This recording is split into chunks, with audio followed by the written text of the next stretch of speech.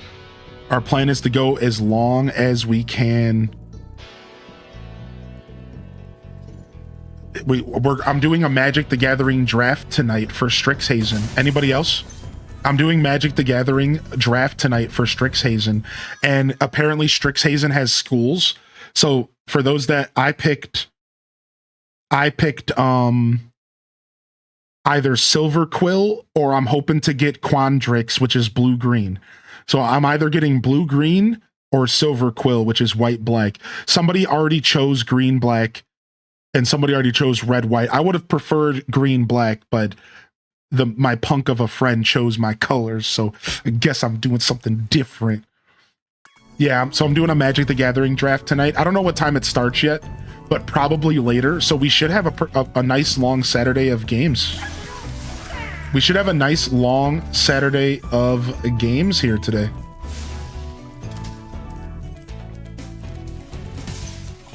I hope y'all are ready to settle in with some Saturday morning cartoons.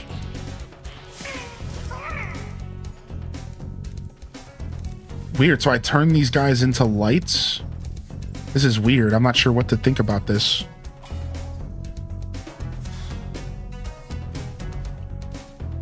So VIP isn't anything, so I can give you the technicalities. So what VIP actually does technically is it allows you to buy on, so this is on my channel, according to my settings.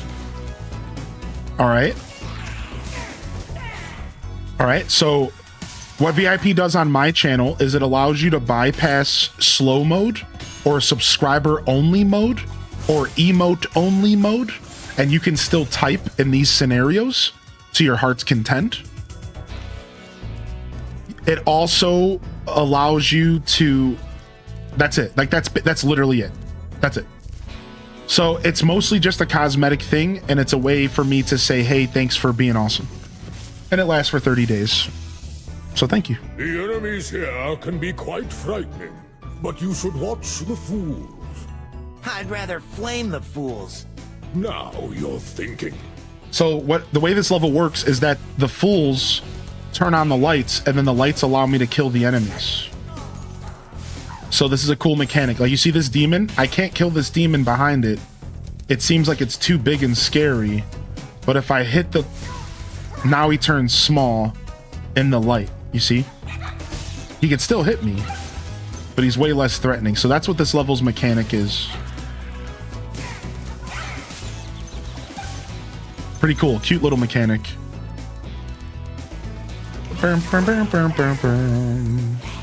Ow!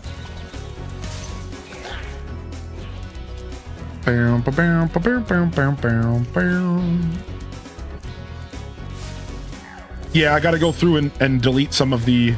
I gotta go through and get some expirings. I'll probably do that off stream. Or... Yeah, thank you for the reminder. Thank you.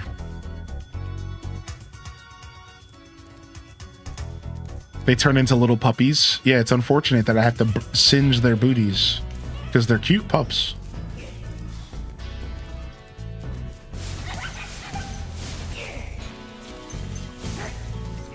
Oh, the street light. Ah, I was like, wait, why are these guys turned already?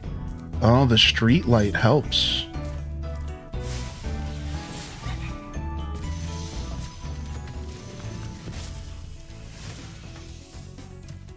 Thank you for releasing me. Thank you for releasing me, sire. Yeah, any other Magic the Gathering heads out there?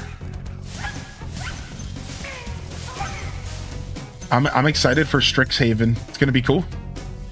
I know there's a couple of y'all out there, but is anybody participating in the current set? You're welcome, Old Dragon Man. You never got into MTG? Whoa, whoa, whoa, whoa. Bam, bam, bam, bam, bam, bam, bam, bam, bam. Bam, bam, bam, bam, bam, bam, bam, bam. Ow, what hit me? Oh, there was like a shot. I see what's going on.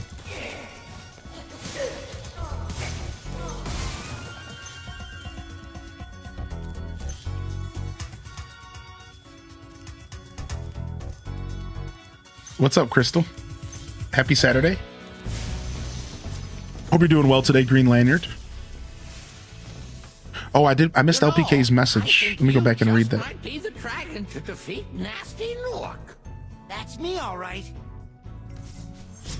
You just might be the dragon to beat Gnasty Gnorc. People were asking me what's my favorite zone in this game, and my answer was the Magical Terrace, but our Magic Crafters, but I think it actually might be this zone here, Dreamweavers. Yeah, I knew there was something I missed. LPK answered. Here we go. Just a little tired. Rolled credits on Fantasy Life. Still watching all your YouTube videos. Nice, dude. The treasure groves are a little bit much, but if you ever need any help in the treasure groves, reach out to me, all right? LPK. I love that game so much.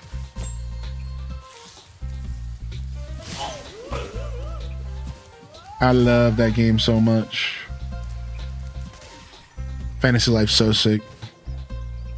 You're curious about Magic? Yeah, Magic the Gathering is cool. It's been around for a super long time. Oh, they're too big. I need to wait for them to change.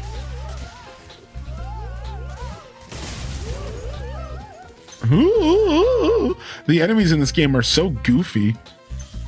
This whole game's just a goofy goober game, dude.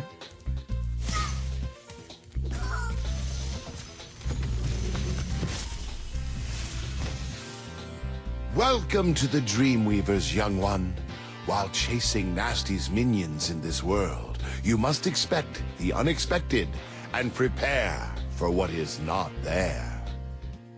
Okay. Less luck-based than Yu-Gi-Oh?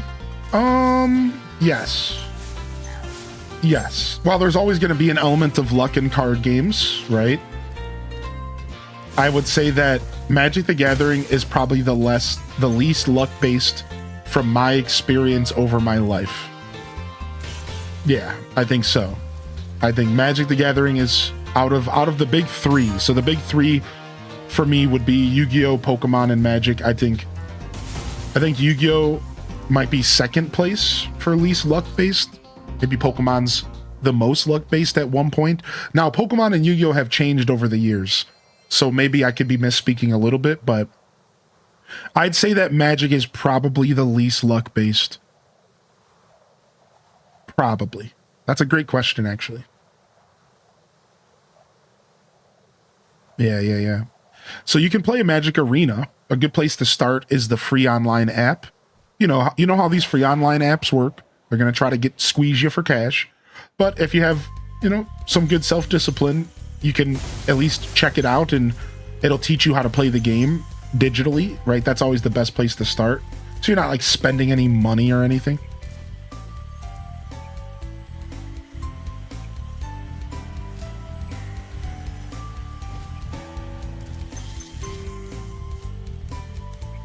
Oh, I want to get the balloon. That makes sense, yeah. Took me a second to realize what to do there. Right.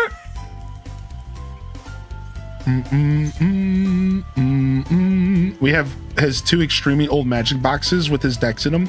Like he's had them since before we got married. Aw. Dude, old Magic cards are such a treat to find when you're out in the wild. Like, if you find like some old Magic the Gathering cards at like a resale shop or like at like a flea market, it can be super cool. You can find some really cool stuff.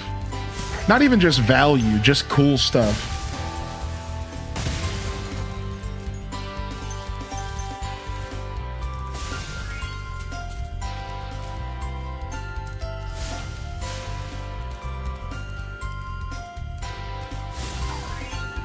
It says, do not feed on the fairies. I like that. Do not feed. Oh, Bitsem, I got you, dude. Thank you, Bit. I got you covered. Give me just a second here. Bow. Bitsem, welcome to the show today, dude. Hope you're feeling good. Also, what's up, Random? You haven't played MTG since it was 4th edition? That's insane to me because I started during I started around like 8th edition and then started taking the game serious around 10th edition. Maybe sooner. I might have been playing the game since I was maybe like, since I was like real young, but I wasn't like really playing the game and going to tournaments and stuff until 10th edition. All right. Not sure what's going on over there. Looks like we're going this way. Let's see.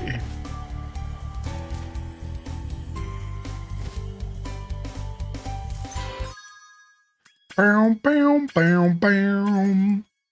We'll do the effects one more. And then now we're cruising. I kind of want to try the reignited music out. We have never done that. We've only listened to the original tracks. Let's try a little bit of the reignited just to see. Because like we haven't really tried it.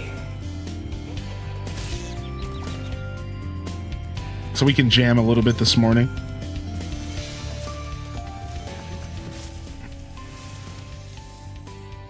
Fairies are always on your side, Spyro. Fairies are always on your side, Spyro.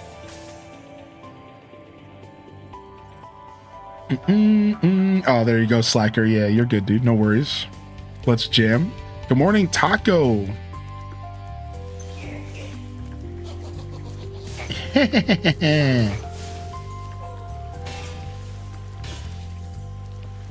All right, I want this free life. Worth it. Worthy free life.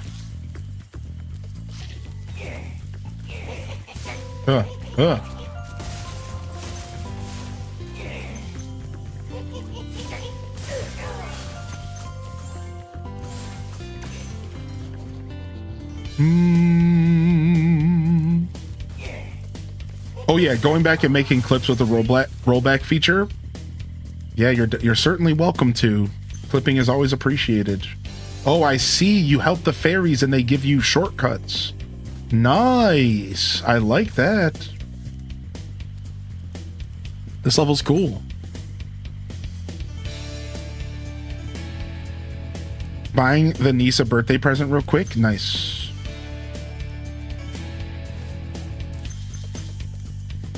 Bam, bam.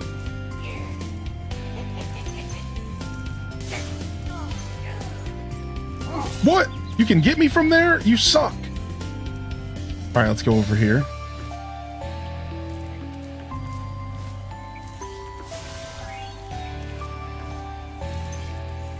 I don't know if I can make this jump, can I?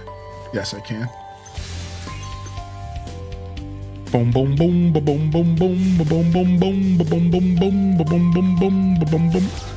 Husband and I both pulled a special etched foil of Japanese art of the new MTG set. Oh yeah, we were just talking about before you got here that I'm going to do a draft tonight.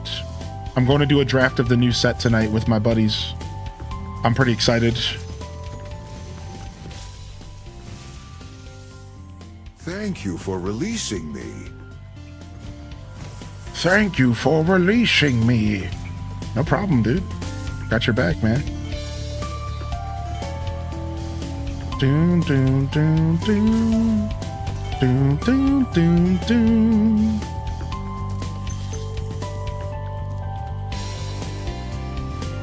Whoa.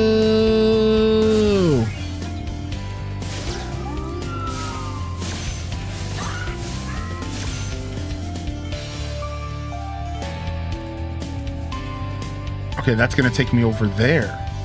But I kind of want to go this way first. No, no, no, no, no!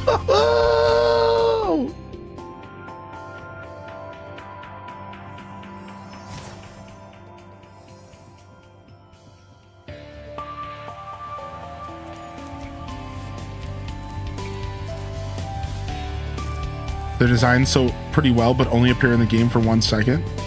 I wonder if you can find DBZ TCG cards in the wild. Let me tell you a mistake. You always bring the best commentary out. Dude, I played the TCG Dragon Ball Z game as a kid, man, and it was super dope. Dang it, I didn't get them all. I just really wanted to do that. Bark, bark, bark.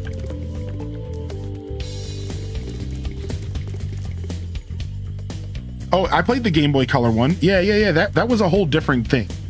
The Game Boy Color TCG, like, Battler Dragon Ball Z game you're talking about, I played a lot of that game, and I was actually pretty good at it. That game was different. That was like a weird RPG card game. What you're talking about was mega weird. Mega weird. It was like a one-off situation. It was real weird. So the game that I'm talking about was separate, and it was a TCG. It was a TCG game, like a traditional cardboard Dragon Ball Z game.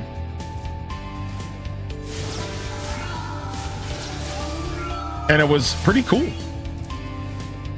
Yeah. But the Game Boy Color one, I actually got pretty good at, Dazza, which is funny. Like, you wouldn't think it, but it was a real video game. I forced myself to learn how to play it on emulator as a kid. Fun fact, I had that phone on my phone and I played it recently on a trip out of town. I played the game for the whole 7-hour ride. Thanks. Well, like 5. Supercharge will get you to new places here in Lofty Castle, too. See where it takes you. Oh, Supercharge, huh? All dragons found. Yeah, I went on like an 8-hour road trip, and for like 5 hours of it, I played the Game Boy Color TCG.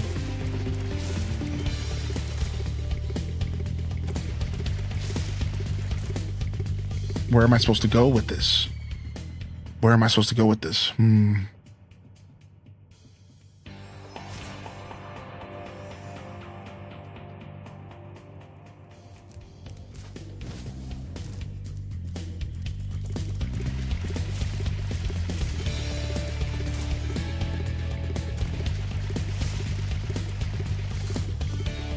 Okay, not this way. I see. All right, let's try again. No. All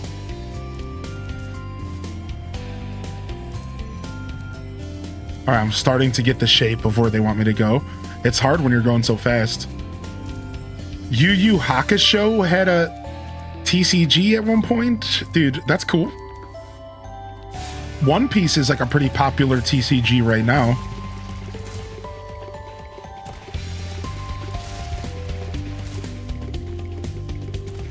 Where the hell am I supposed to? Where am I? Am I jumping just over that whole gap? Maybe. Yeah.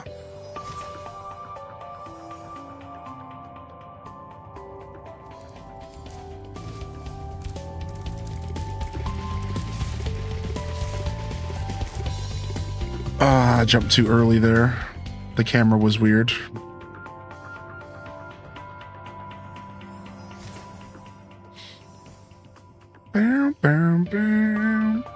Dude, I trimmed my nose hair. It wasn't enough. Nose still itching. Get out of here.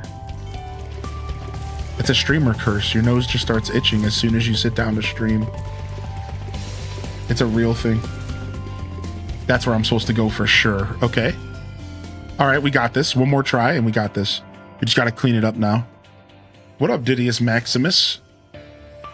I'm out of here. All right, here we go.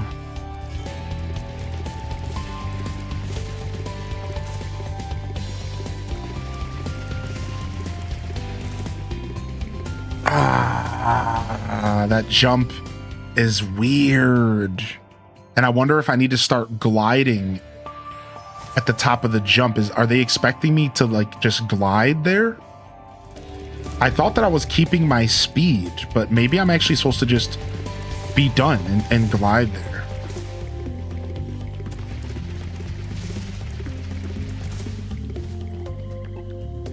Yeah, okay.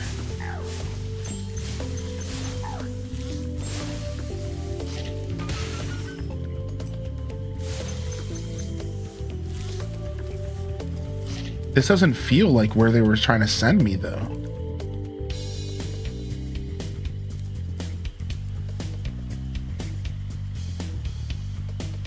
It doesn't feel like it. It feels like there would have been more there, but whatever. I'm just going to accept that that was it.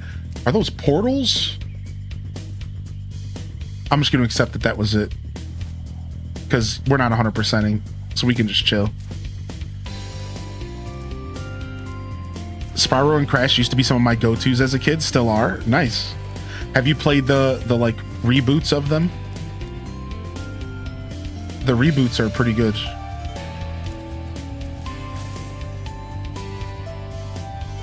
Dun, dun, dun.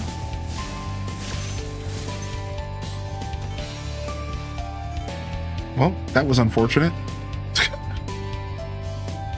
Well,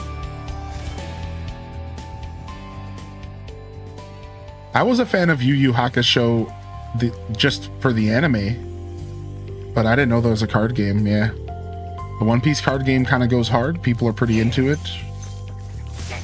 There's actually another new card game that just came up recently that Magic people are playing because Magic the Gathering got a little weird recently, and some of the really old fans of it are kind of fed up because it's being like, unfortunately, kind of like over commercialized, and it's kind of being like Magic the Gathering fans are kind of getting taken advantage of, you know, that usual kind of corporate nonsense that happens after a while when a company gets big or whatever. So a lot of Magic the Gathering fans have been going for this like other card game. I don't know what it's called off the top of my head, but it like started kind of recently and people are starting to gravitate towards it. Nah, Lorcana is a Disney game. But that's a good comment. Yeah, Lorcana is a Disney card game. And it's pretty cool. People like it. I'm pretty sure it's Disney, yeah. It's like, it's all Disney characters and the whole world of Disney, I'm pretty sure, Lorcana. It's actually been around for a while. Can you, dude, how do I stop floating? Ah, it's the X button. It's the X button. I couldn't remember. What up, Spartan? You did another watch through of Yu Yu Hakusho recently? I haven't really watched that show pretty much ever. A little bit when I was a kid when it would come on Adult Swim. And I was always a fan, don't get me wrong.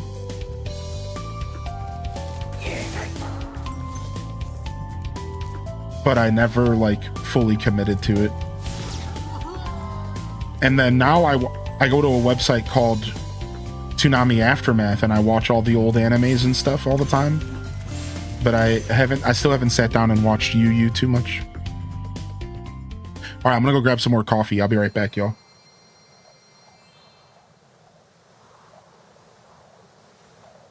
Wrong button.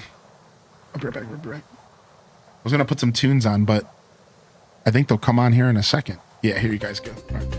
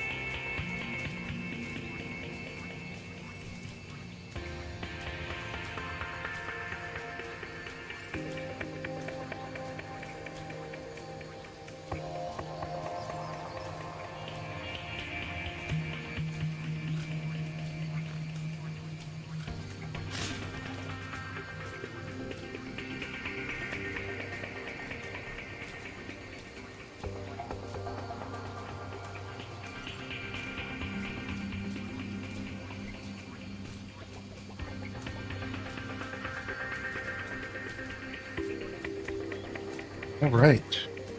Thank you, chat room.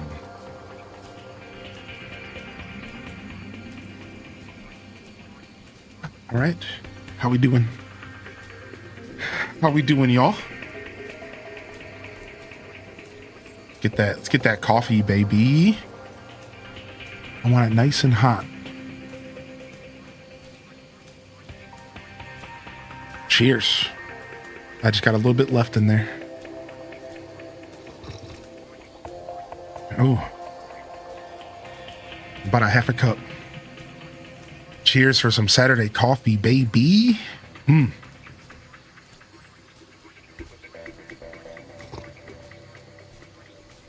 There wasn't much music for y'all, huh? Oh, I guess the music gets quiet when you stand still. Next time we'll put on tunes, don't worry.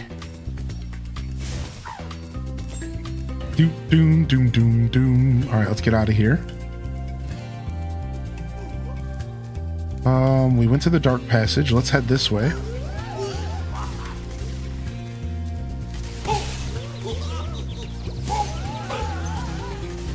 I don't remember how to get those characters to stop being punks.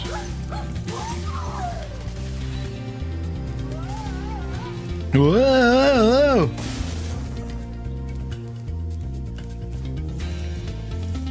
Okay, what is this? A Jacques? Is that what that word is? That's the name of a villager in Animal Crossing. A Jacques? The Fortnite of card games? Is that what Lorcana? Yo, what's up, Faithful Fury? I did see that actually, Kerbu. Weirdly enough, it showed up on my YouTube because I do a lot of video game music and stuff, not only for my show, but in my free time. And that randomly showed up on my YouTube, like a huge playlist. And then I started reading about it.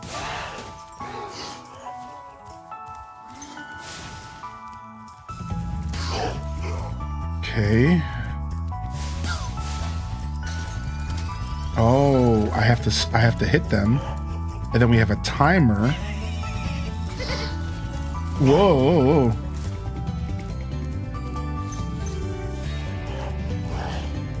Yeah. So, what Kerbu's talking about?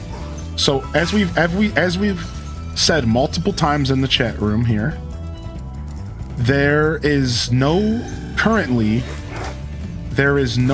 way for games on the Switch 2. There is no way for games on the Switch 2 to be data mined and to be like ripped directly from the Switch 2. Switch 2 games are kind of still locked down right now because of the lack of emulation. All right. So this is a big deal because we can't get like super clean like music audio files directly from the game. They have to be like processed a different way, like a more complicated way, and that's what the community has been doing. It's pretty cool. Give me one moment here. It's pretty cool, actually. It's pretty cool. Oh, she found her toy here. Let me give her toy real quick.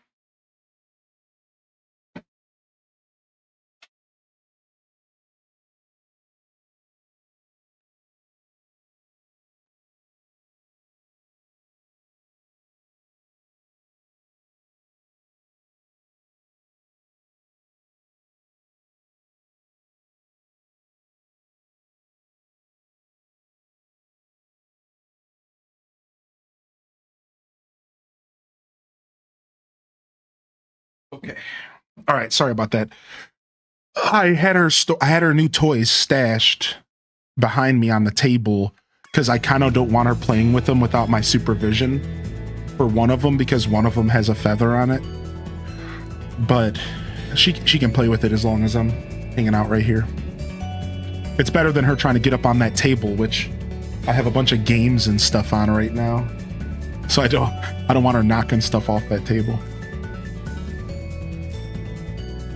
I thought she was getting into trouble, but she was just playing with her toy. She's being so good about playing with her toys. Like, it's so cool when a plan works out with a pet. Like, I instantly identified that I wasn't giving her enough stimulation. I pulled out some new toys. We played for like 20 minutes last night, and she's been the most well-behaved cat for the past 24 hours. It goes to show you, like, and you hear this a lot on the internet, but now I've got to experience it firsthand. Where, like, you hear a lot, like, cats need stimulation too. And it's like, yeah, they do. Like, it's such a big difference if you just play with them. This battle? Advice? A wise dragon once told me aim high in life, but watch out for flying boxes. Aim high, but watch out for flying boxes. Yeah, it's pretty cool. It's pretty cool that she's been just noticeably more well-behaved in the past 24 hours. It's still going to take some time, and I'm trying to reinforce her to play with the toys, so I'm offering her treats and stuff when she is successfully, like, playing with the toys, and it's fun. Okay, this area got me. Okay, they got me. Yeah, I got a cat. Yeah, Spartan Leonidas, exclamation point cat. In the chat. Yeah, y'all can get some information on my kitty there. She's been home for about a month now. She came home. I actually don't know the exact date she came home, but it was like, I actually don't know the exact date she came home, but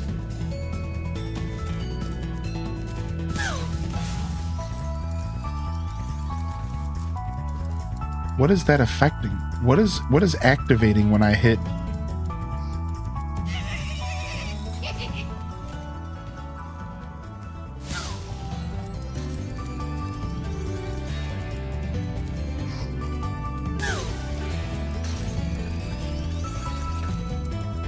It must be something like a secret or something.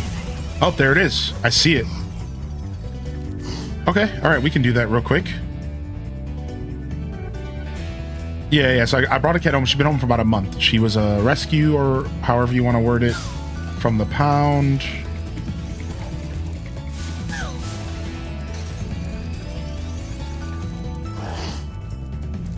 And she's coming around, you know. They call it the 3-3-3 rule. 3 weeks, 3 days, 3 weeks, 3 months. And she's just wrapping up her 3rd month, basically, or 3 weeks. She's wrapping up the 3-week part. Thank you for releasing me, Spyro. Take care. Take care. She's doing very well. She's a void kitty. She's basically an all black cat with like a little white tuft. And we have some pictures in the Discord if y'all want. In the pet section, just go to the pins.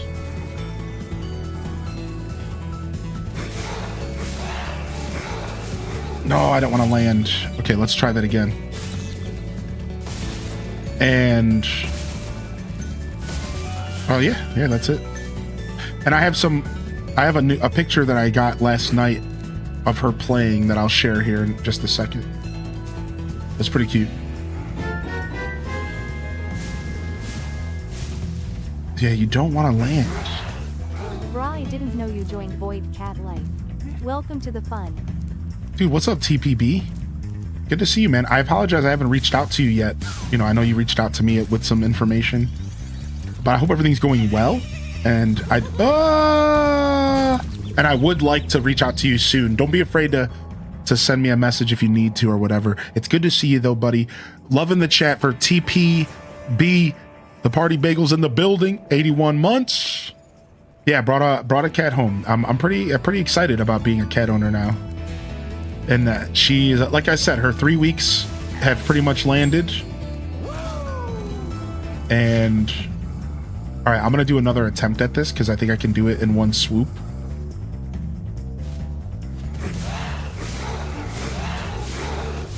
Nice, GG's.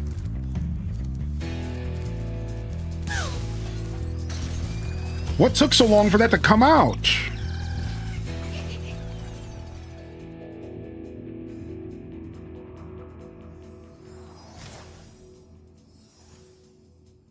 What's up, Binks? Not giving away her government name?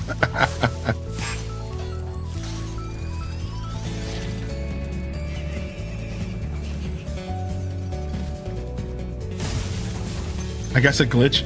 No, there's just always a delay, and I'm just a dork. Yeah. Don't let my complaining fool you. I'm just bad. I can't blame the game for that one. I'll be honest. Can't blame the game for that one. Boom, boom.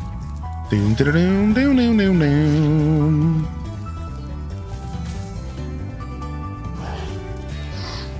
These guys suck.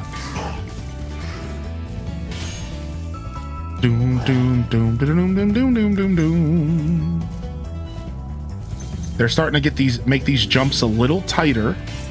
They're starting to make the jumps a little tighter. All right, I need to hit them both.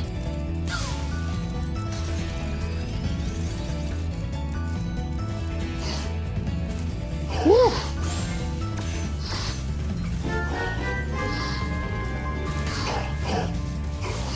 But they're also starting to give us more lives because they know they're ramping up the difficulty. Hey, Foes, what you been up to, man? What you been jamming on recently, Foes? I always love hearing about your gaming. I hope you're well. I hope you've been all right. I'd love to catch up with you soon. I did not get the key. Okay. Dun, dun. All right, I think we're going to fight this boss now. Let's go.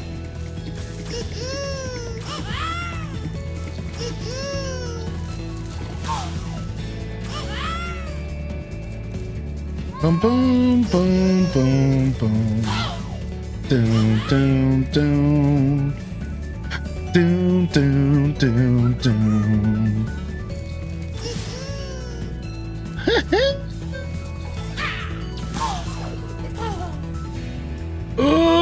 I almost died there. Nice. All right, at least we got him. I almost died there because I'm not used to pressing the stop flying button. For some reason, I'm just failing at that.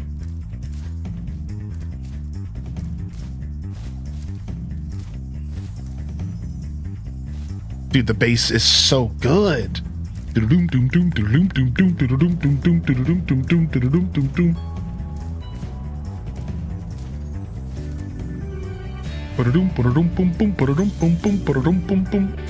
Nice save, thank you. Hubby walked in and asked why you're not doing cozy games today. I had to remind him that Saturdays is all about retro games. Yeah. You know we like our retro Saturdays, y'all. Good to see ya. Yo, what up to the smelly hubbies out there and the stinky wifeys that are watching the show? Been grooving all morning to these tunes. Doing some yoga while watching. Nice. Get your yoga in. Pokopia and Tamagotchi as the rest of the world, I think. Yeah. Tomodachi's been taking the world by storm as well. A pet is one thing that is missing in my life. Yeah, getting a pet was important to me. Was super important to me. And like I said, I'm really happy. So for those that don't know, I recently discovered that she was biting cords, and I panicked a little bit because I have a lot of cords around my house, and I kind of came to the conclusion right away, like, you know, this is a big problem, which it is. But it turns out that it's more of her trying to get my attention and needing stimulation than it is anything else. So now that's an update for those that were here yesterday, and now I'm feeling pretty good. And I tightened up all my cords yesterday, and I got some really good cord management going, dude. Let me tell y'all, I was already planning on doing better cord management, and it already feels so nice to look under my desk and not to see a single cord, besides for ones that are wrapped up in like plastic wire loom, nice and tight. So it's actually so nice. It's actually so nice.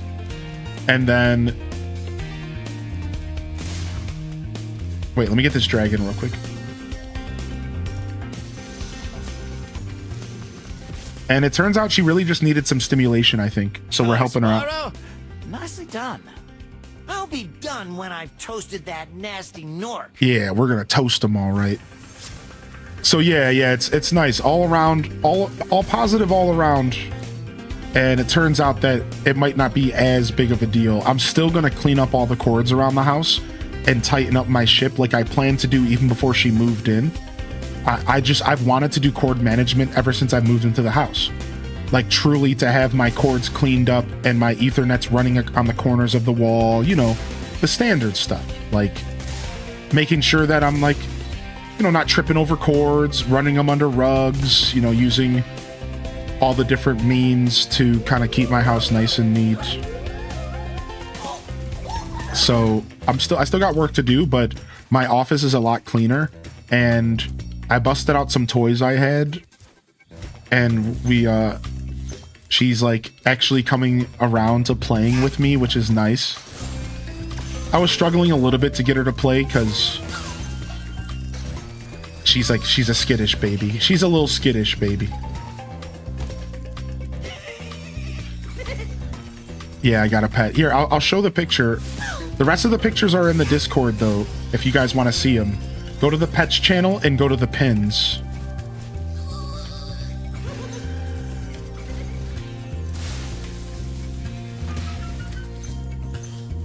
But I do have one picture I want to show you real quick.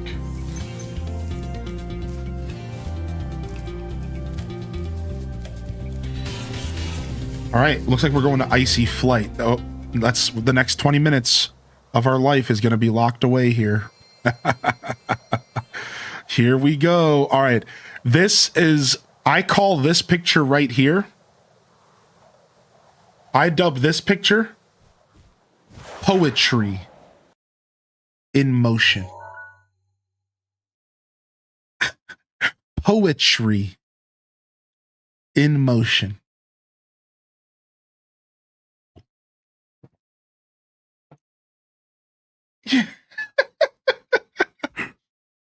Poetry in motion. She was getting it, dude. She was having fun playing. So yeah, she just needed some stimulation that like made sense for her, you know, and it worked out. Like I said, she's been super good over the past 24 hours, not messing with any cords, trying to get my attention.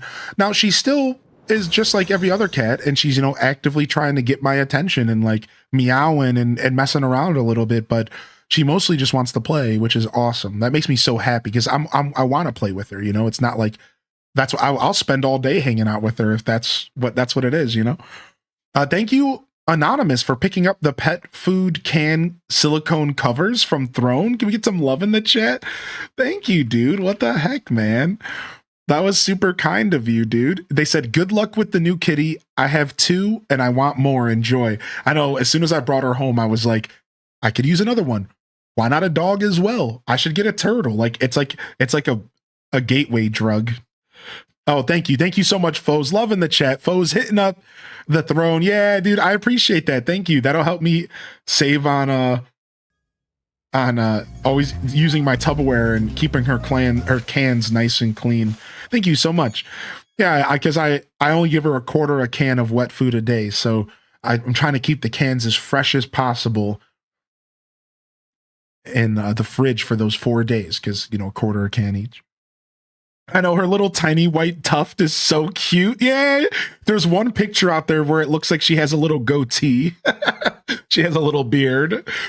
Soon you'll be a crazy cat dude. I've seen that. Cats and turtles. Dude, I'm a big turtle guy. All right, here we go.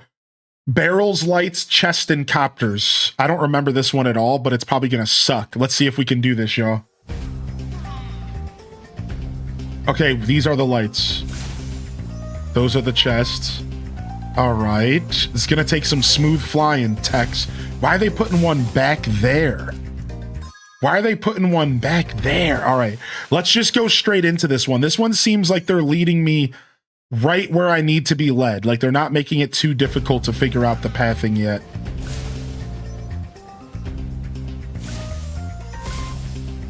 Oh, that one's up. Oh, I missed one there. Ah, okay. This is going to take some flying. All right, here we go. Oh, time to get into gamer position. This is when these Spyro games ramp up.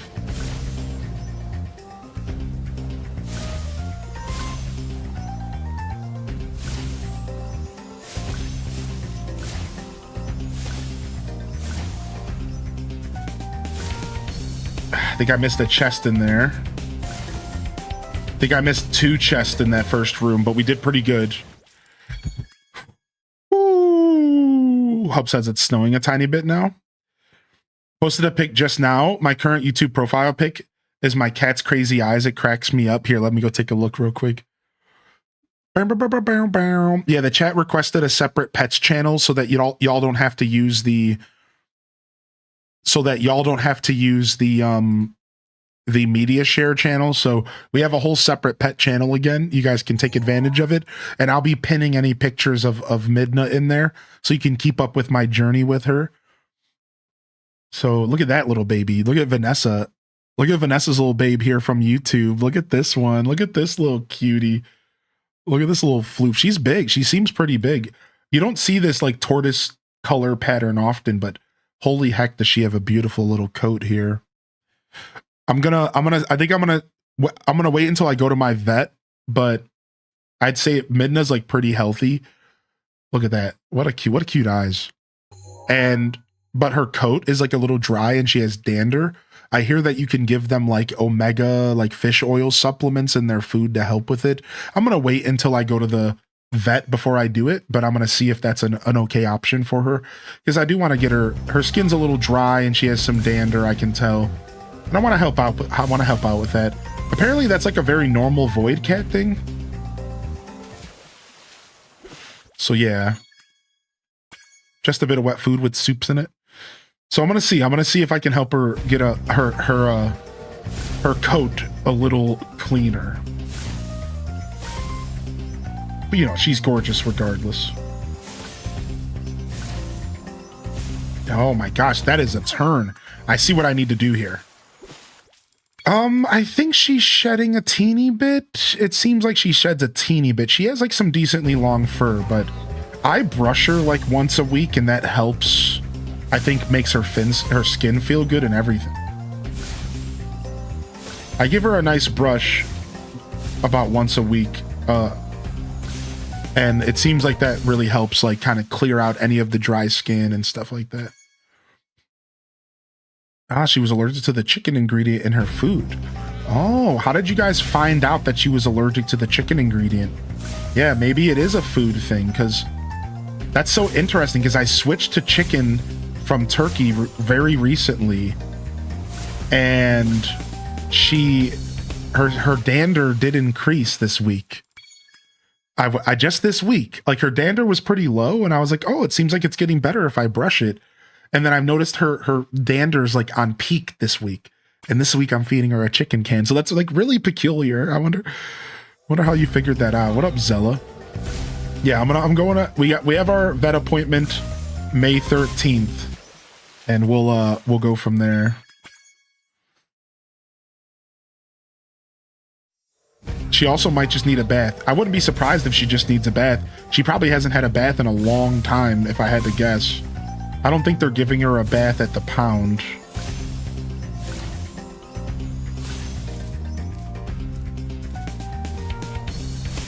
Okay, all right, we got this. This is a hard turn here. If I can get this turn, I think the rest will be pretty smooth for this section. Don't mind me. I'm going to be grinding this out for a minute here. So there's this, I have to like turn and then like right and then left again. Or there has to be a smoother like loop for me that I'm maybe missing. There could be like a loop that I'm missing, but let's just keep going with what I got for now.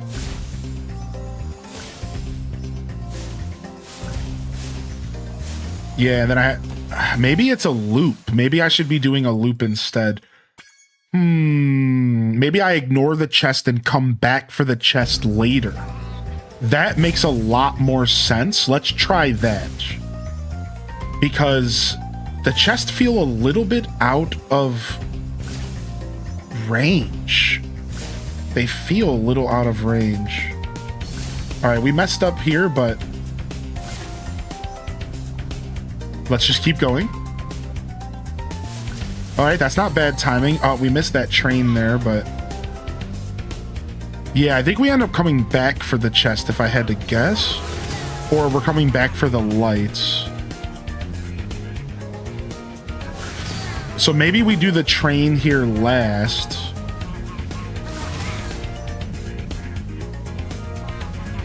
Okay. And then we stop in here, grab as many helicopter dudes as we can. Helicopter dudes are mad annoying. They give 3 seconds, which is awesome, but they're mad obnoxious. All right, let's go this way.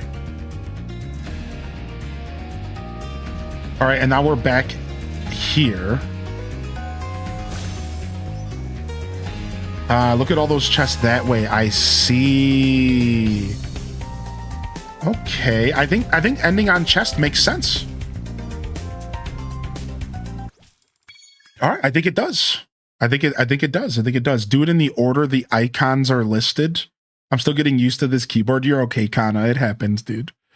Why are you yelling at us? She's able to clean herself, avoid baths. Right. I'm not going to give her a bath myself anytime soon because she would not even come near me. Yeah, that won't work. Yeah. But I'll talk to the vet. We'll see what they recommend. Hung the left wall. Do them in the order that they're listed, huh? You think so? All right, let's try. It seems like chasing the train down is the bad decision, though. Let's go to the opposite direction of the train. That feels better, I think.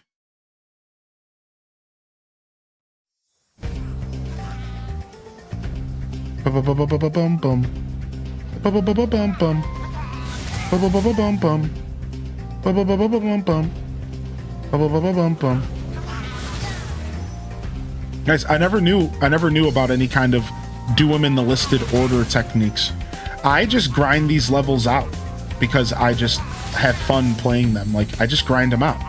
I find my own optimal path. It usually takes me about 20 minutes, and then I just grind them out. Anybody else? Like, that, I think the whole fun of playing these types of games is figuring it out. Like, that's like the whole point, you know? So I usually just grind it out. But that's cool. I didn't know there was like a secret.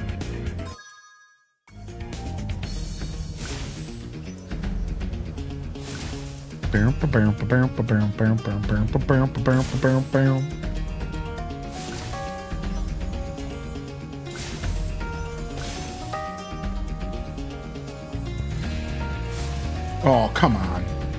You really about to do me like that? All right, well, we'll just drop this now. We had a chance, but we messed up. So they want me to do barrels, lights, chest, then copters last. Copters last kind of makes sense. To be honest, you can do the copters while you do the barrels. You can do the copters while you do the barrels if you want to. But you just have to be super efficient.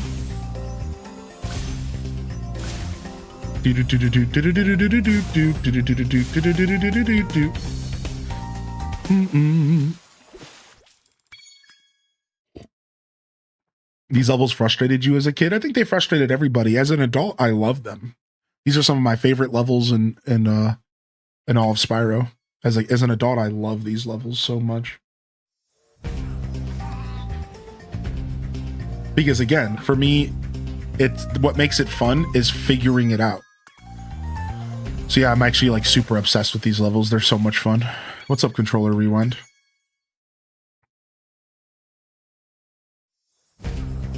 How do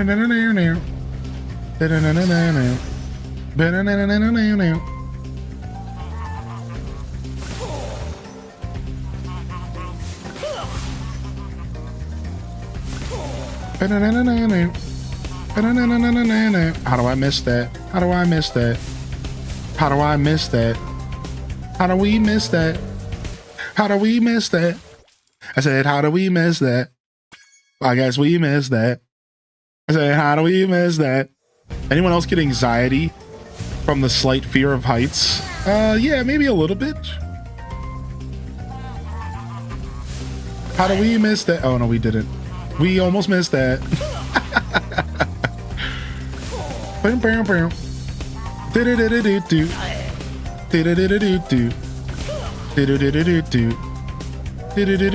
Where's the train at? I hear it, I can't see it. What the frick, dude? That's way too much dead time. We really want to go against the train. If you're gonna do the trains, you want to go against them, right? Like, it sucks going with the trains because you can never find them, and by the time you see them, they're gone. Do-do-do-do-do-do. Do-do-do-do-do-do. Do-do-do-do-do-do.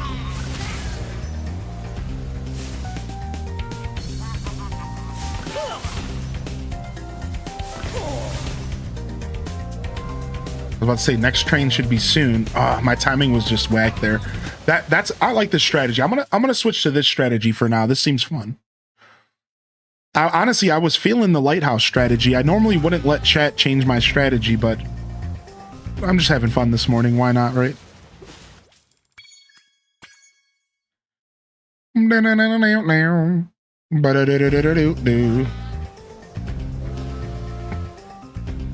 up, Unitato?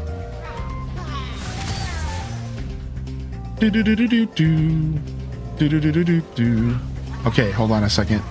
So we can get the first 4 barrels like right away. Then we can turn and if we can efficiently grab the 3 helicopters in there, by the time we're done, the next train will be on the way. That's what we want to do. That's a really cool start to this level. I think from there we're just gonna go with the flow and see what we can accomplish.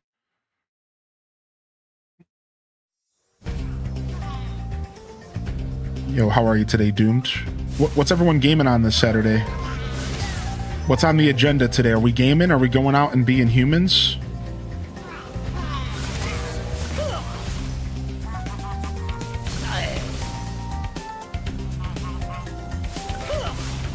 Ba-da-na-na-na.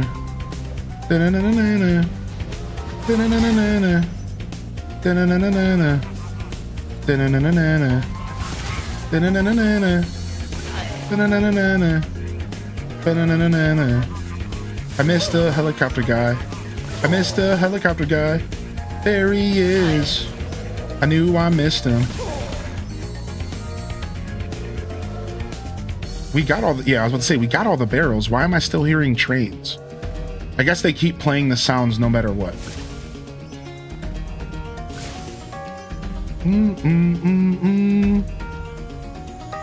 Oh my gosh, how did I miss that? Way to ruin a run. Looks like our YouTube chat was correct though. Hugging that left wall was totally nice. All right, we deserve that anyways. That's all right. We're grinding this level out pretty nicely. We have had success. Even if there's a little bit of success, a little bit of progression, that's what's satisfying. That's what grinding out a level. Just a teeny bit of progression feels great.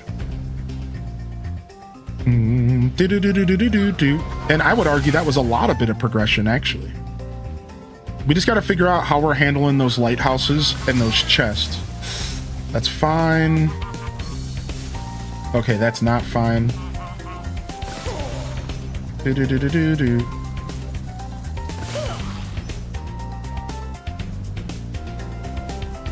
I hate this already. I'm just crashing. You're about to go on a hike in Baldur's Gate later? You play in Baldur's Gate 3, I imagine. Dragon Quest 11. Resident Evil 9.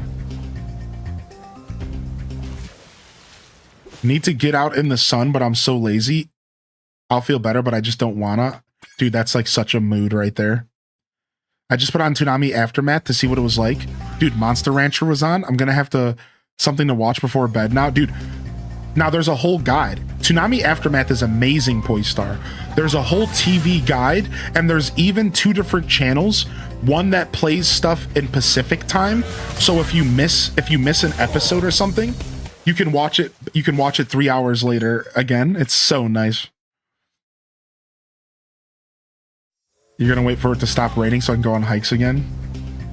I'd like to get out of the house today on a hike, but I'll probably just be leaving my house to go sit in a basement to play Magic.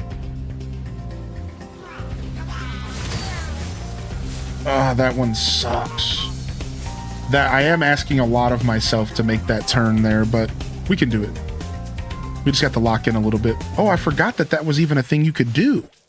What? You can do that loop thing. I forgot you could even do that.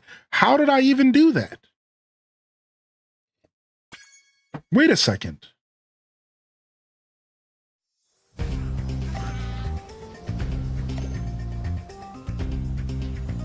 You just press. Oh, it's a turnaround.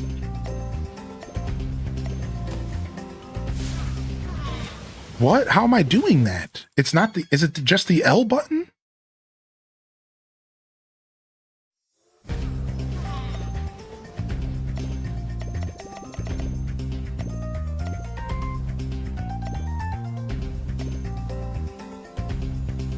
Why is it only working sometimes?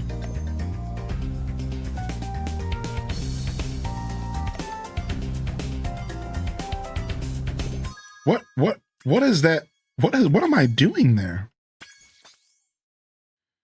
Pull camera behind. Roll left, roll right. Point to treasure, move.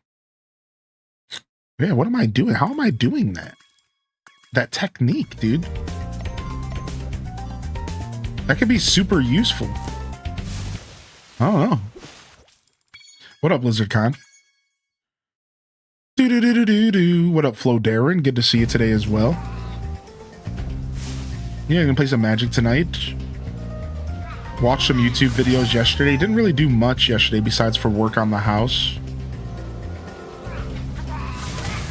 Oh, the train bumped me up there. Do-do-do-do-do-do. Do-do-do-do-do-do. Do-do-do-do-do-do. Alright, we're good. We can miss that first one, and we only lose a couple seconds. It's not the end of the world. Do-do-do-do-do-do. Do-do-do-do-do-do. Sometimes these levels can be really tight, so like a couple seconds can really matter, but... Also, thanks for the reminder that I can run on the track. I think it's actually faster to drop and run on the track if you want to be like super hyper efficient. So good shout out there. Okay. We saved ourselves there, but we lost about 3 seconds.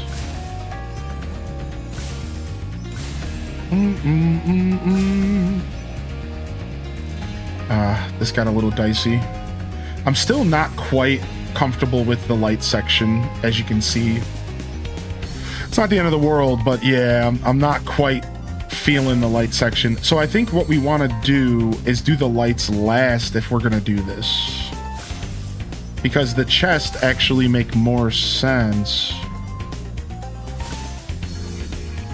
to do first. I don't know where the last one is. Is it back here? No. We are so close, actually. Yeah, I think we want to do the lights last, actually. Do the chest first. And then I think we got this.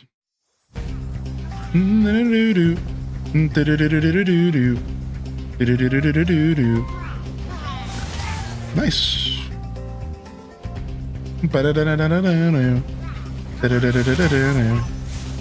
I keep missing that dude, and I had him there.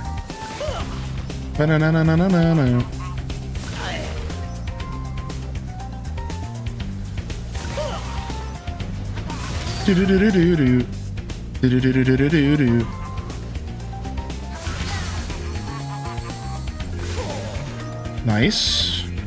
We're cruising. Giving these guys a bruising. They're definitely losing. While I give them the old smoozing. I was trying to find words in my brain. What up, Vanessa Quick? How you doing, baby? Good to see you today. Yo, good to see you, Emo Eyes as well. What's up, Emo? What have you been up to?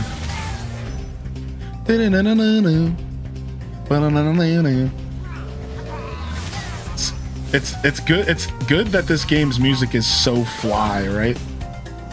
You can just redo this level over and over again, and it just doesn't matter. It just gives you more time to enjoy the music. Do-do-do-do-do-do.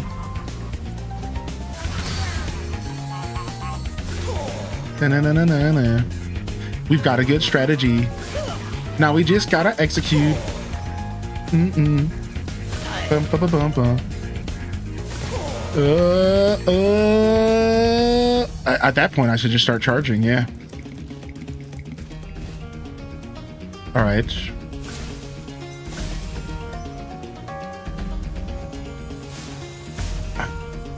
Missing chest sucks because we're at the end of the line. All right, the one I missed was up here. That was the one I missed last time. That one on the ledge, dude. That sucks. That's just such a terrible one to miss.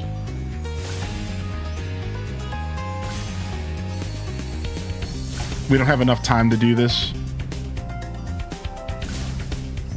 Like, we maybe do, but we're going to be cutting it way too close.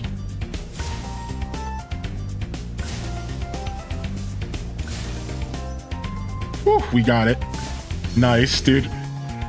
Whew. A little bit shaky at the end there. We still didn't really figure out the optimal path on the lights, but we figured it out. We got it.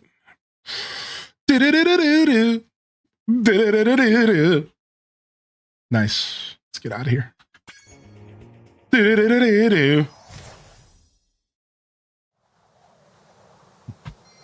Slip Slopes in the house. What up, Flip Toast? How you doing, Flippy? Good to see you today, man.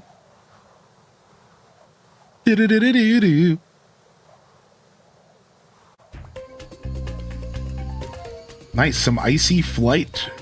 Kind of loosen us up. That's when you start gaming. Now we're getting nice and loose.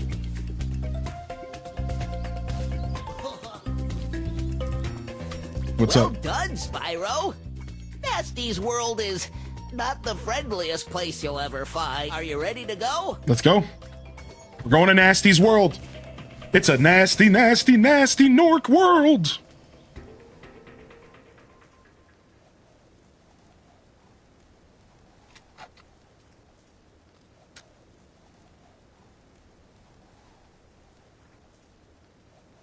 Where's my chapstick?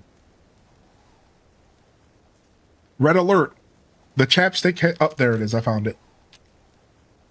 You started Graveyard Keeper recently? You had on your Switch before it broke? Sorry to hear your Switch broke, man.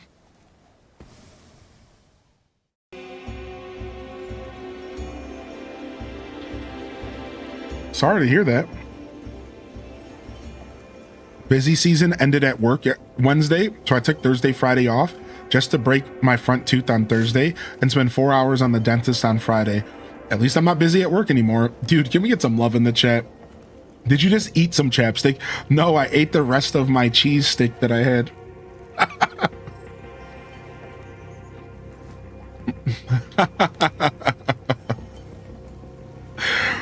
But I definitely understand why it looked that way. I definitely understand why it looked that way.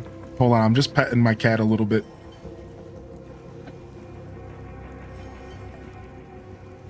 Yes, you're being very good, so I'll give you pet. Okay, you can have some love. She's being very good.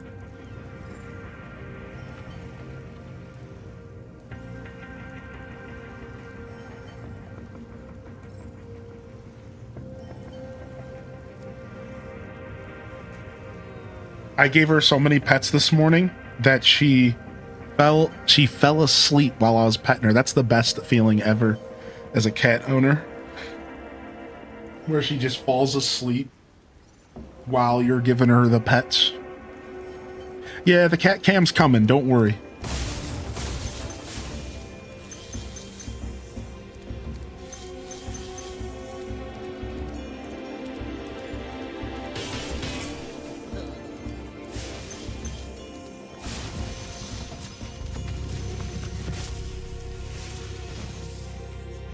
Hey, didn't I already free you? You're in Gnasty's world now, Spyro. And you are the dragon that must defeat him. Bring him on. I'm ready. Reach the exit in each of Gnasty's lands. Then you can challenge the Gnorc himself. We could challenge the Gnorc himself. Oh, he will be challenged. Oh, he will be challenged. Let's go.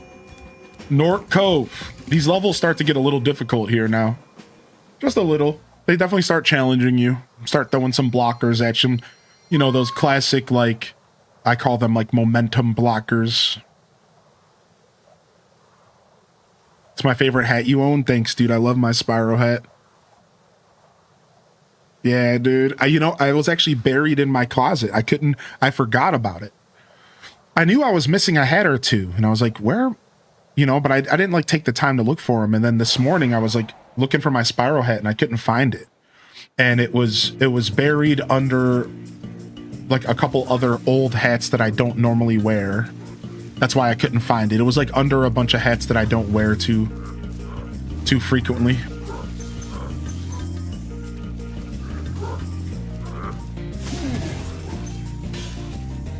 Doom, doom, doom, doom, doom.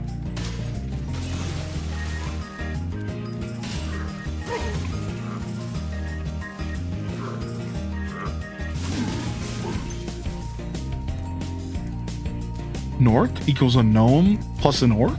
Oh my gosh. I never thought of that.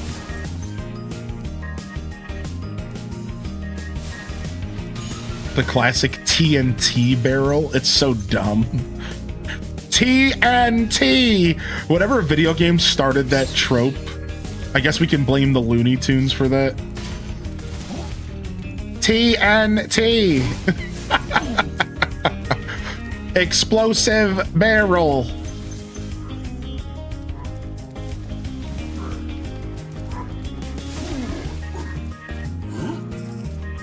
Don't want to go near that guy. Don't want to go near this guy. Look at this guy's ready to slam the TNT on all of us. Yikes.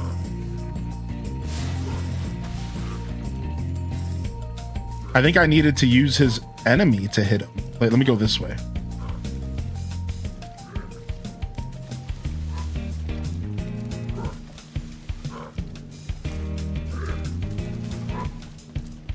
Okay, Donkey Kong. I see you. I see you, classic Donkey Kong. Whoa. I see you, classic DK. I see you. If I go, we all go. Keep up the good work, Spyro. I expect Gnasty's really starting to worry about you. I'd be shaking in my Gnorc boots if I were him. Did he say his orc boots? Wait. Confirmed? Headcanon?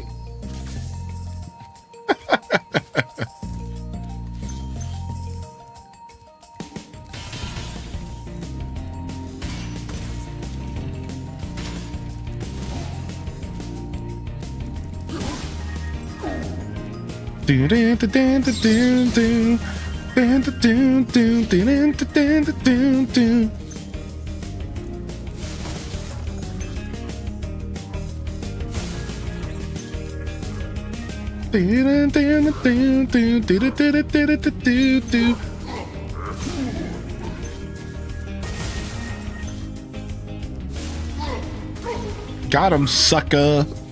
Sometimes it's so satisfying killing enemies in this game. There's just something about the death animations that are awesome. Like, that was great, dude. That was awesome. What's in here? Fire, brimstone, death, herd, Roger. Roger Dodger? Boom, boom, down, down, down, down, down, down. Good morning, exhaustion. How are you today? I knew that was gonna work. I knew it. I knew it. I am an astute observer of the science of platforming. I knew it. Do do do do do do do do do do do do do.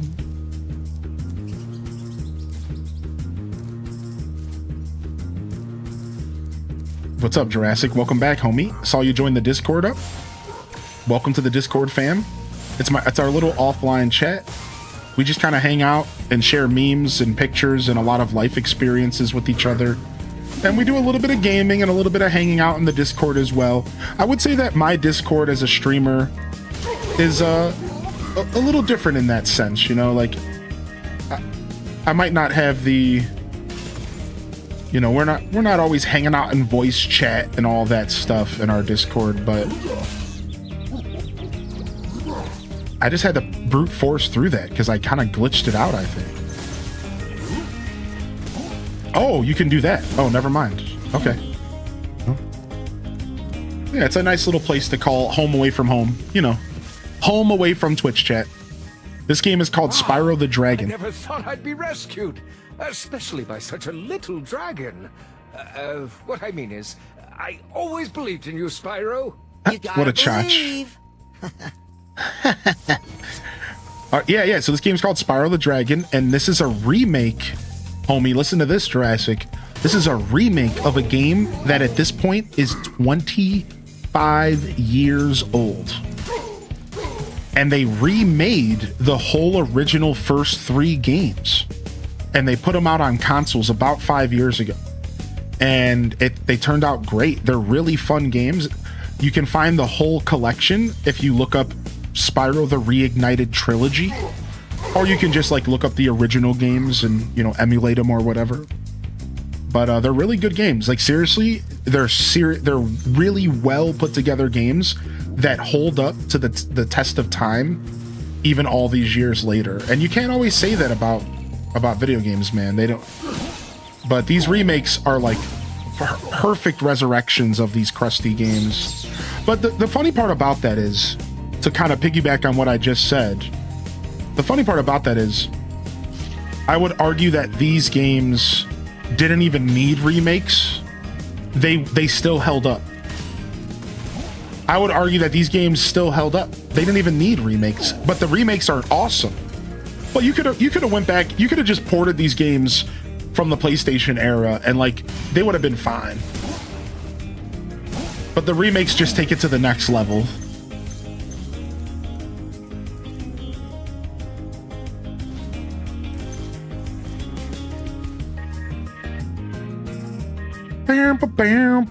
Billy Blade in the Temple of Time.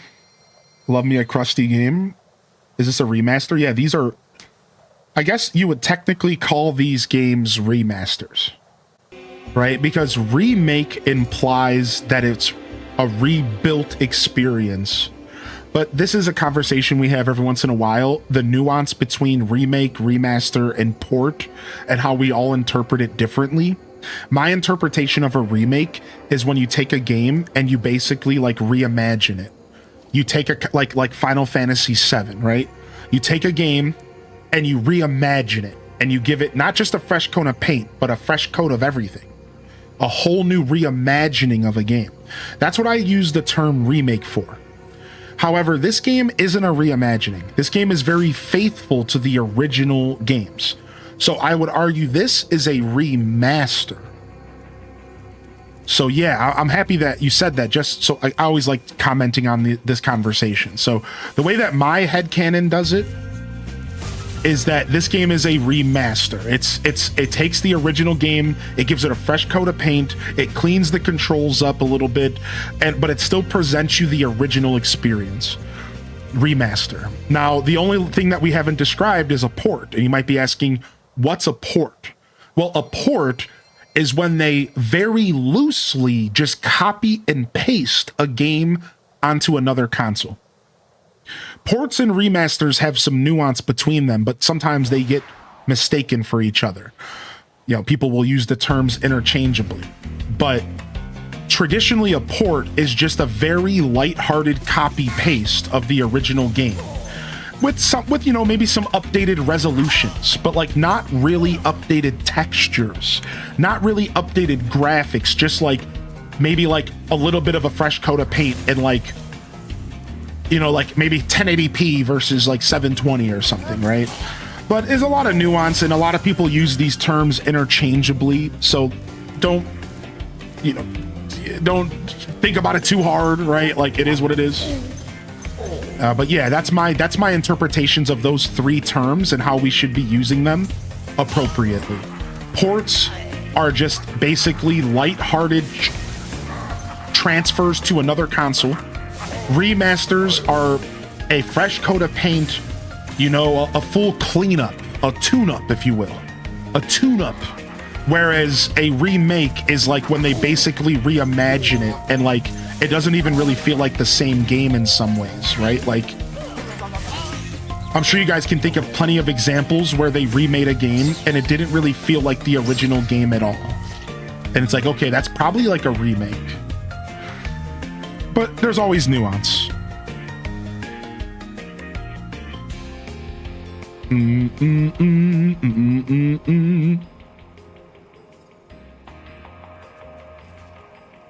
I remember just loving collecting the gems but being afraid of the enemies when I was little. Aw, that's a beautiful thing to share, Foxian. Our little brains trying to wrap our heads around these monsters, right? Thank you for rescuing me. Oh, nice, Jurassic. The streaming journey can be a very beautiful one. So good luck on your journey, and I hope it continues to work out a little bit. Even just sharing your passions for gaming with one other person can be super cool, and it can be a really special feeling. Yeah, it's really rad. Was it this game that they had to completely rewrite all the code for this? One of the remakes, Crash, Abe, or Spyro, because the original files weren't usable. I'm not sure if it was this game, but you just asked the perfect question, because like that's where like the nuance comes in for like the difference between a remake or remaster and stuff, right? Like if they technically had to recode this game, then like you could argue this is a remake, right? Like if they did, but that's the kind of stuff we don't always know what's going on under the hood. So it's like hard to say without knowing exactly what's going on. But that's like, I love that you brought that up, Vanessa, because like that's the exact example of like where the nuance comes in. It's like you can't always use the rules that I just said 100%, because like there's always going to be like these little nuanced situations where, well, actually this game was more of a remake because they had to completely recode it. So at that point it's a new game, but just like they copied the old game. Like it's like all nuance, right? You know, it's kind of confusing at that point.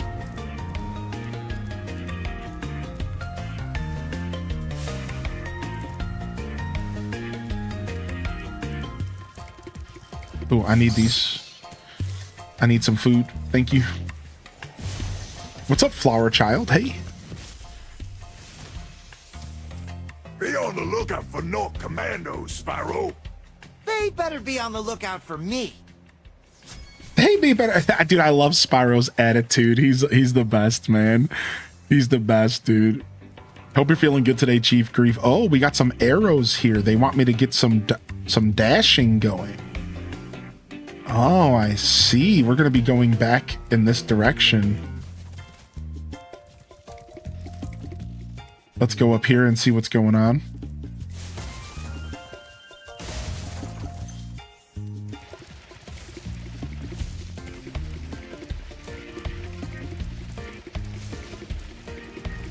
Oh, dude. Do they want, am I breaking that chest over there?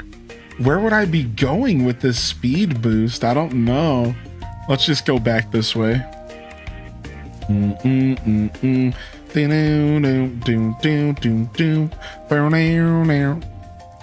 It's Tom and Kenny. Oh, yeah. Sloop.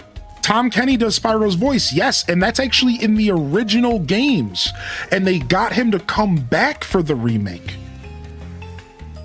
Yeah, they got him to come back for these remasters, dude. How legendary is that? Original voice actor from the original Spyro games. He also does SpongeBob, right? Isn't that what he's mostly known for? Right, I believe so. He's a big SpongeBob guy as well. I think so, something like that. Yeah, Tom Kenny is the voice actor for Spyro the Dragon, dude. And again, that's been that way forever. That's how the remakes just so happen to somehow put him back on the bill again. Which is rare, right? Like, that's so rare. Dude, I'm getting played here. Yeah, super cool. These remakes were amazing, dude. These are probably the best remasters, or whatever you want to call it, of a game series ever made. I'm just gonna say it. Like, Crash Bandicoot, maybe second place. Spyro the Dragon, first place. Diablo 2, maybe third place. Maybe Super Mario RPG's up there, if anybody played that.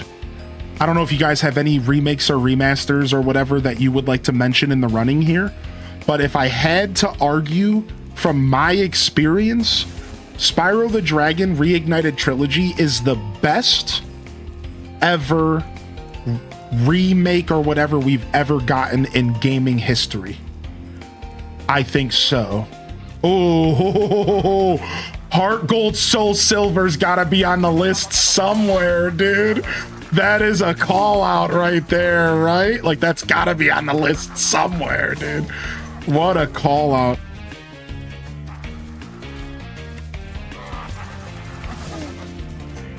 What a call out. It's gotta be on the list somewhere. Yeah, I heard nothing but good things about Mario RPG. That's why I brought that one up. Oh, what about I mean, do you count Thousand Year Door? Not really. Thousand Year Door was just a remaster. I think we really should, if we're gonna actually have a discussion, it needs to be kind of the line between like remaster and remake. Like Heart Gold, Soul Silver truly felt like new games based off the original. Spyro felt like new games based off the original. Like, not based, but like staying true to the original. Same thing with Heart Gold. Whereas like maybe if you start to step away from that with games like you know, like Thousand Year Door was really just a fresh coat of paint, right? Did anybody play Thousand Year Door's remake? It really was just a fresh coat of paint, right? Like you can't really put this in the same conversation. Like not really. So I wonder what other games would maybe fit this. Tom Kenny, yeah, SpongeBob, and my favorite completely opposite character-wise, Woody Johnson from Brickleberry. I've never heard of Brickleberry. That's cool. The Final Fantasy remakes are hit and miss. Yeah, I don't know. That's a good comment actually, dude, because like a lot of people love the Final Fantasy remakes, but I wonder how the OG Final Fantasy fans feel about them. I've never really talked to like die-hard Final Fantasy fans. Like, do you think the remakes are a positive take, or do you think they take away from the original charm? You know, like, would you have preferred... Here's a good question for the Final Fantasy fans, really quick. Would you have preferred an Octopath Traveler style remake, where instead of trying to make it super like fancy and action, whatever, would you have preferred they went in the direction of like Octopath Traveler and they just kept it a traditional turn-based RPG with like way nicer graphics? Or do you like what they've done with Final Fantasy? If you consider yourself an OG Final Fantasy fan, do you like what they've done with the games, or do you think they should have like kept it turn-based, kept it OG, and just given it like an Octopath Traveler style art, you know, something real nice to look at, some real nice 2D HD art? Because I feel like that would have been a direction they could have done with Final Fantasy, right? Like, they didn't have to do like a brand remake. They didn't have to do like a grand thing. They could have totally just did the Octopath Traveler and just been done with it. So it's interesting, right? Why not both? I mean, that would be, I guess, the ideal universe, but I don't know if we're going to get two games, right? Isn't the option still there? Right, like they could, right? Like, oh, you're talking about if it's turn-based or real-time, right? I'm not sure. I haven't played the remakes myself, but I will say that as far as them going back and doing like a turn-based Octopath Traveler remake of the games, I don't know, like there's only so much budget and so many Final Fantasy games. If anything, they're probably just going to go to another game. You know, like, for example, Final Fantasy IX is what a lot of people are calling out. So yeah, I don't know if we're going to get both, right? Like, that's just not quite, I don't think, ever going to happen. It's an interesting thing to bring up, though, because it's like, sure, you know, maybe there's a universe where we end up seeing both versions of this same remake happen down the road, but yeah, I don't know if they're going to do that. It'd be interesting because I do enjoy the DQ remasters. I don't know if I could say Link's Awakening is the best remake, but it's up there, dude. I think Link's Awakening remake is very high on the list. Yeah. I'm a huge Final Fantasy fan. I would rather have an Octopath Traveler style game and focus on a wonderful, great story. Hell, you can even go back to reading text instead of voice acting. See, I thought that most Final Fantasy fans felt like Stratocaster does right in the chat. That's what I thought. I thought that most Final Fantasy fans preferred what I just read. They preferred the old school style. It turns out that here in our chat, that's not the case. Here in our chat, it seems like most of you prefer the remakes over them doing some sort of like, you know, more traditional grounded remakes. So pretty interesting, right? Like, I guess I was wrong. I guess I didn't really understand the Final Fantasy. Again, this is just our chat. I don't know what the rest of the world thinks, but you know, I guess I didn't. I guess I kind of thought most people hated the remakes in that sense. Like, here's a better way to word what I thought. I thought that all of the fans of the remakes were new fans mixed with some old fans. And that most old fans weren't really like jumping for joy. That's what I thought was going on. Maybe it's less skewed towards new fans, and maybe it is just a nice hearty blend of new and old, right? That's kind of what I'm realizing. Yeah, that's super interesting. Here, I'm gonna throw some tunes on really quick so I can tinkle, I think, is what I'd like to do. I mean, at this point, I've talked my tinkle away, so let's just go into our next level. Never mind. I thought I had a tinkle, but let's just go. I have a couple disabilities that make action games much more difficult. I can enjoy them, but only in short bursts, so I feel a little locked out of the remakes. Oh, that sucks. Yeah, that makes sense. I know, I hear that happens to people with, like, motion sickness, for example. Right. Man, I love that you brought up the best option, though. Why not both? Yeah. Why not both? Why? That is really the world I want to live in. That's how I feel about Zelda. Like right now, that's how I feel about the Zelda franchise. It's a why not, why can't I have both type deal. It's like, can I have awesome dungeons, but also open air, beautiful Breath of the Wild experiences too? Because like, that's what I want. I want them both. I want my cake and I want to eat it too.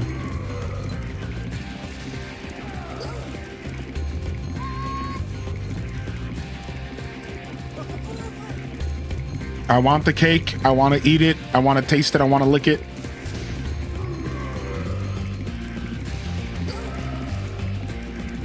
Ah, these turns are getting me. Once I learn the turns, this guy's dust. Got him.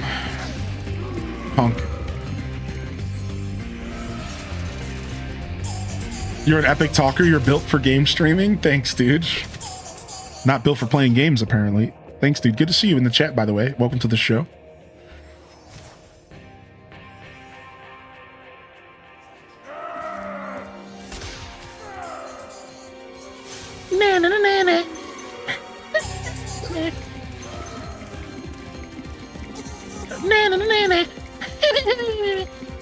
So I got a question about my room in the back, right? Is that what I missed from Jurassic? I can show off my office a little bit more. It's a little messy right now. I'm still rebuilding my shelf and stuff behind me, but thanks for commenting on it. I like my little streamer setup. It's fun. It's just nice to actually be in a space in my life where I can surround myself with stuff that I love. I wasn't always in that position in life, so it's pretty cool. Like on the other side of the wall, right behind me, is my record collection on the wall. 8 of my favorite vinyls. It's fun. Oh, they asked about my lighting as well.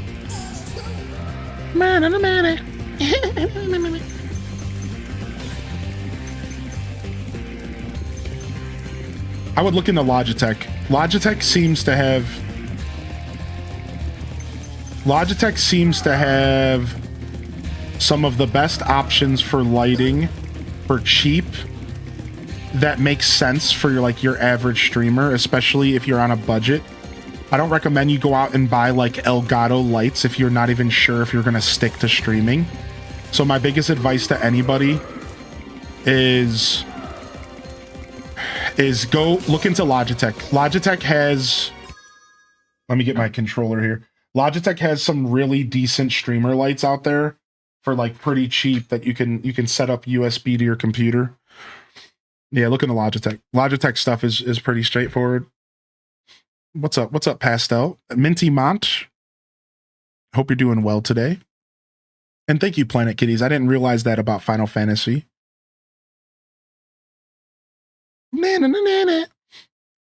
Have we even had a game as epic as Skyrim? That was so long ago.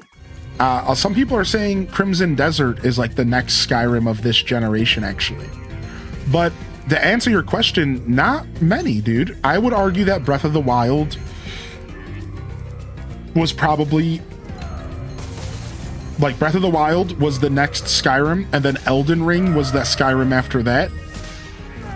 That's my take. My take is that you have Skyrim, then you had Breath of the Wild, then you had Elden Ring, and then you have Crimson Desert, allegedly. That one, allegedly, though, because I don't know.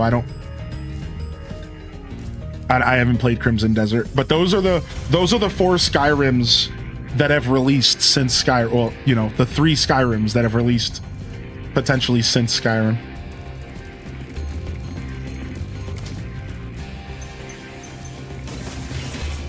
I couldn't see where I was going, so I slowed down there. Got to get all these gems out of my face so I can see here. We don't want to fall off. I think we have to do it all again if we fall off.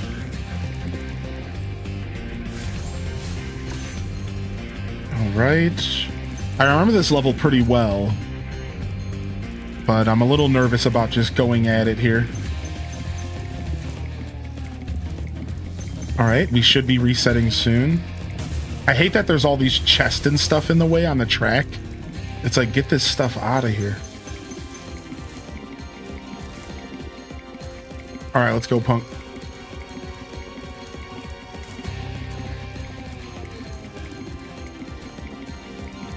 Oh man, I hate these drop downs where I can't see what's going on below me. It pisses me off.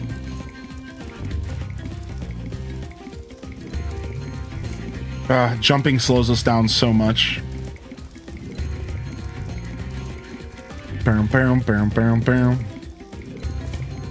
What? Why didn't it? What happened there?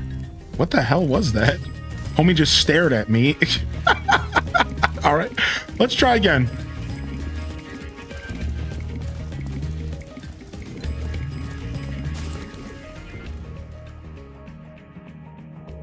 GTA 6 might be the next mega game. Yeah, in its own way, it's gonna just take over.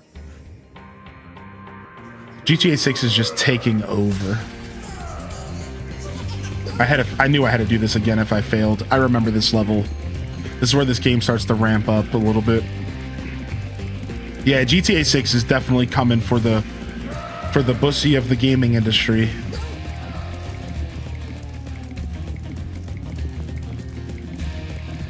Boom, boom, boom, boom, boom, boom, boom, boom, boom, boom, boom, boom, boom.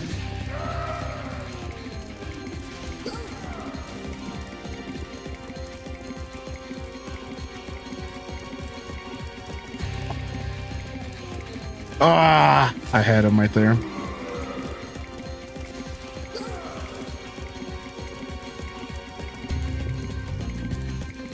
Yeah, the analytics are showing that it's gonna be pretty nuts. It's either gonna be like, some people are like, all right, it's gonna be the best thing ever for gaming. It's gonna resurrect the gaming industry that's been struggling because CEOs can't get their heads out of their asses and they can't stop making decisions for the short term instead of the long term. So this is going to save the industry from our terrible decision making and pursuing, you know, games like Fortnite because we can't make up our own ideas. And meanwhile, it actually, I heard a take where they were like, it could actually be the worst thing for the gaming industry. Because what happens to the gaming industry if GTA 6 comes out, right? What happens if GTA 6 comes out and it's so good that nobody wants to buy other video games because they're like, wait a second, why would I spend $70 on another game when y'all aren't even putting out good content when I could go spend $70 on Grand Theft Auto and it's the best thing I've ever played in my life and it's the best game ever made? So it's like pretty funny, nice save there, that like a lot of these gaming analytics are like, oh, it's gonna save the industry. I'm like, but what if it has the reverse effect? What if it just exposes all the slop for what it is? And everyone just gets pissed because they're like, okay, I can spend $70 and I can get the best game ever made, or I can spend $80 and go get Mario Kart World. Now, I understand that like those things shouldn't be compared, but we're talking about gamers. We're not talking about rational human beings with like real opinions. We're talking about like Twitter rage bait, right? So like what happens when like GTA 6 comes out and it's so good that like gamers are like, wait a second, the industry sucks. And everyone stops buying other games because they're like, this isn't worth it, right? Like what happens, dude? So it's kind of funny. I don't know. We're gonna find out together though. Later this year. I think GTA 6 comes out this year. Oh, I hate that turn so much. I gotta practice that turn a couple times because that turn is playing me. I gotta practice that turn a couple times because I'm not turning early enough and I'm not slowing down around the turn and I'm getting played.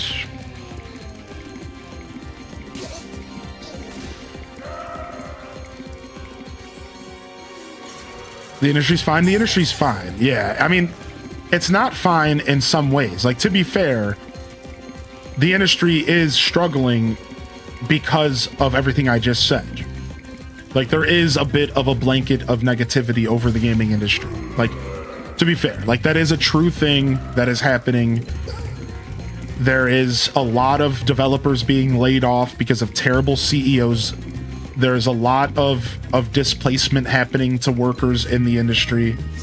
So like, no, like the truth is that the gaming industry is actually in a pretty dark place and has been for like 3 years because COVID stuff happened. Everyone went for short-term gains. And then all of a sudden the boom stopped. And then we're firing 1,000 employees every month, right? Like, so no, like there is a little bit of a rough patch happening in gaming. It's fine though. I do agree with you that it's fine, but there is a bit of a rough patch, and it has nothing to do with the gamers. It has everything to do with these CEOs who cannot get their head out of their behind. Like, it's terrible. It's like they're just not, like, Sony just announced another extraction shooter. Like, they can't stop making live service slop that isn't good, that's wasting tons of money. Meanwhile, they're firing developers left and right because they can't keep up. Like, that sucks. They did? Yeah.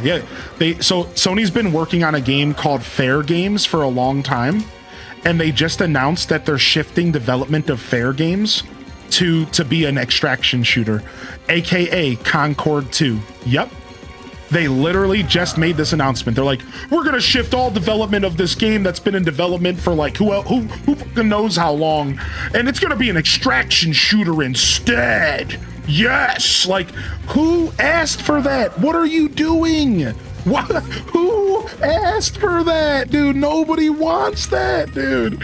Like, what a weird decision, man. They can't stop making terrible decisions, dude. Like,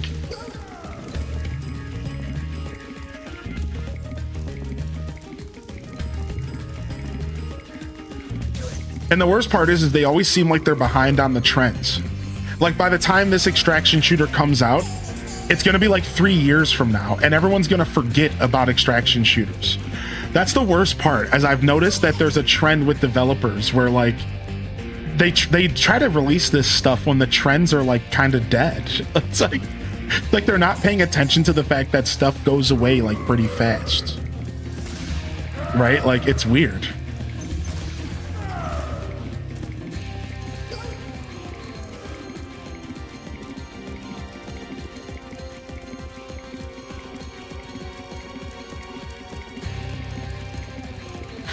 Man, this level sucks, but like I'm having fun playing it, but some of these turns are tight and you cannot mess up.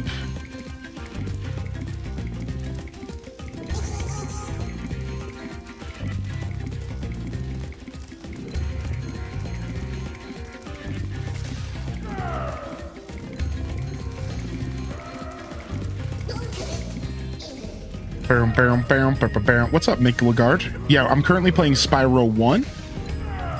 That's a part of the Spyro Reignited trilogy that re-released All 3 of the original games.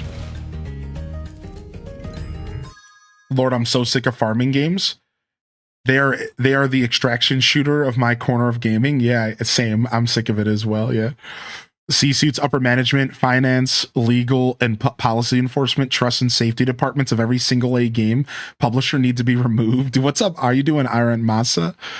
If it didn't happen with No Man's Sky, it's not going to happen with GTA 6. The industry's fine. Rockstar sucks. A lot of people don't like Rockstar. They don't have the best track record nowadays, huh? But they do make godly games, and that a lot of people love. All right, what am I supposed to do? Am I supposed to ram into this guy at the end of this? Is that what I'm doing? Am I bashing into this dude at the end of this? I think so. All right, here comes this turn. I don't trust that turn at all, dude. I can do it, but I just don't trust it.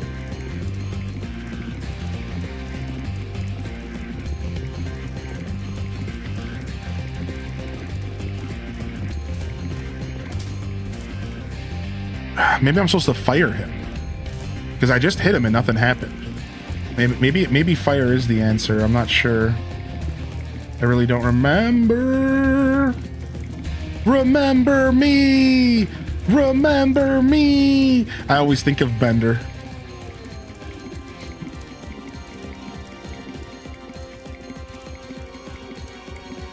Yeah, there are some people that are of the mind that GTA 6 will be the best game ever made. What do you guys think? What do you think about that take? Do you think that GTA 6 is gonna be the best game ever made? What do you think, dude? Is it going to be the best game ever made?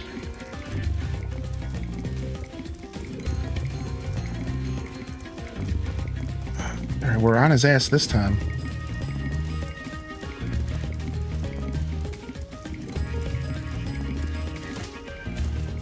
Okay, it was fire. Overhyped? I think it's overhyped as well. I'm not even going to deny that.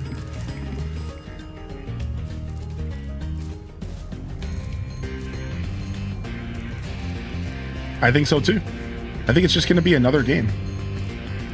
I think GTA fans are way too obsessed with GTA.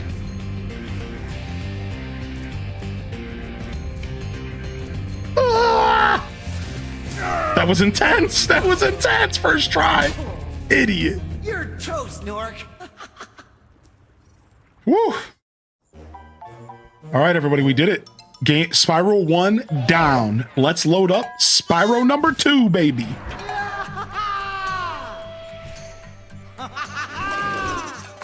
Sorry I took so long. Almost forgot about you guys. What about Gnasty Gnorc? Gnasty Gnorc is toast. So now there's order again in the Dragon Kingdom? Well, mostly. I've still got some treasure to find. What will you do next? I'd say the sky's the limit. Are you going to get GTA 6 when it first releases? I don't have a PlayStation 5 or an Xbox.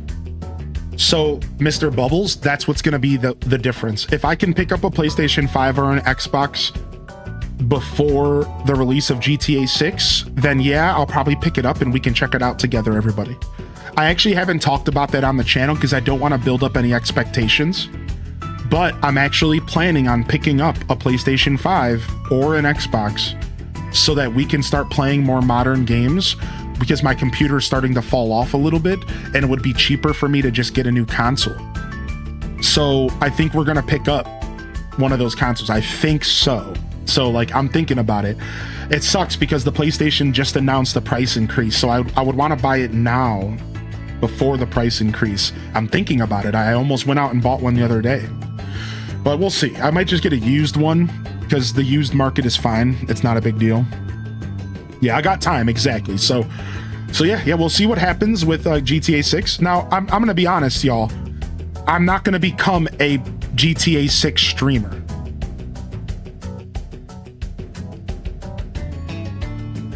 But I am interested in checking out GTA 6 if we can make it happen. but like, I'm not that guy. I'm not even a big Grand Theft Auto fan. Like, I'm gonna be honest, it's really not like my favorite games. I played Grand Theft Auto 4 the most. I beat it, I loved it, and I'm kind of out of touch with the games otherwise. I played like a little bit of them over my years, so. I pretty much played every Grand Theft Auto, but I've just never taken them serious. Like, I realized, so I watched a documentary recently. I want to share this thought with all of you because I want to hear what you guys have to say about it. So I shared this thought. I recently watched a documentary about Grand Theft Auto and how it became, Grand Theft Auto 3 became one of the biggest games ever made. And as I was reading about Grand Theft Auto 3, I realized why I was never a fan of Grand Theft Auto. You ready? Because I never got off the first island. Grand Theft Auto wasn't a massive game to me. I realized what happened. Because I never played the story, I never unlocked the game. And I was always stuck driving around one little island. And I never unlocked the other islands in any of the games besides for 4 and 3. And 3, I did unlock the second island, and then the gang wars started and I got sick of it. So either the second or third. I don't remember when the gang wars start in 3, but sorry, not 3, San Andreas. I don't know when the gang wars start in San Andreas, but I got up to the gang wars like twice. But Grand Theft Auto 4 was the first time I unlocked the whole game. And I was able to sit back and go, wow, these games are massive. And that's why I'm not a Grand Theft Auto fan, because my whole childhood was spent picking the games up, playing for an hour, driving around doing nothing, saying this is lame and turning it off. Later in life, I'm realizing now I never even experienced more than a third of any of the games ever.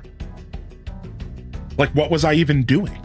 So I would like to go back and play the old games and stuff and like do the stories and see what they offer. But the truth is that I'm just not really a Grand Theft Auto guy. Yeah, you do, Flo Darren. You have to unlock so much stuff. Like I just said, yeah, I never experienced Grand Theft Auto 3 outside of one area, unless I went to a friend's house because I wasn't playing the game, right? Does anybody know what happened to the Steam Machine? Steam Machine might be being released later this year. However, Grand Theft Auto 6 is only releasing on consoles for the first year. Just a heads up on that. So you're not getting Grand Theft Auto on PC for a whole year after release. That's how they did GTA 5, and that's how they've been doing GTA for a long time, I'm pretty sure. So Grand Theft Auto 6 will be a console exclusive game for roughly a year before it touches PC at all. And then once it releases to PC, they'll release Grand Theft Auto Online with it, most likely, to go along with the new game, and then it'll figure out. So we're all waiting a year after the release of it on console to even touch it on PC. So if you want to play Grand Theft Auto on release, you have to get a console, or you have to wait about a year, which is pretty rough for all the PC heads out there. So PC heads can't even get excited because they have to wait. Funny enough. Saves us some money as PC gamers? Correct, yeah. So yeah, Steam Machine is supposed to release at the end of the year or this year, allegedly, but they already have talked about like having troubles with it, with pricing, and with maybe even delaying it because of all of the stuff happening with RAM and shortages and stuff. So we don't know exactly what's going on with the Steam Machine, but I think it's still scheduled for this year at some point. But they've gone pretty quiet because it's all like super confusing. Yo, thanks for the subscription over on YouTube, and thank you, Maddie Senju, for 35. Happy Saturday, fam. Goated Games right here. Wishing everyone the best these days. All right, let me switch my titles here. Spyro 2. All right, cool. Let's go ahead and switch our titles up real quick. Doom doom doom doom doom da doom doom doom doom doom doom da doom doom doom. And let's go ahead and let people know we're playing some Spyro Ripto's Rage. This is the Spyro that I'm the most acquainted with. Anybody else? This is the Spyro the Dragon that I'm the most acquainted with personally. Personally, Spyro 2 is the Spyro I played the most, and it's the one that I know the best, and the one that I like think of when I think of Spyro the Dragon. I don't actually think of the first game before I think of the second, in my experience. Yeah, so my cat is Midna has pretty much stuck for their name. Pretty much just like solidly stuck. That's like the name that's pretty much sticking. I call her B every once in a while as well, short for Beatrice, but it's pretty much Midna is what's going on here.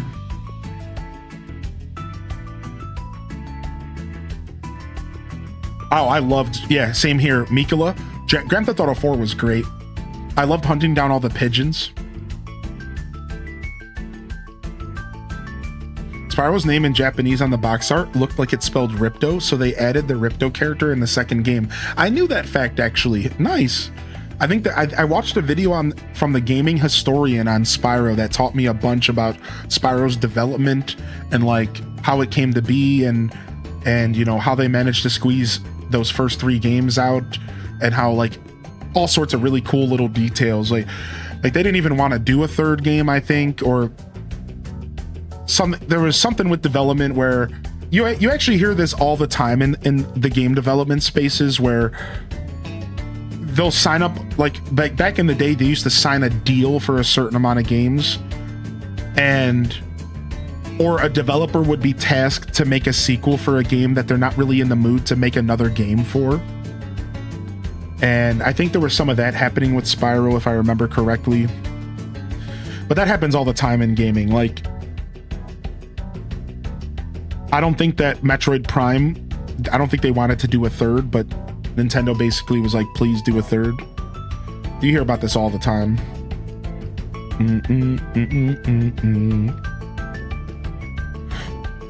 Sad fact, gaming historian's no longer making videos, but he's doing live streams. Interestingly weird. I didn't know that. Yeah, I'm pretty excited to for the future of this year in gaming, and we'll see what we can pull off together. And I'd like to get a Steam machine, but I'm probably going to grab a console first. It just makes sense for me right now in my budget. And then we'll get a computer upgrade, and then we'll get a Steam machine. Boom, boom, boom, boom, boom, boom, boom. Oh, I forgot that every time the credits roll for this game, it's the longest credit roll of all time. And that I could have, in fact, made a sandwich and ate the sandwich, and I could still be sitting here through the credits. I forgot about this. It's like a whole journey. It's a whole journey. I forgot about this. Too many mofos. Ain't that the truth? I hope the Steam controller turns out to be comfortable. Yeah, me too.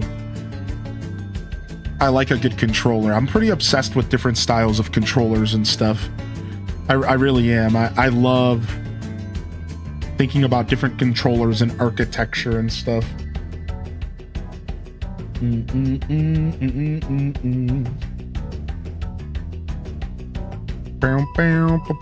The Gabe Cube.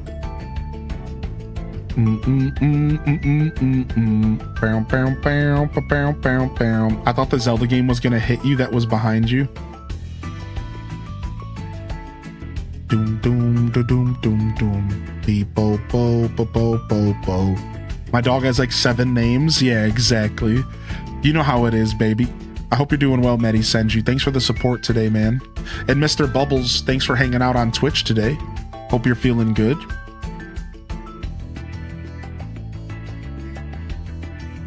Yeah, man, that's crazy. GTA 6 best game ever made.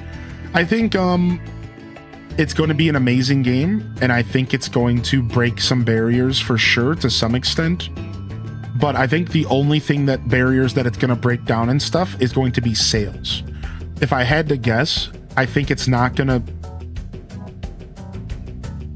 I don't think GTA 6 is going to be a game that revolutionizes anything. But what I do think is very apparent to most of us is that it's gonna sell like hotcakes. Like, it's going to sell. It's gonna be probably the highest grossing game ever released, ever. Probably. Seriously, like ever. Let me give you guys a couple quick examples of some data I heard recently. Did you know that Grand Theft Auto 5 sold 20 million copies in 2025, a decade after the game's original release? It sold 20 million copies. That's more than 95% of the games that sold last year. And the game is a decade old. Did you guys also know that since Grand Theft Auto 5's release, they've made billions of dollars off of the online cash shop alone? People go insane for Grand Theft Auto Online, and they buy the microtransactions like it's their job. And they have made literal billions of dollars off of just the cash shop and the microtransactions alone. We're not even talking game sales. So when we say Grand Theft Auto 6 is going to be the highest grossing game ever created, this is probably a fact that is just written before it even, we don't even need to know the future. We don't need to go to the future. This is gonna be a guarantee. Like, it is going to blow open the sales of every game ever. Like, it's gonna sell better than anything ever. And this is before online releases. Wait until online releases, then it's over. Apparently people are just obsessed with giving Grand Theft Auto Online their money, which that blows me away. Like, what is that game offering you that you need to spend money on it? Like, that's insane to me. Like, that's great. Like, listen, I spend money on games every once in a while. I'll do it. I'll spend $10 on TCG Pocket. I'll do a little subscription here and there. I'll do it. I'll do it. All right. But like, holy frick, what are you doing? Like, what are you spending billions of dollars, dude? Like, what is going on, dude? Oh my, a million a day, over $1 million a day. Oh, just casually $1 million a day for a game that's 10 years old. They didn't even have to release another Grand Theft Auto. They could have rode out 5 into the sunset for another decade. Think about it. They didn't even have to release Grand Theft Auto 6. They could have just rode out 5 for another decade, homies. Did you see that PC's only barely 10% of the user base? I did not see that. That is crazy stats. Really? That makes sense to me. It's the normies. Cass just said it. Cass the Casual just said it. It's no offense, you know, we're not trying to be gatekeepers. It's the normies. Yeah. They buy a PlayStation 5, you know, just so they can play Grand Theft Auto, and that's their main game. They don't need anything else. Yeah, it makes sense. There's a lot of people out there that I wouldn't even call normies that just play 1 or 2 games a year. Anybody else out there? There's a lot of people. I found a statistic recently that said that if you buy more than 2 games a year, you are in the top like 5%, 10% of gamers. Did you know that? If you buy more than 2 games a year, you are in like the top 10% of purchasers of gamers. So you have to realize that your average gamer, 90% of gamers, are purchasing 2 games a year, let alone playing more than 2. Maybe they go back and play old games. I was in those camp, by the way. I was that gamer before I started streaming. I was that gamer. Because you want to know how my gaming used to work before I started streaming? I'd buy 1 or 2 new games a year, and I would rotate old games constantly. I'm a retro gamer. I go back and play old games all the time. Think about it. So I spend before I started streaming, and even as a streamer, I spent most of my time playing old games, playing retro games, playing, you know, old school stuff. And then I would rotate a new game in every once in a while. Right? Like it really, it's the normies are buying 2 games a year, if that. It's pretty crazy, right? Yeah, exactly, Cass. Right, and I know you didn't mean it. You know, when it comes out of my mouth, I have to check myself a little bit. That's all. Yeah, I know you weren't being derogatory at all. But normie is the right term, you know. Yo, we'll see you later, Jurassic. Good luck with your mama's birthday. I just cycle through what I've got. Yeah, same. Yeah, same. I have to say your policy on cursing's funny. You'll consistently substitute in frick and B word, and then every once in a while you'll throw out something like busy. Oh, like bussy. Yeah, dude. That's who I am as a person. I like to keep y'all guessing, Green Lanyard. I do. My policy on cursing for myself is like 80%, 85% clean. And then like 15, 20% like what I'm just gonna be myself and just say whatever. I'm just a goofball. Yeah, I'm just a goober, dude. Doom, doom, doom, doom, doom, doom. Ooh, what Pokemon games have you been checking out, Random Zero? Okay, how long are these? What has it been, 15 minutes? All right, I didn't mean to skip them, but they're skipped. We're done. We're done. What is going on? How long? I could have started a whole sandwich shop and sold sandwiches to the chat in that window of time. Holy frick, dude. On to Ripto's Rage 2, baby. Spyro Ripto's Rage, let's go. Somebody asked me about Rayman earlier. Are you still out there? You're asking my opinion on Rayman in another game. I'm going to take a super quick tinkle and we're going to dive into this, all right? I'll leave y'all with the cutscene. I'll be right back. Is this rain ever gonna stop? I've forgotten what the sun looks like. We should go on vacation. Somewhere warm. Somewhere sunny. Dragon Shores, yeah. I haven't been there since we kicked Gnasty Gnorc's butt. How about it, Sparks? You up for a vacation at the beach? Last one there's a Gnorc.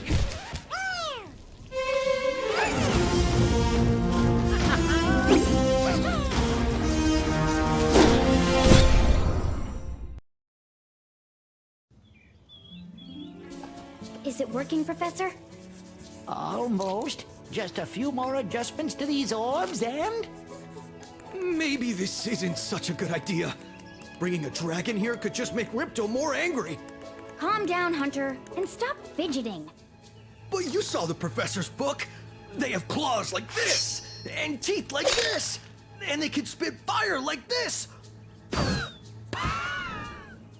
They sound much more dangerous than Ripto. That's exactly the point. A dragon is our only chance of stopping Ripto, and you know it. It's working. All right. It's working. I've got a dragon. Huh?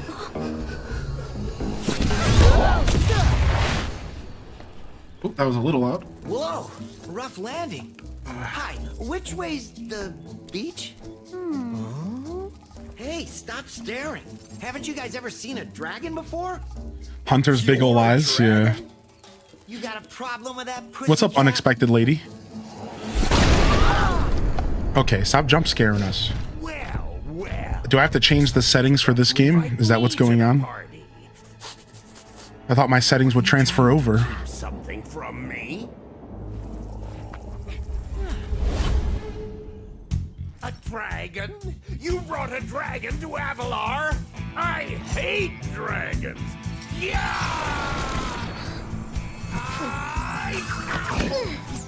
Crush! Kill it! Kill it! It's such a cartoon. Go,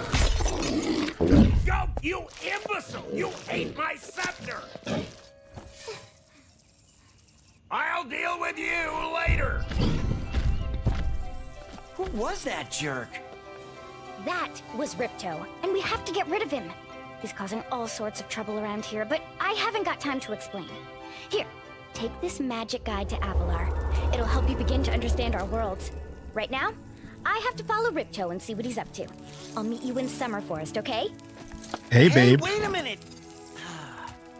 How do we get ourselves into these messes, pal? She was one of my childhood crushes.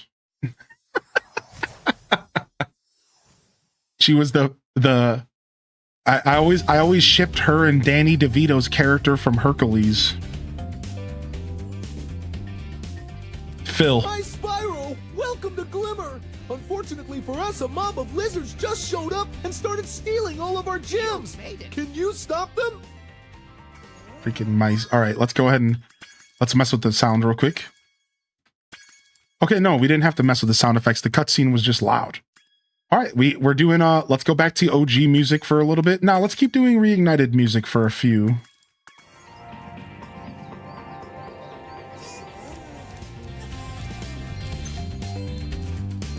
Yeah, we'll listen to the reignited stuff for a bit.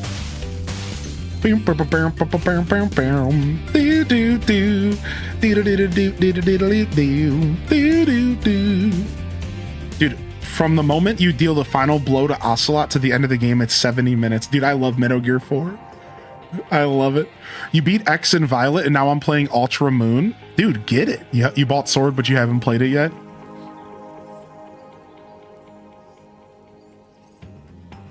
Yeah. Somebody asked me about Rayman. Dude, I grew up playing tons of Rayman Legends. Well, just Rayman. Just Rayman in general. I loved Rayman. I loved a lot of platformers from that era. Give me a platformer back then, and I was loving it. Oh, I forgot. I shoot fire in this game. Ooh.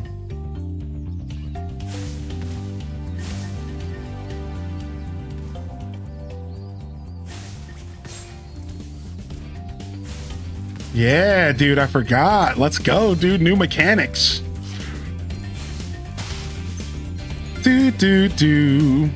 Yeah, I played all of them, dude. I'll list them all off for y'all, dude. What y'all know about Pac-Man World? What y'all know about Croc? What y'all know about Gex? What y'all know about Jak and Daxter? Well, I didn't really play those games, but what y'all know about Rayman? What y'all know about Crash Bandicoot, Spyro the Dragon? Give me some of those classic platformers. I recently discovered Klonoa, and Klonoa was pretty fun. I was a Sonic the Hedgehog head, of course. What other platformers did I play growing up religiously?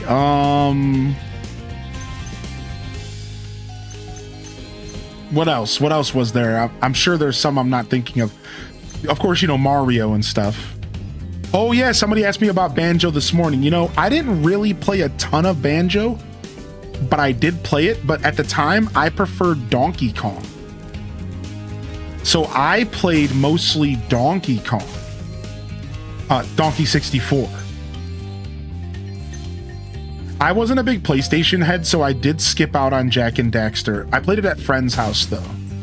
Blinks, dude, Blinks. Oh, what a memory unlock. Sly Cooper was my jam, dude. Hi, Spyro. I'm a friend of Alora's, and she asked me to help you out.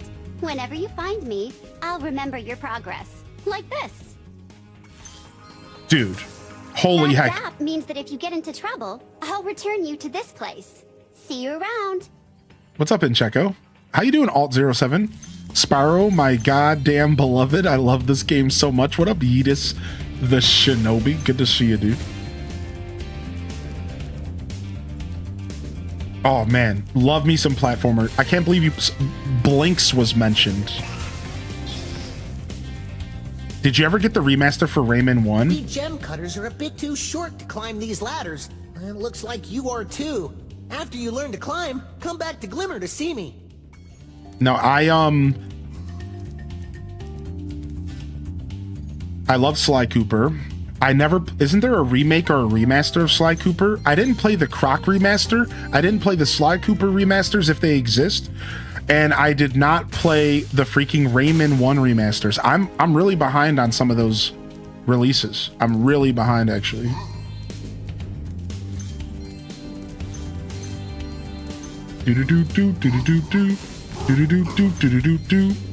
I got hooked on Zelda Majora's Mask. Oh, that game is beautiful. Did you know there's a PC port for that game? I can send you the link if you need. But there, you can actually play Majora's Mask on your computer now with a relative ease of setup. It's not an emulator either. Same thing with Ocarina of Time. Ah, you must be the dragon everyone's talking about. Well, dragon or not, I'm afraid there is a small fee to open the bridge. It will cost you 100 of your gems to cross. You suck, Moneybags. We hate you. Thank you, Mr. Dragon. Spyro, was it? Yeah, Mischief You can now Makers. use the bridge whenever you want, free of charge. I hope we meet again. I hope we have don't. Even more. You sleaze bag. You sleaze ball. So yeah, Mischief Makers is known for its music. Mischief Makers is a kind of like obscure Nintendo 64 game that's like really known for its music in the gaming communities, right? Yeah, shake, shake, shake, shake. I've played it for like an hour on stream during Retro Roulette. I played it for an hour on stream during our Retro Roulette session once before, and it was pretty cool. I'd like to go back and actually play the game though. Because like Retro Roulette is like, we pretty much just like, you know, we just do like a taste of the game, right? Spyro, thanks for helping us fight off the lizards. Please take this Talisman of Glimmer as a sign of our gratitude. Sly Cooper was 2010, all 3 games, trilogy release. I'm gonna have to go back and check that out. This magic portal next to me will take you to Summer Forest, one of the home worlds of Avalar. Dude, absolutely in love. Absolutely in love with this game, man. We can go out here and we can do some bonus stuff. Let's go do the bonus stuff so that we can remember how to play the game.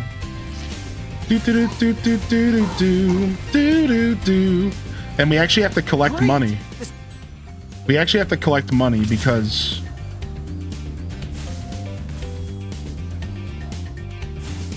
in this game we have to spend gems. Because Mr. Moneybags is a scumlord. Do. Spyro Pro Skater. Thanks for helping me light the lamp, Spyro. Thanks for helping me light the lamp, Spyro. Oh, shucks. Spyro-izzle.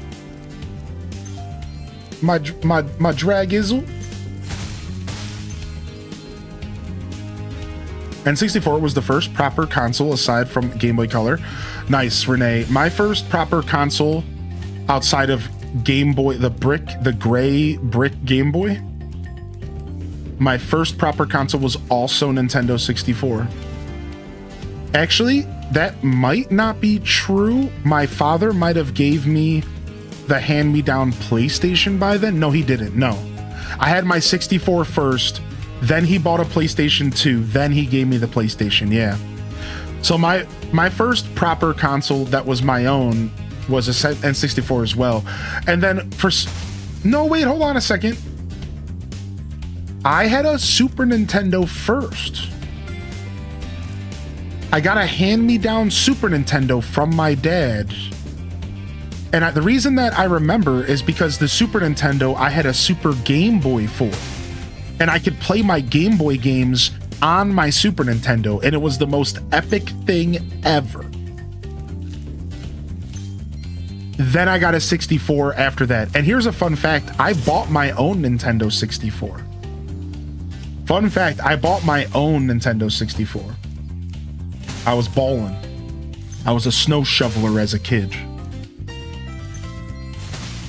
But yeah, my first proper console that was mine and mine alone was a Super Nintendo. That was mine and mine alone. My brother had a Sega Genesis really young. So like that was technically the first console in our house. And then my brother had an NES that was in our house that we shared. So you could argue that my first console was an NES. But I didn't really think any of that was mine, right? That was all like the house's. It wasn't until that Super Nintendo that I got a console that was mine, right? And we all know that moment where you got handed a console that was yours. Maybe some of you didn't have siblings, but like that's a special feeling, right? When it's yours. Oh no. Oh, hello. We didn't get a chance to introduce ourselves before. My name is Alora. Hi. I'm Spyro. What up, Unipop? What are you, some kind of goat? I'm a fawn, you dork. Oh, sorry. Did you meet the gem cutters in Glimmer? Yeah, they gave me a souvenir too. They called it a talisman. They gave you a talisman? What, is it special? I just stuck it in the guidebook you gave me. Well, there are 14 talismans in Avalar, and they are all magical. If you can collect enough of them, they can be used to defeat Ripto. Hunter, where have you been? Oh, I got a little lost. Spyro's gonna help us collect the talismans. I am? He is. Spyro, look. There's no way you can get to Dragon Shores right now. Ripto and his monsters have taken over the castle here in the Summer Forest. You're going to have to go to Avalar's worlds and convince the inhabitants to give you their talisman. You can keep them in your guidebook. Hey, I could do that. Why doesn't the dragon just torch Ripto?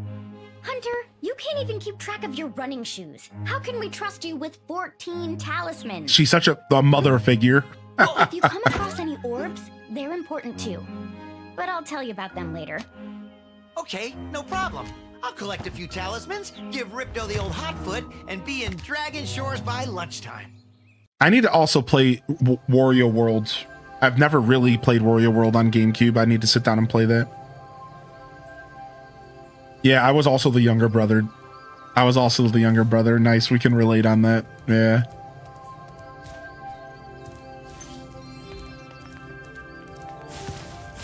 I always got all the consoles late, but that never took away from how special they were. The only console I ever got on release was Pokemon Color. This is the home Sorry. world called Summer Forest. I'm waiting for this. There are portals to many of the Avalar worlds around here. Unfortunately, Ripto has taken over the castle, and we need your help. Start by retrieving the talismans from each of the worlds you visit. Pokemon Yellow with Game Boy Color was the first console I ever got on release, like within the same year of release. And then the second for me was DS, and I bought my own DS, and I couldn't even afford a game with it, but I bought the DS anticipating Wild World's release, and all I got was Metroid demo with it. So I bought the DS and all I had was PictoChat and the Metroid Hunters demo, and that's all I played for like a couple weeks until I picked up Wild World, which, like, I don't think Wild World released much after the DS. I don't remember the details, but it was pretty close to release if I remember correctly, but I could be wrong about that. You want to know one of my favorite GameCube games that, like,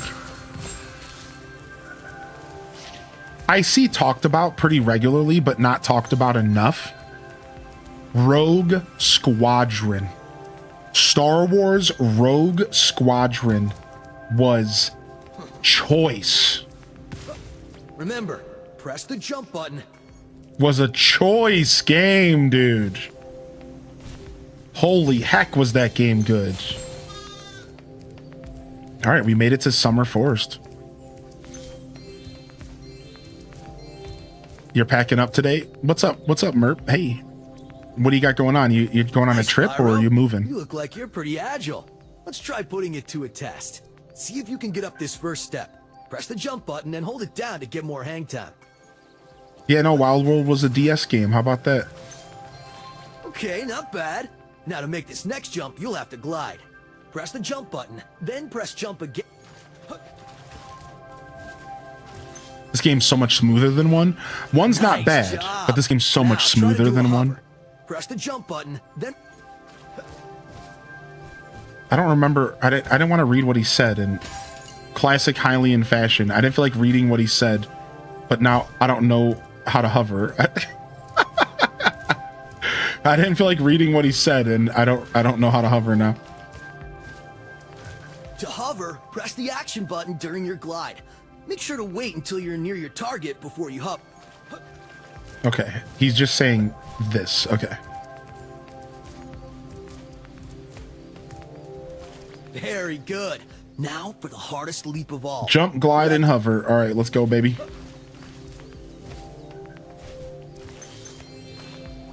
Yo, give me my stuff. Wow, you're a... Star Wars Shadows of the Empire. Oh, classic for 64. Down the system. Down the system. Those little droid robots. You know what I'm talking about, Johnny Walker? Down the system. Down the system. Hold on. Can I find the sound effect? Shadows of the Empire robot sound effect. Down the system. Yeah, here it is, dude. Here it is. Hold on. Is this it?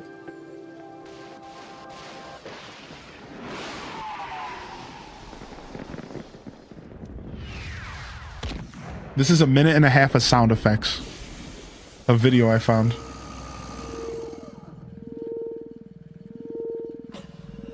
I'm afraid of a jump scare, so I'm like waiting.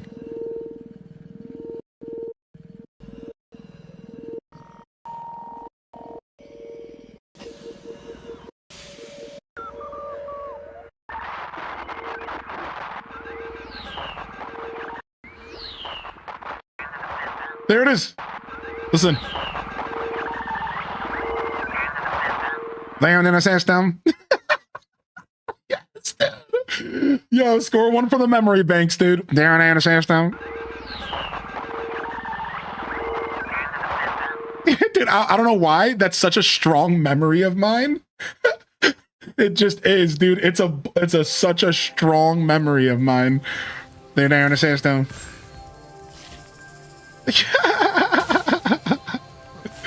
Down the system. Star Wars Pod Racing. Yeah, game was classic. Super Mario 64 DS. No, I did not pick up Super Mario 64 DS. You know, fun fact, I've never played Super Mario 64 DS. And you want to know why? 1 second. I love these little cutscenes.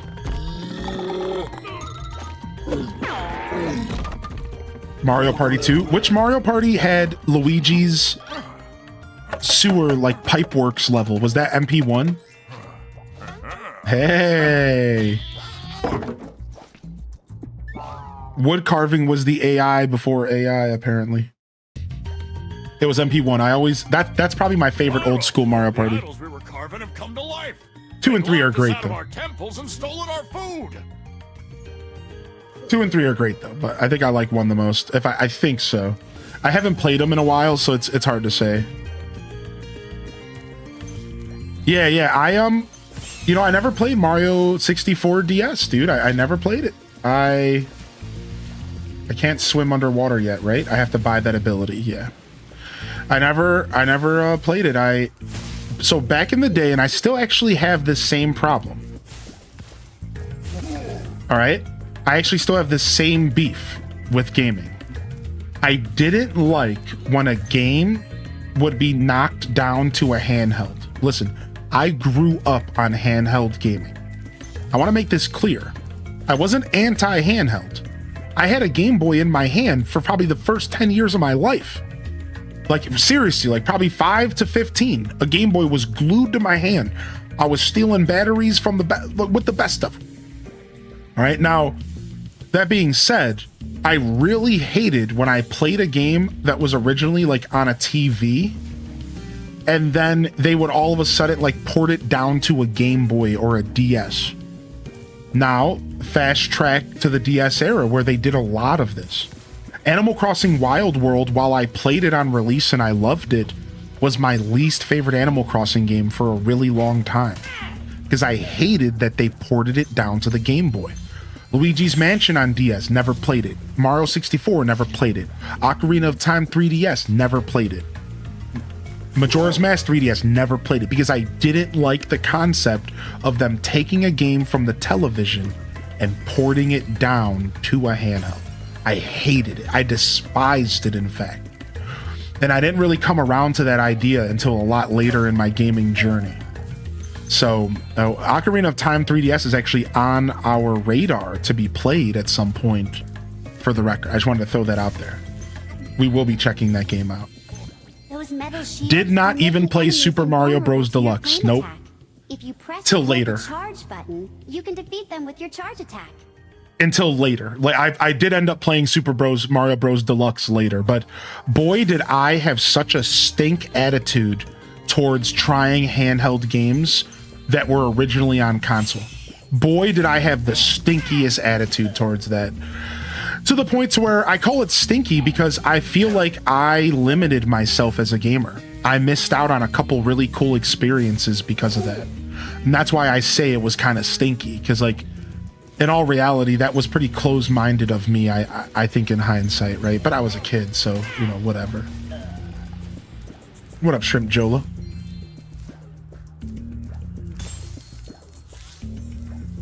Yeah, and then now it's funny to say all that, right? And then look at the era we're in now. Now the console and the handheld is combined. And I don't even have to think about it ever again. Fun fact, I use my Switch 95% of the time docked. I think I've like slowly evolved away from handheld gaming.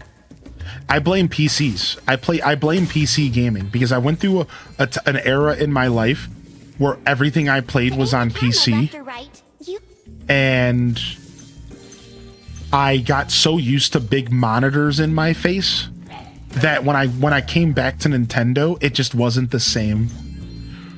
So like that's why I'm not a big phone guy. I hate my phone. I don't like doing anything on my phone. I'll tell you right now, I am the biggest curmudgeon about having a cell phone. I hate doing anything on my cell phone. Anybody else?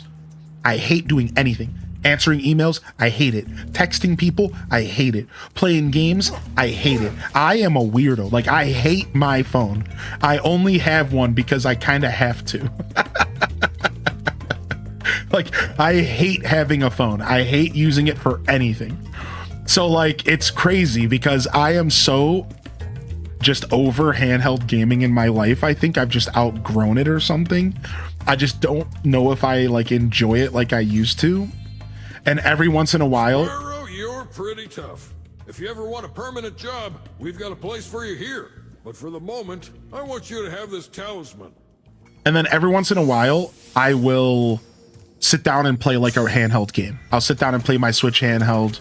I'll sit down and play my Game Boy Advanced, or I'll bust out my 3DS. I'm not trying to say like I'm anti handheld gaming, and I'm not trying to say like you won't catch me playing handheld games, but like I've definitely kind of outgrown that era of my life, which I didn't even think that was something you could outgrow.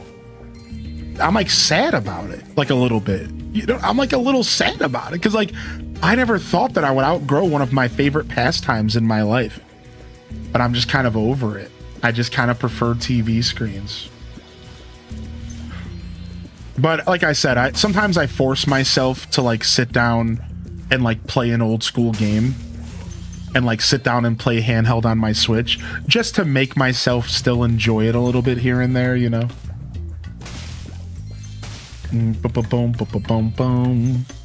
You play your Switch mostly on dock now? You know, most people do. We've asked the chat multiple times here. We've polled the chat multiple times, and every time we poll the chat, the answer always is the same. 60 to 70% of our chat room, they play their Switch handheld, mostly. 60, 70% of y'all play your Switch handheld mostly.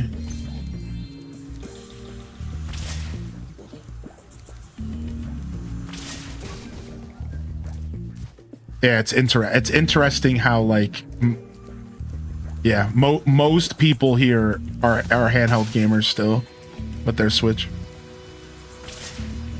What? So I can't jump? How does this work? Do I have to dash after? Oh, I don't have to jump. Okay, I see what I'm doing wrong. As a dad, handheld gaming saved my gaming hobby. That's funny. I never thought about the dads out there. Oh, I was not ready for this. I've played docked exactly 5 times. That's crazy to me, dude.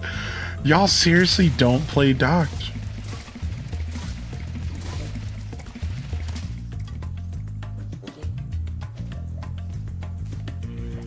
Okay.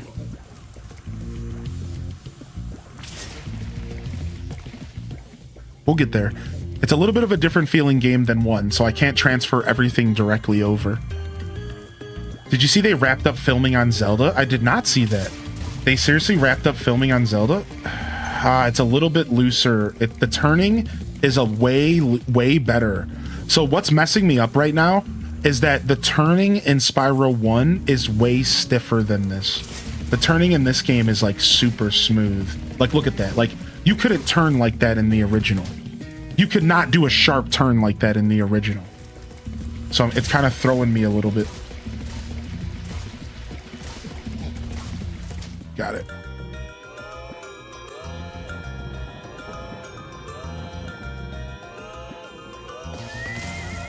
Got him. Look at that. The hula girl's ring dance blew up that idol like a Roman candle. Now I can pursue that dancing career I've dreamed of. Take this orb. It could help you go places. I actually love tabletop mode. Funny that you say that. I almost prefer tabletop mode. You want to know why? Because it lets me use my Pro Controller. Funny that you say that. I actually love tabletop Switch. You know, one of my favorite things to do is to take, like, I have 3 monitors in front of me, right? I take my Switch and I put it down on my desk in front of me, and I sit here and I play it with my Pro Controller tabletop mode while I have other stuff going on my monitors. I'll do that while I'm like playing World of Warcraft, for example. I love tabletop mode. Again, and the big reason is because of the Pro Controller, if I had to say like a reason why. That's so funny that you say that. That's like my favorite way to play undocked. I'm not a big fan of holding my Switch in my hand. All right, we're missing this jump because we're not holding the button down, I think. There it is. Yeah, you got to hold it down a little bit. Yeah, I love that. That's like my favorite way to play docked. I'm not a big fan of the Joy-Cons or how the Switch feels in my hand too much. It's not a point of contention. It's just not my favorite. So I prefer tabletop. I did recently get gifted a really cool like kill switch grip and stuff that I'm learning to love, and that's certainly changing.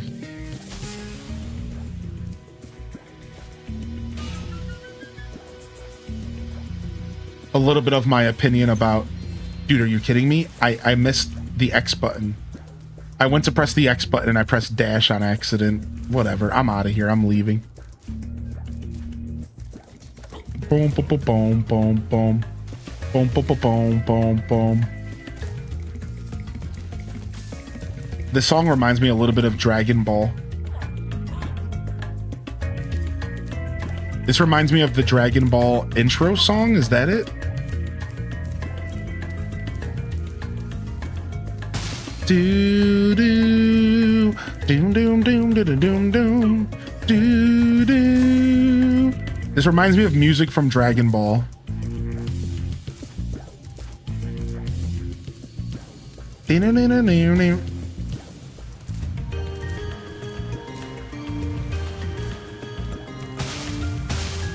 Just that one part, not this part.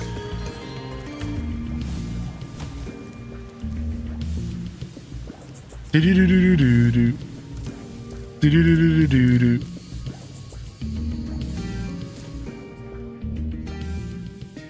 I play exclusively in handheld. What's up, Noonan Peeps? What up, Elliot?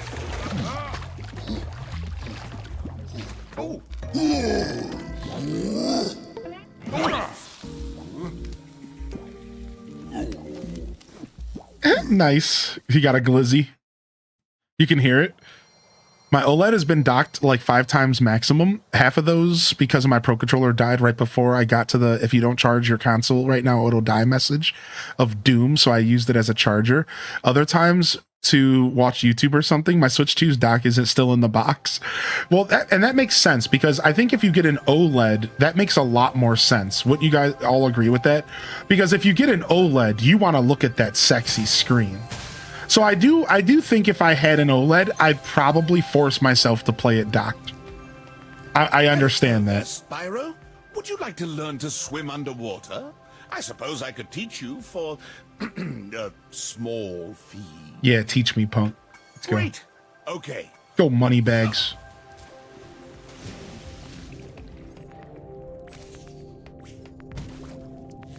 Okay, you can swim like this. Okay. I'm gonna guess that your favorite character in the Spyro series is the bass player.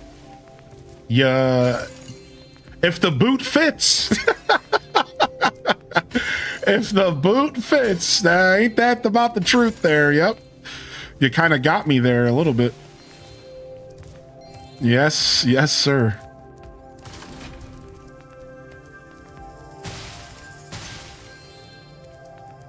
At least the Switch 2's got the battery saver option, yeah, which is pretty nice. You're well on your way, Spyro. Keep collecting talismans to help us defeat Ripto before he can take over Avalar. Okay. Oh, and keep collecting those orbs too. The professor thinks they will help you get back to the Dragon World. Okay, cutie. Your game camera is currently in passive mode. This mode requires you to manually control the camera. If you like, I can change the game camera to use active mode. In active mode, the camera adjusts itself based on your movement. I'm just gonna keep it the way it is. Okay. I like having control over my camera, to be honest. I'm very used to games that require me to adjust the camera and little micro adjustments as I go. I'm very used to that. So I have no problem doing that at all. All right, let's go. We're heading to the sunny beach. That's one sunny beach right there. It's one sunny beach right there. Yeah. That setting is option. Right, there's an option in the setting where you can cap charging at 90%. So it keeps the battery's life, you know, as longevity, right? It kind of stretches out the longevity of it. Yeah, so it's if your Switch lives on the dock, it's a pretty good option. And then you can turn the option off when you're going on like trips, when you want to get that extra 10%, right?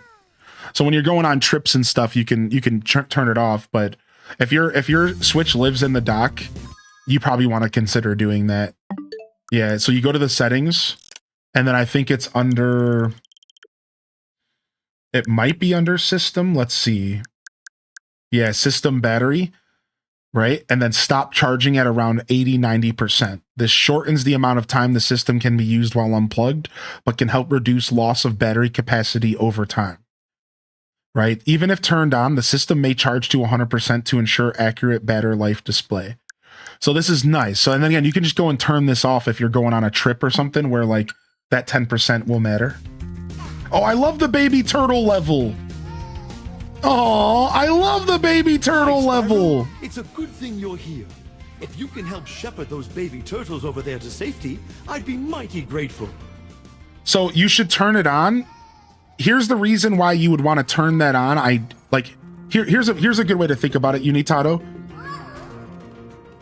If you are consistently playing your Switch until it dies, I would turn it on.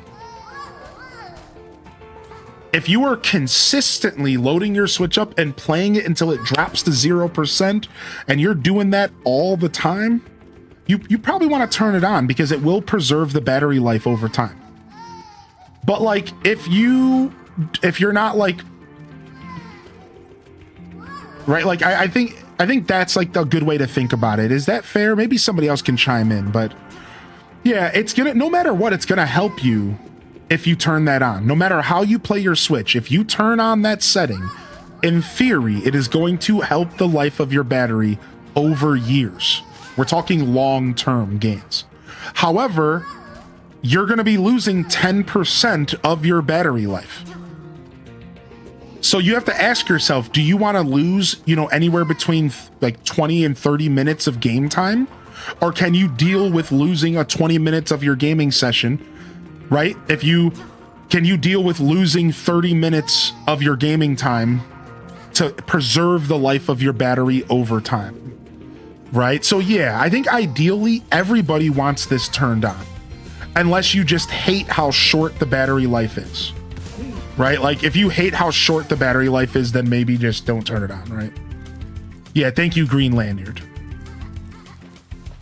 Right, yeah, Kerbu, that's a good one right there. You'd be okay if you're actively playing it and then you just turn it on while you aren't playing it as much. That's really good. I like that. Thank you, chat, for helping me answer that. I wasn't sure what to say. I'm gonna be honest. Thank you, chat. Thank you, chat.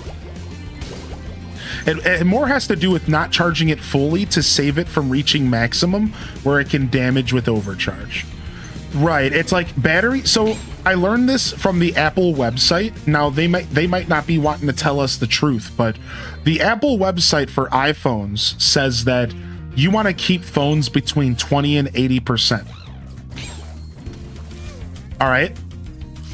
That's what I've heard about batteries. Ideally you keep all of your batteries between 20 and 80%. You never really charge them to full too often, and you never let them go under 20% too often. That is actually the ideal range for like every battery ever. Between 80 and 20%. That's the ideal window of time for like every battery, every mate, I'm pretty sure. Between 20 and 80%. If you go under 20%, you're starting to tax the battery.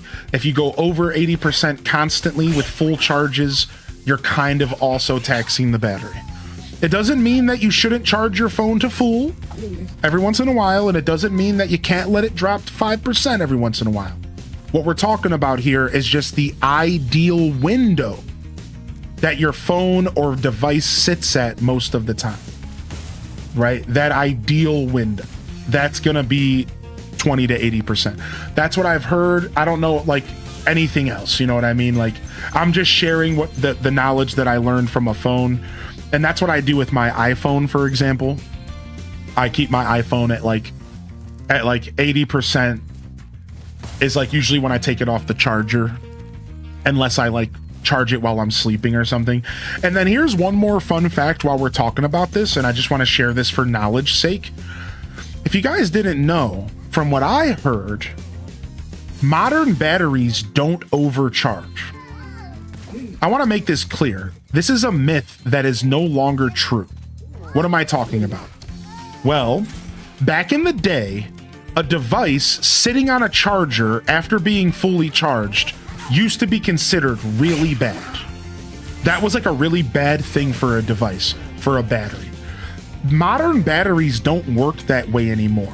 From my understanding, modern batteries stop charging once they're max charged. Overcharging isn't a thing anymore. You don't have to stress out about that. If you put your phone on the charger and you go to sleep and you wake up in the morning and it's at 100%, you didn't just like ruin your device. Modern batteries don't deal with overcharging anymore. I don't know exactly if that's true, but that's what I've heard. Modern technology stops charging once it hits 100%. It's not like it's sitting there constantly throwing energy at the battery. Same thing with your Switch, same thing with any technology that's like a decade within this decade. Like, it's not just sitting there pumping electricity at the battery. Now, this used to be a thing. That used to be a problem. Not anymore. So you might have to do your own research on this, but I just wanted to share some words with y'all. That's not really a modern problem. It's case by case. That makes sense to me, right? The boxes they put them in are incredibly strong. With a more powerful flame attack, maybe you could break open the boxes and release them. Defeat 11 enemies to activate the super flame power-up. The power-up is between the two pyramids. Yeah, okay. I remembered, but I didn't realize I had to unlock it. Yeah, I imagine it being a case-by-case basis makes the most sense. Yeah, thanks for sharing your words. Nintendo just lets you handle it yourself, better or worse. So it is kind of case-by-case. I imagine that that's always the case because it's not like we have a company out there or like government legislation that's actually on our team here, right? It's like the government doesn't really favor the consumers ever in America, so what am I doing here? I don't think I can bring this turtle in here. All right, let's just leave this area and then come back. I think there's something I'm forgetting. Let's go. Bum, bum, bum, bum. Bum, bum, bum, bum, bum, bum. Do, do, do, do, do, do.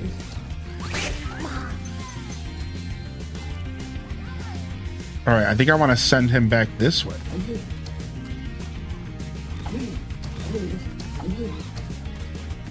No.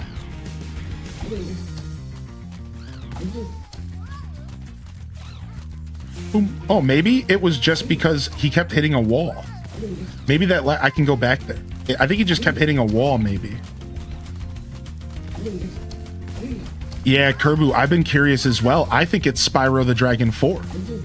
I think they're going to get back into business with Spyro 4. Anybody else? So what Kerbu's talking about here is that the developers of this reignited trilogy is a company called Toys for Bob. Hello, young one. There's a chef up at the top of this ladder who wants to make soup out of our turtles. Maybe you could climb up there and stop him?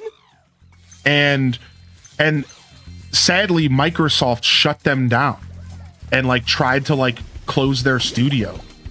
Well, they saved themselves. They worked out some sort of deal where they could stay together as an independent, like basically, but they're still under the like thumb of Microsoft, like as a publisher, like offering them money, but like they're their own entity now.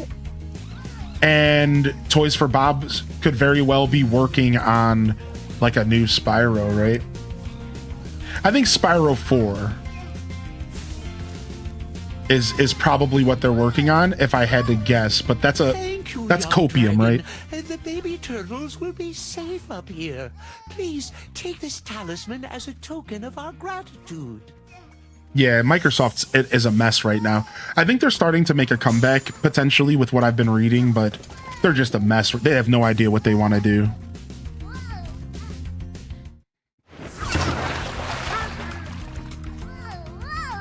These baby turtles are so cute. The perfect dark cancellation sucks. You hate to hear it.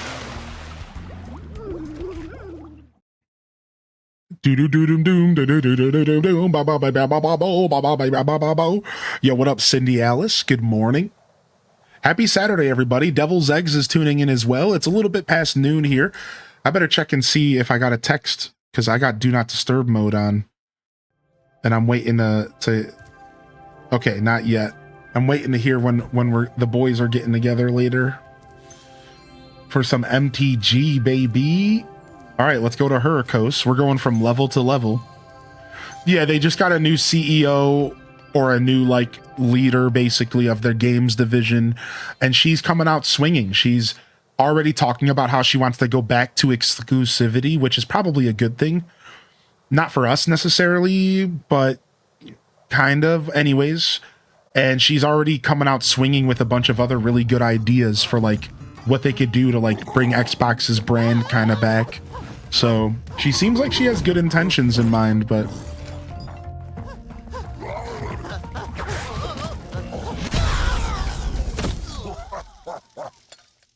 got him, sucker. I like this level a lot as well. This level's fun. We've always had trouble with the gear grinders, but now they've set up force fields to separate us. If you find diodes, you can use them to turn off the force fields. Okay. I think there's a diode around here somewhere, but my eyesight isn't what it used to be. Yeah, dude, it's funny. YouTube just said, wow, Kerbu asked, would you ever want Banjo-Kazooie remasters? And then YouTube says, I wish they would re-release Banjo and Kazooie. Yeah, I would love that, because as I said earlier, I didn't really get a chance to play the Banjo games. I didn't like really get a chance to play them, and I would love to have an excuse to sit down and play them again. To be fair, those games didn't age terribly, and like I could just go back and play the original. But to answer your question, I would love a remake of those games.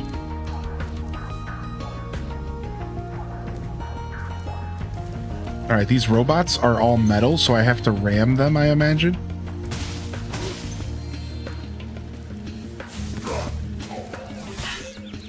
What? What? This guy smacked me in the mouth. What do I do about this dude?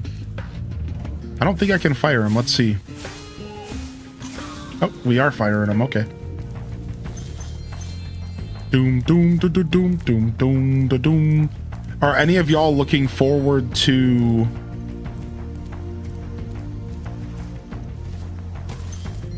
Are any of y'all looking forward to, like, new Tomb Raider content? Didn't they announce, like, some new Tomb Raider content? Like, they're doing, like, a full remake of the original or something like that, and then they're...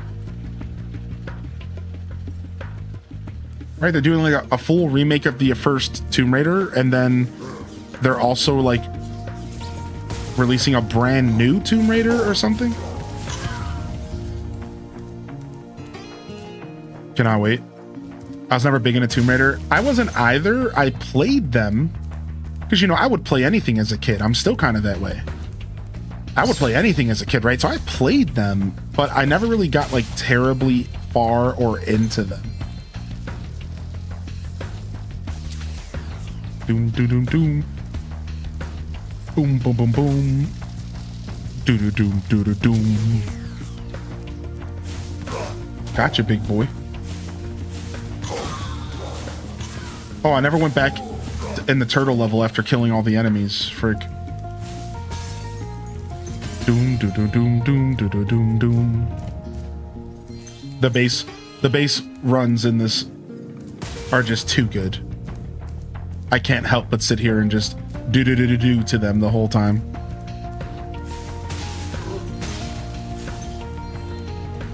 Yeah, I'm sure we'll sit down and play Banjo one day. You know, no guarantees, but I don't see why not. I'm a pretty big fan of collectathon platformers and stuff. Doom, doom, doom, doom, doo, doo, doom, doom. Nice, got that diode. I think we have to get all the windmills for something.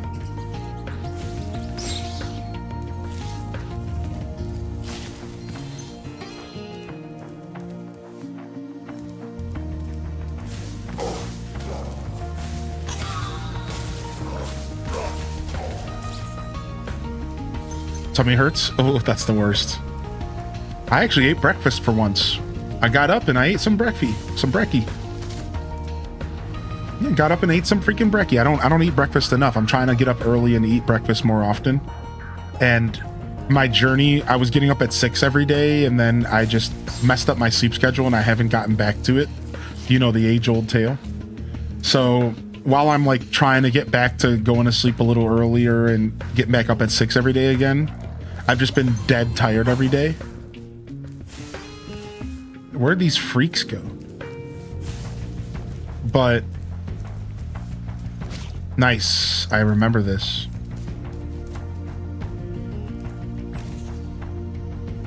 Come here, punk.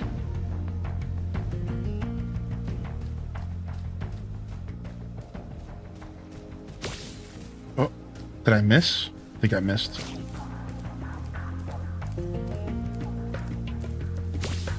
Oh, I thought I was shooting these at them. I'm not doing that. I'm using these for something different. Never mind. I thought I was shooting these. I'm such a boob. There we go. So yeah, I actually ate some breakfast. I had some oatmeal, and then I had a cheese stick. But it's nice. It's nice to get some brekkie in my belly before stream. Not gonna lie, again, is it not something I do a ton of? Oh, is he knocking them out? Is he like knocking them out or something? Stop it, you chode. What are you doing?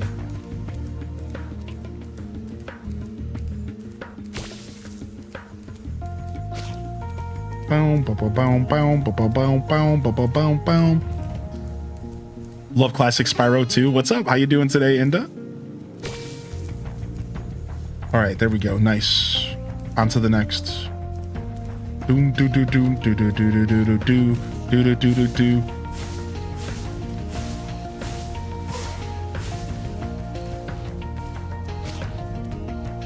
I want to eat chicken, but my mom's a veg. I'm thinking about going vegetarian. I'm thinking about it. Thinking about just doing a full detox here and just going like vegan for like as a temporary dietary change in my life.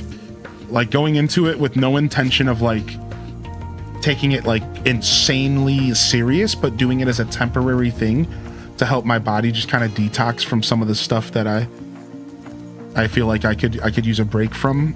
Just a general, just kind of a body reprieve, if you will. These gear grinder thieves keep taking our lightning stones. If you can replace them all and activate our generator, I'd be very grateful. I'm trying, dude. Oh, the thieves come back. The thieves come back if I'm not fast enough? Is that what's going on?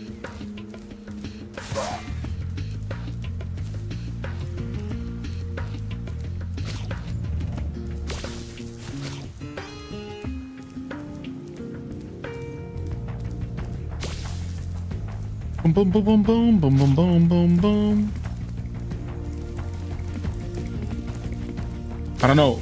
Going through like the speedy sections, I might straight up actually want. Going through the speedy sections, I actually might want.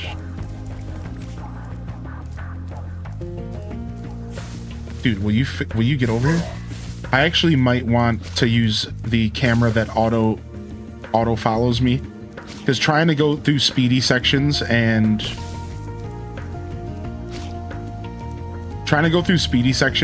dealing with the camera might actually kind of suck. So what, am I just going back and forth and fighting these dudes? What is this nonsense?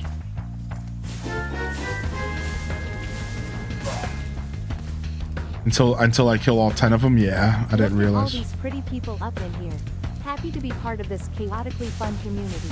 H-Day Gritty, H-Day Gritty, H-Day Gritty. Lego Indiana Jones, dude. Yo, what's up, Sister Honey? H-Des Gritty's in the chat. Thank you, Sister Honey, for 34. Appreciate that. 6 in advance.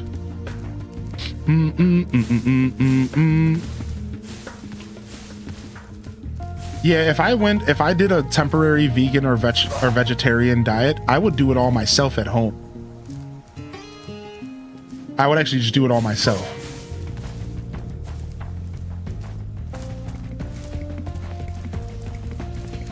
That would be the plan anyways. I make it sound easy, but yeah, I'm really excited about Lego Batman. Somebody mentioned Lego Indiana Jones, dude. I'm excited about Lego Batman. Boom, boom, boom, boom. Vegan gross. Yeah, it's not everyone's cup of tea for sure. Yeah, really, all vegan really has to mean is you just cut out like it doesn't have to mean necessarily what it doesn't have to mean like meat replacement. It doesn't have to mean like vegan cheese, you know, all the stuff that I think people find to be off-putting. Really, all vegan can just mean like rice and vegetables and fruit. You know what I mean? Like that's really all it just rice and vegetables and fruit. Like that's really all I'm talking about.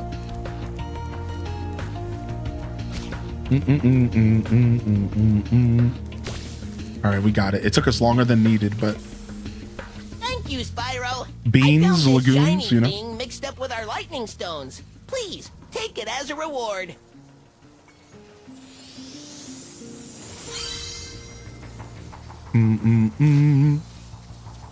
Pepperoni pizza with pineapple's my perfect meal.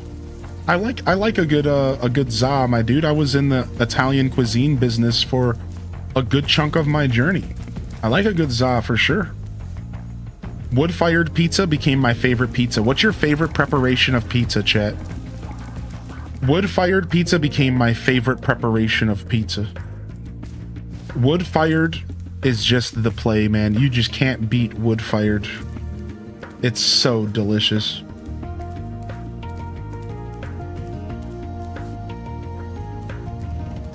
I gotta figure out how to get up on these blades now. I don't exactly remember how to get up on these blades here. I think I'm going from here somewhere.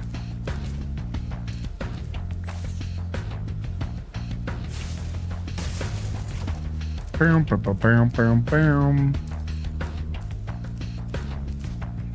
Sourdough crust with dollops of ricotta on top. Ricotta cheese, ricotta on pizza is goated. I could give you that. I can give you that. Ricotta on pizza is good. I could give you that for sure.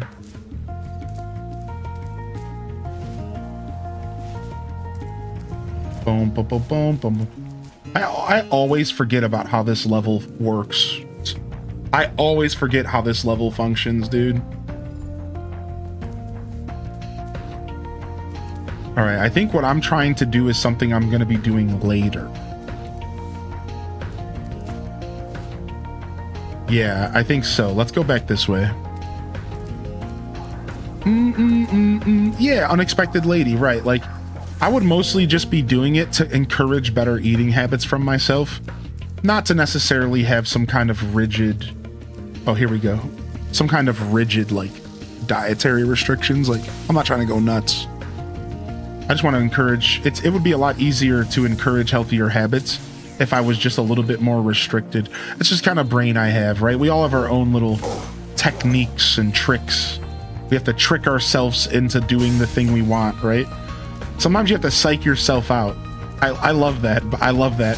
Sometimes you have to psych yourself out in life. You gotta trick that brain of yours. Your brain's just a pewter, you know?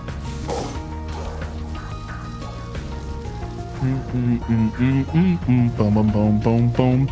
Dude, woodfiredpizza's the bomb.com. Boom, boom, boom, boom, boom, boom, boom. Yeah, so I was like sitting down with one of my buddies and talking, and they were helping me sort through some thoughts and stuff, and I was just like, yeah, maybe I do like a temporary dietary change up and like restrict myself, but like in a real positive way, and then I can come back to my favorite foods and stuff over time.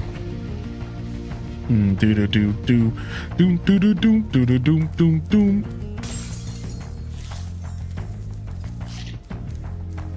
C3PO, CP3O, the legend.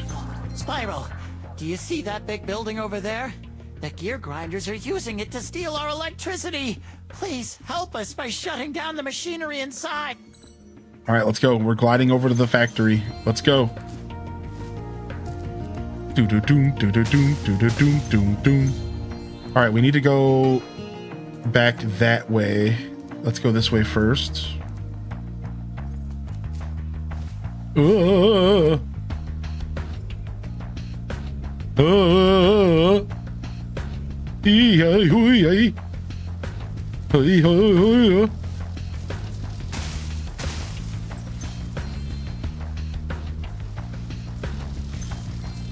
do do do do do do do do do do do do do do.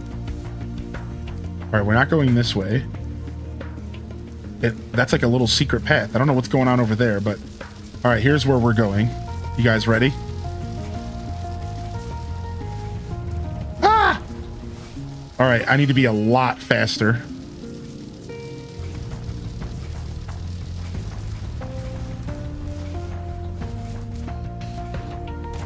Oof. All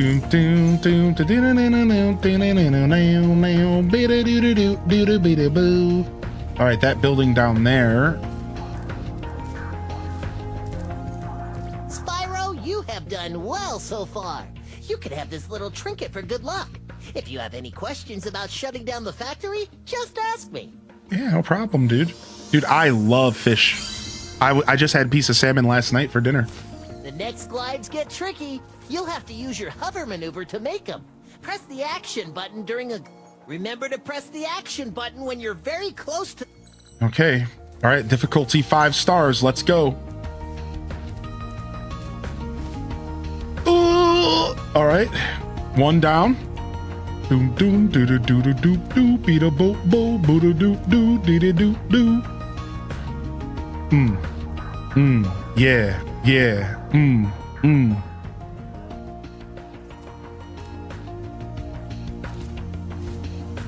Oh!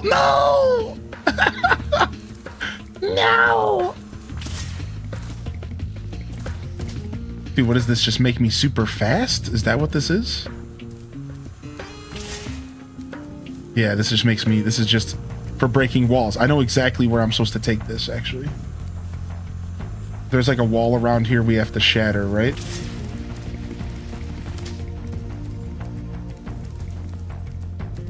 I thought so. I thought there was like a wall we have to shatter around here. I have like, I'm having that problem where my muscle memory is like reminding me of something but not giving me all the context. You guys ever have that happen when you're playing a game where your muscle memory clicks in but it's not telling you the full story and you're like, it's the worst. I almost hate that feeling. Like as a gamer, I would almost just not, I almost would prefer just not knowing what I have to do than having my muscle memory half remembering, you know what, like that's the worst. Like half remembering something is worse. Spyro, you've deactivated all of the electric barriers. We've been guarding this talisman from the gear grinders. Please take it as a reward. Please take it as a reward. You've never eaten seafood, only fish? I like a crab leg. I've never had official crab ever. Am I missing out, would you all say? Am I missing out on never eating crab before? I've never officially eaten crab. I've only ate imitation crab. I've only eaten the imitation stuff. I'm too broke for the real deal. Dude, where am I taking that dash attack? I don't remember. I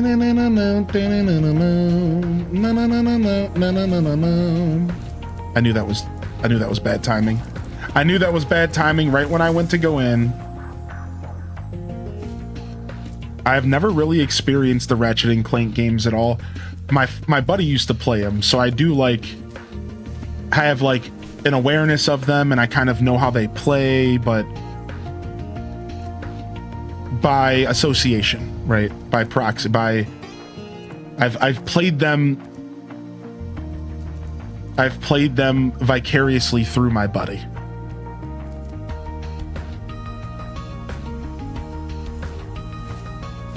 So I'm pretty hip to them and like their stories and like, you know, the flow of the game, but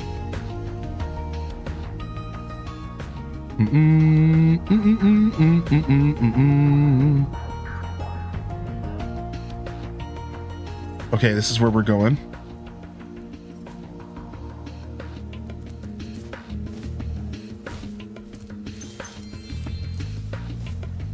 Do. Okay, now we're going over there. This is one long-winded journey, chat. We can't mess up, but we have to do it all again.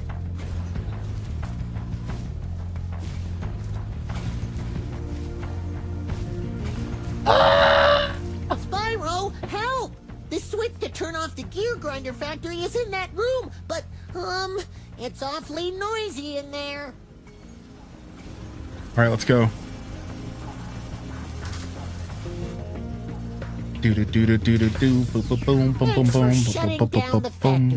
Here, I found this stuck between the gears. You can have it if you want. Yeah, Rift Apart was like the most, like Rift Apart was pretty modern, right? Right? Like it was a pretty modern take, if I remember correctly. Rift Apart, and then it was like struggling to run on like PCs until they patched it or something. I remember something like that. Also, can I bring electric orbs in here? Probably not. Anyways, well, we did some stuff.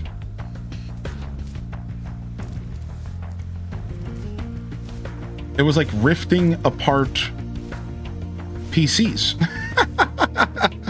Yeah, you needed an SSD for it to run well. Yes, that's what it was. Yes. Yes, that's it. That's what it was. There was like some lore. I remembered the lore, dude. Did I get that other diode? I did not. I wonder where you find that. I can't believe I can't find the secret here. What is the secret? What am I supposed to be? Do I have to jump up here and go in there? Because that feels impossible with the speed boost.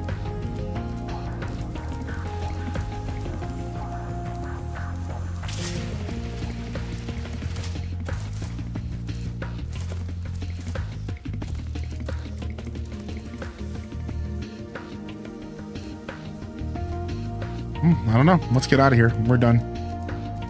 Boom, boom, boom, boom, boom. There's a crab boil place you like to go to. I found it. No, never mind. I thought there was like an obvious wall that you had to break. Crab boil place. I've never been to anything like that.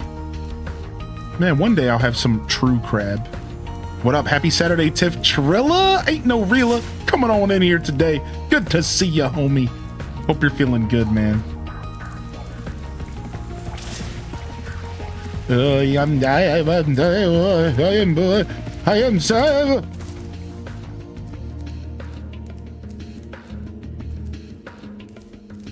I swear it's in this room somewhere. I swear whatever I'm supposed to do with that dash is in here somewhere.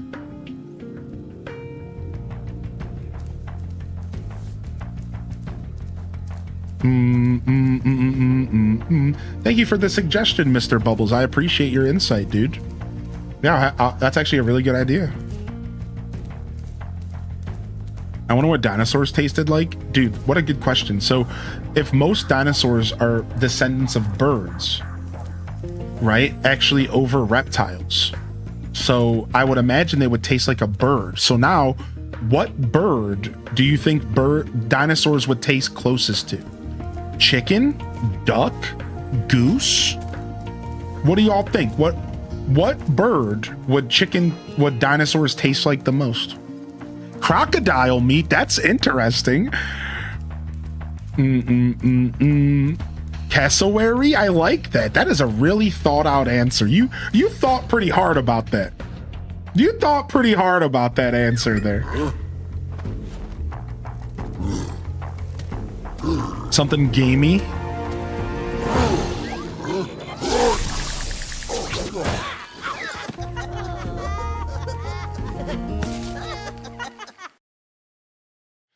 If cold-blooded, it's going to be more like croc than bird. Right. I don't know. I think they were cold-blooded bird relatives. I think that's the modern science of dinosaurs. And now we think that most of them would have feathers. Like, all of our modern depictions of Tyrannosaurus Rex are completely wrong compared to are completely different compared to back in the day. Like it's funny because we all grew up with this picture of T-Rex being this we all grew up with this classic T-Rex picture, but what we're starting to realize now is that T-Rex actually would have more likely looked like, hold on, I'm looking for a good photo of it. So what we're realizing is that T-Rex and a lot of these dinosaurs probably had feathers, and that they were covered in feathers most likely. So it's really cool if you see modern depictions of T-Rex. I'm looking for a really good photo. I had one and then I lost it. Where did it go?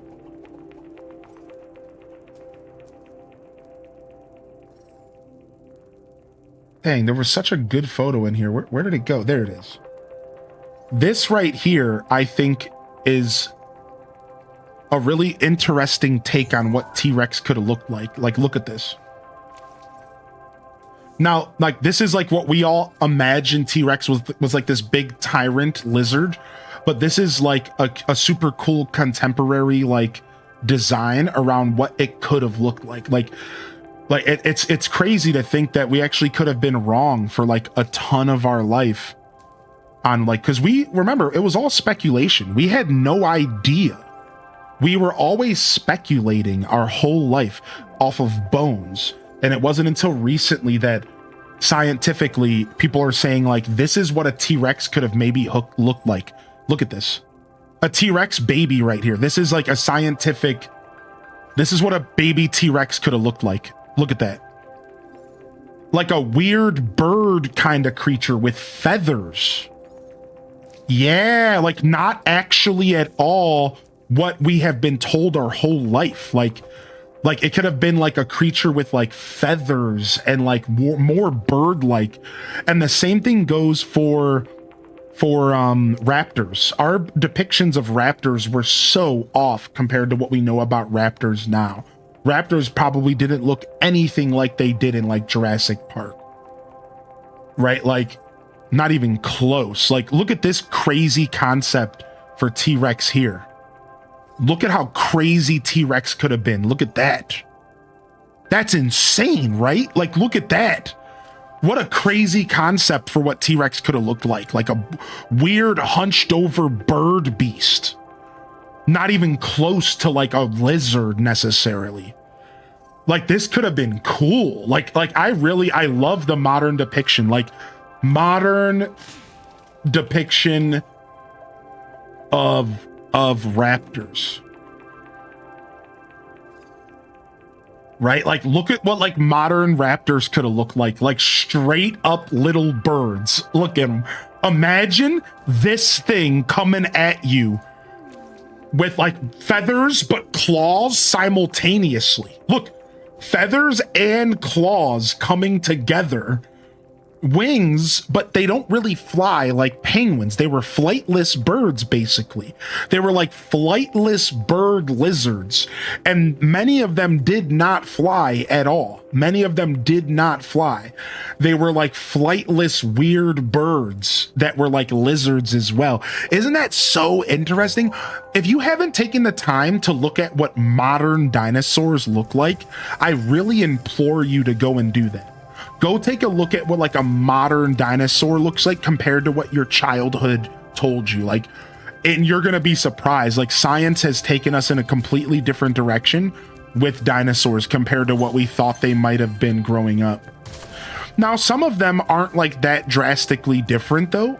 Like, to be fair, some of them are not as drastically different. Like, I think that modern Triceratops don't look terribly different from our understanding. I don't think, frick, I shouldn't have pressed that button. Okay, we're good. I don't think like modern Stegosaurus looks any different, but also we just don't have all the same, like we have, it's not like we learn about one dinosaur and we learn about them all. That's not necessarily how it works. Yeah, it's pretty cool.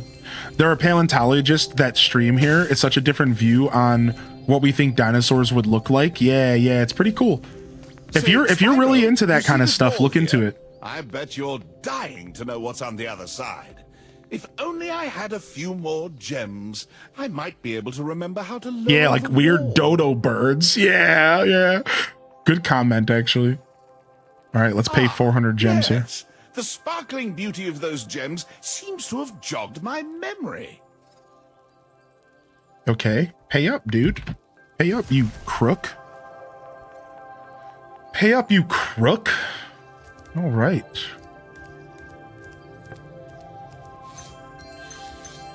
Freaking money bags. He's over here offering a service, but he's totally the person who forced the service in place. Like, this ain't like just Tom Nook levels of kind of douchebaggery, but in all reality, Tom Nook's not like the worst. You know, he's just mostly putting, you know, children in debt at a very young age and forcing us into the system early. But like, Mr. Moneybags is a straight scumbag. He's a scam artist. Moneybags is a scam artist.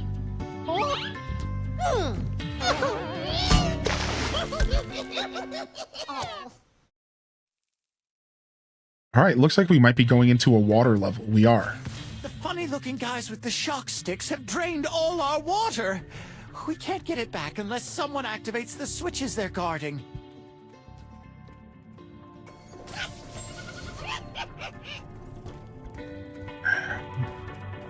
He's an innocent entrepreneur. We got a water level here. So the level starts off dry, and then it fills up with water later. Ow.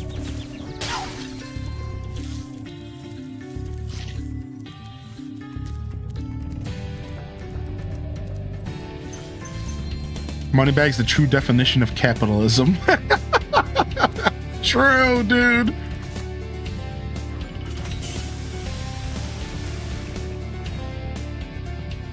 Doom doom doom doom doom doo doo doo doo doo. Okay, we can't go through there yet. I think we do that later. Reminds you of the fox from Pinocchio.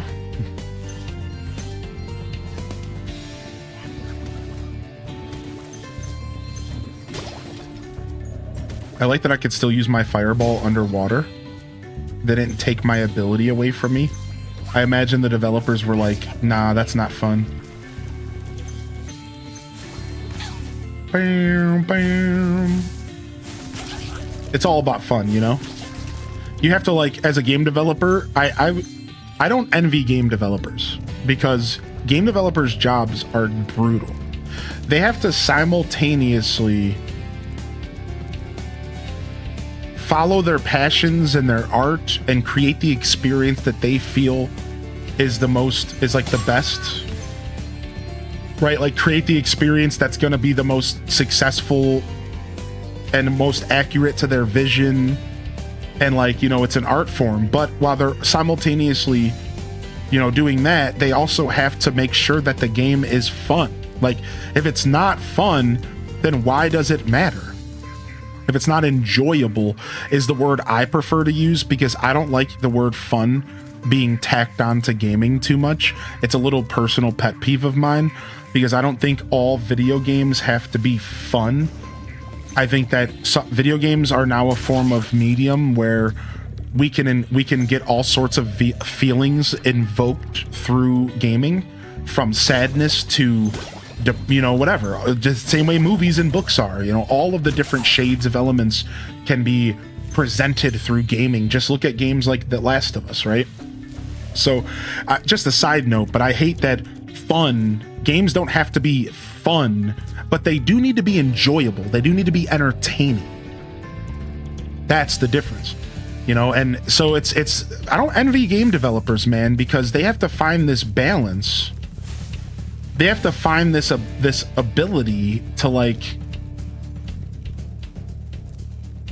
provide experiences that are, again, true to like their vision, but also fun. And like, that's tough, man. That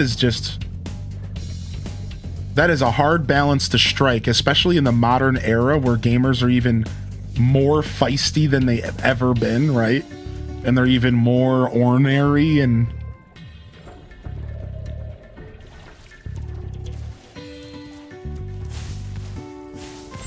some video games are scary or meaningful, right? Exactly. But it's a task. It's a tall order that we ask of these game developers. But that's part of the job. That's what they sign up for, right?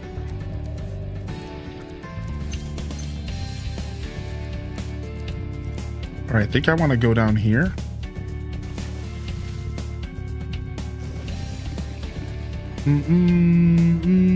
Nope, I did not want to go down here.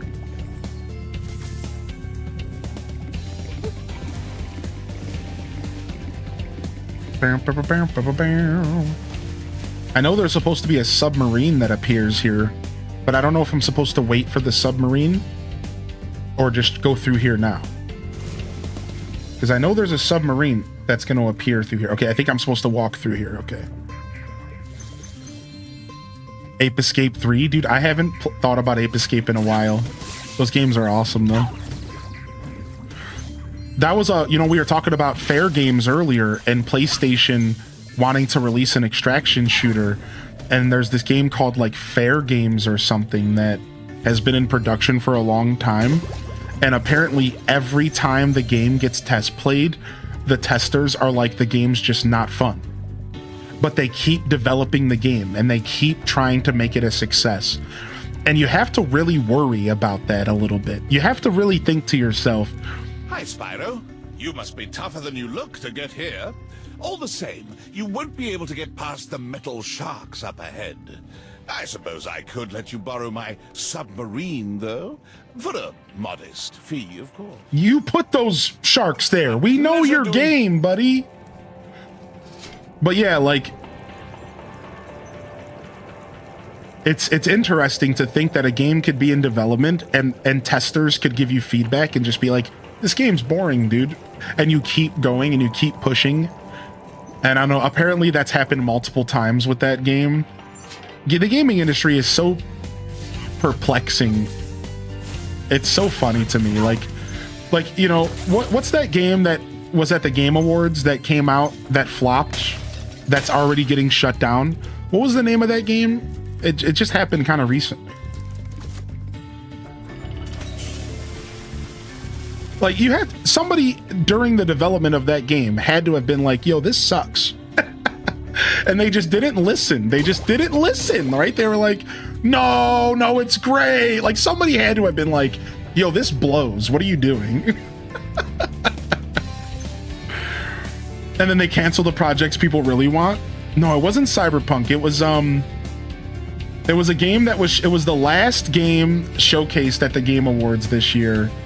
It was the final game, and it just, High Guard, yeah, and it's already dead. It's already dead and over, and it's been shut down. And it was the literal highlight game of the Game Awards last year, and it's already shut down. Basically, it's dead in the water, and it was literally the highlighter. It was like, they were so convinced. This is what the developers said on Twitter. Listen to this.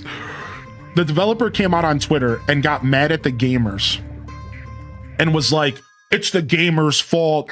Y'all are just too critical. The truth is that we felt like we had a gem on our hands. Everybody at our offices, we were all convinced that we had the best game on our hands, and we just don't understand how we released this game and nobody likes it. Like, are you not hearing yourself? Like, are you not looking at yourself retrospectively here? Like, how could you blame anybody else for the failure of High Guard?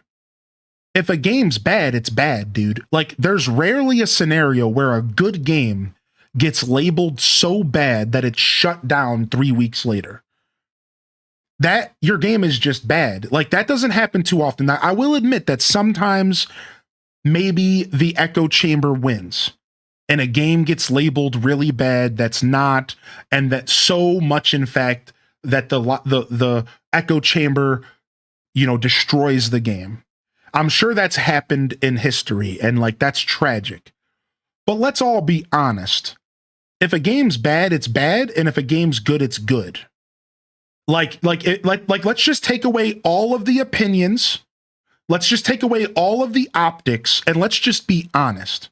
If a game's good, it's good. If a game's bad, it's bad. Like I know I'm doing this like very blanket, and I'm kind of like taking away the nuance, but most of the time that's true. Like, most of the time when a game fails, it's because it's just not really that good. And when a game is successful, it's because it's got something there that is drawing people to it. Like, let's not sit here and pretend like High Guard was some super secret sauce that was supposed to become the next best shooter game, that the gamers are the reason why it's not good. Like, let's not pretend like High Guard had anything going for it at all. Because if it did, it would have found some sort of success. Now, wouldn't have it. But like, they're so delusional.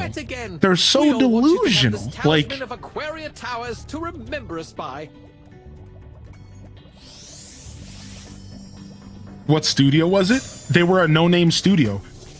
They were a group of guys that worked on a game called Titanfall, which had a ton of success behind it. So they thought that, this is what they probably thought. They probably thought that they were going to be able to ride off the success of their previous game, because they were developers from a very old IP, and they told everybody that. So they were like, trust me, bro.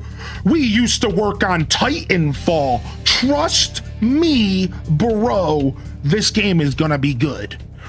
And they got a little bit full of themselves, and they dropped the ball. Instead of getting real feedback, instead of putting the game into a position where it could get real feedback, they instead completely dropped the ball, thinking that they had the gem of gems. You know what I mean? Like, it's just so unfortunate. They got super egotistical, right? Like, straight ego tripped that they were like the answer that we were all waiting for. You know what I mean? Like they did not do well, man. It's unfortunate because I'm not the kind of guy that celebrates a game's failure. I want to make that clear. That I'm not that kind of guy. I don't sit here and go, yeah, you got what you deserved. You know what I mean? Like, that's lame. I don't like that. I'm sad that they failed. Right? Like, I'm sad that they failed because like that sucks for gaming. Nobody wants to see that, you know? Yeah, right, Kerbu. There is a bunch of like, there's a bunch of politics around it.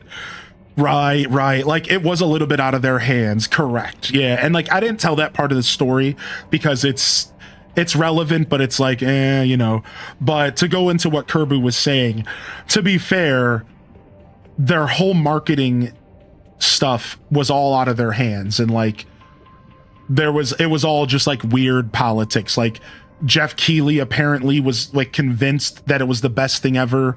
And he was like, we need to put this as the headliner of the Game Awards, and they were like, sure, whatever, you're Jeff Keighley, you know what you're talking about. And it was the worst decision ever for the game. Like, I think there is a timeline where Highguard is successful with different marketing and like listening to the audience and like maybe even like beta, like maybe like an early beta to test the game would have helped. Highguard is one of those situations where they actually probably did have a decent game on their hand, but there were so many things that went wrong that it just failed. So it's funny that I mentioned Highguard, and it's really not, it probably wasn't even that bad of a game. It probably was just a mid game that couldn't keep up in the modern era. Because I don't know if you've all noticed, mid now means bad. Keep that in mind, right? Like, nowadays, games are no longer bad, mid, good. They're either good or they're bad. Mid does not exist anymore, and this is so frustrating for me as a gamer. It makes me want to rip my eyes out of my socket, because it's like, why can't a game just be mid? Why is it either bad or good? That's so dumb. I hate it. It's like, games are more nuanced than that. Like, you can't just say, oh, this game is not, it's not the game of the year, so it's terrible. It's like, no, like, that's not how that works. Like, there's a scale, my dudes. Like, mid is on the scale for a reason. Like, mid matters. It's not that bad. It's mid. Like, it's playable. Like, Star Wars Outlaws is the most mid game that I've ever played that I loved every second of it. Perfect example. Star Wars Outlaws is mid, but it's great. Great game. Mid is all get out. Great game. Just mid. You know, like it wasn't like revolutionary, right? It was just mid. Great. You know? Hop on his back and guide him. Anyways, I just wanted to share my grievances there. I hope y'all don't mind. I hope y'all don't mind. I just wanted to share my grievances there. Is there a way for me to cancel the minigame? Because I already failed. Pretty wild ride, huh? All right, let's go. Okay. Tales of the Shire, high mid. Tales of the Shire was a high mid game that got destroyed by bad... Tales of the Shire was a high mid game that got destroyed by bad optimization, bad graphics and stuff. Unfortunate what happened to Tales of the Shire, because once you find out, if you go into the research of Shire, and we talked about this, if you go into like the history, apparently they had a super terrible development cycle, and apparently they were getting treated badly and they were getting rushed, and it was basically just a cash grab for the higher ups, and they were just squeezing Tales of the Shire for the Lord of the Ring IP, and there was a bunch of negativity. So yeah, that game was a high mid game that got completely destructed because it just had really terrible performance on release. And the truth is like, performance matters, dude. Performance matters, man. I'm not a big performance guy. Like, I don't care if a game is at 30 FPS, right? I don't care about graphics, but I will be the first person to say that if a game releases and like it's performing bad, like, what are you gonna do? Like that sucks, you know? Yeah, they pushed it to release. It was so terrible. Now that Yeah. Manta Ray's tamed, I'd love to get him into racing shape. Care to take him through a... All right, let's go. This is going to be a way harder course. This is a way harder course. Here we go. Wait, Pokemon Stadium? Wait, what about Pokemon Stadium? I love Stadium.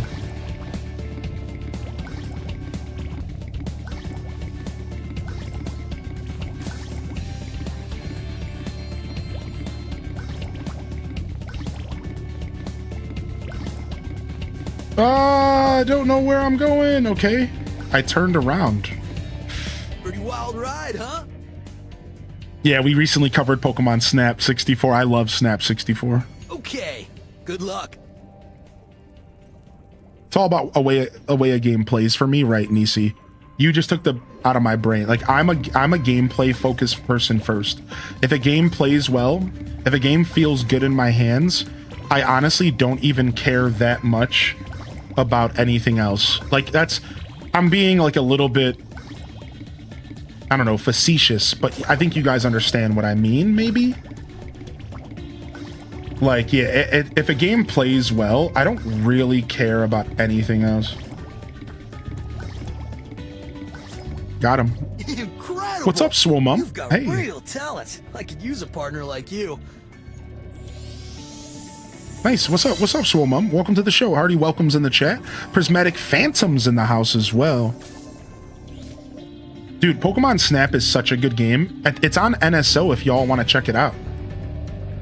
If y'all want to check out Pokemon Snap, it's on NSO. It's definitely worth playing if you already pay for the expansion.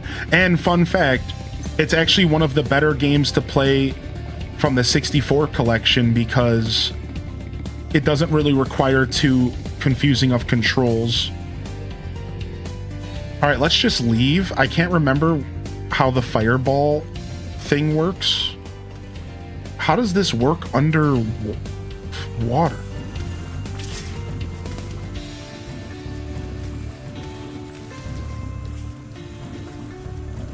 I think I can like destroy some doors or something. I don't know. Let's just get out of here. Yeah, exactly. Exactly. Into it's like my taste of games is very based off of that. Like I don't care.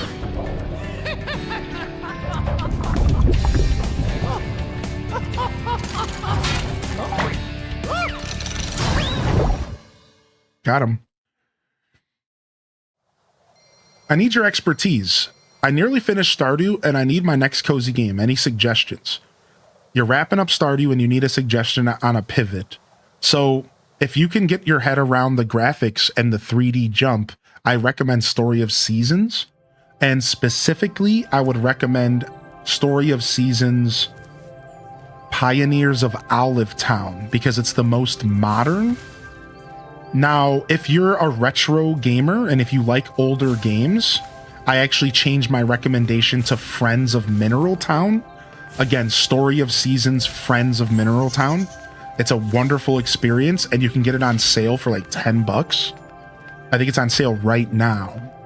Now, if you're like not really an old school gamer and if you prefer your games to kind of have modern kind of quality of life, then maybe Pioneers of Olive Town is the better play, or maybe even Grand Bazaar, both again Story of Seasons games. However, from the sounds of it, Swomum, you kind of like a game with a little bit of a challenge, because if you're playing Stardew Valley, you're probably okay with a little bit of a challenge, if I had to guess. So maybe go with the old school choice. Maybe the Friends of Mineral Town. Now, if you're not into the 3D, if you're not into everything I just recommended you, I do have one more recommendation. I don't want to give you too many because that's not going to help. But my last recommendation is to go pick up one of the games that are very similar to Stardew Valley. Hi, Spyro. This talisman door will only open if you have all 6 Summer Forest talismans. Once the door is open... All right. Now, those games would be Fields of Mystria or Coral Island. And I have playthroughs of those on YouTube if you want to check it out. I think my Fields Mystria playthrough is not posted yet. but Fields of Mystria is a wonderful pivot from Stardew Valley, in my opinion. A wonderful pivot, and you're going to be very pleased in my opinion. Fields of Mystria is a great Stardew pivot if you're looking for a similar vibe, but a new experience, a fresh experience. I also can recommend Coral Island, especially if you're into over-embellished male junk in Speedos, because boy, does that game love making their characters very overly sexy. And I don't even know how good Coral Island is, because all my brain thinks of is Mark's junk every time I think about the game. So I don't know if that was a design decision by the Coral Island team or not, if they realized that's what they were going to do with their game, but either way, Mark's junk exists. And you can go play that game. It's called Coral Island. What up, Francisco? Good to see you, Francisco. Welcome to the show. Listen, Coral Island is really good when it comes to friendships and activities. The story is really cool compared to Stardew. I agree. I think a lot of that stuff definitely cooked. They also made their characters overly sexy for kind of no reason. But I mean, the reason is because there's an audience for that. Coral Island has a pretty decent backing. A lot of people love that game. It's far from a bad game, I'll tell you that much. So no, Coral Island got scrapped from coming to Switch because they lost their publisher. So it could happen in the future, but they actually got like mega waxed. They got mega waxed. They lost their publisher and they lost their ability to make a Switch version. So we're kind of waiting. I wrote them all down. I'll check them out later. Yeah, no problem. I really can't stress Fields of Mystria enough. Friends of Mineral Town. I love those games. Friends of Mineral Town is my favorite story of Seasons. You know, I was going to mention Graveyard Keeper, but I feel like it's a little different. Yeah, I was almost mentioned Graveyard Keeper. Although the diversity of the characters is really cool, that's one of the most beautiful things about Coral Island.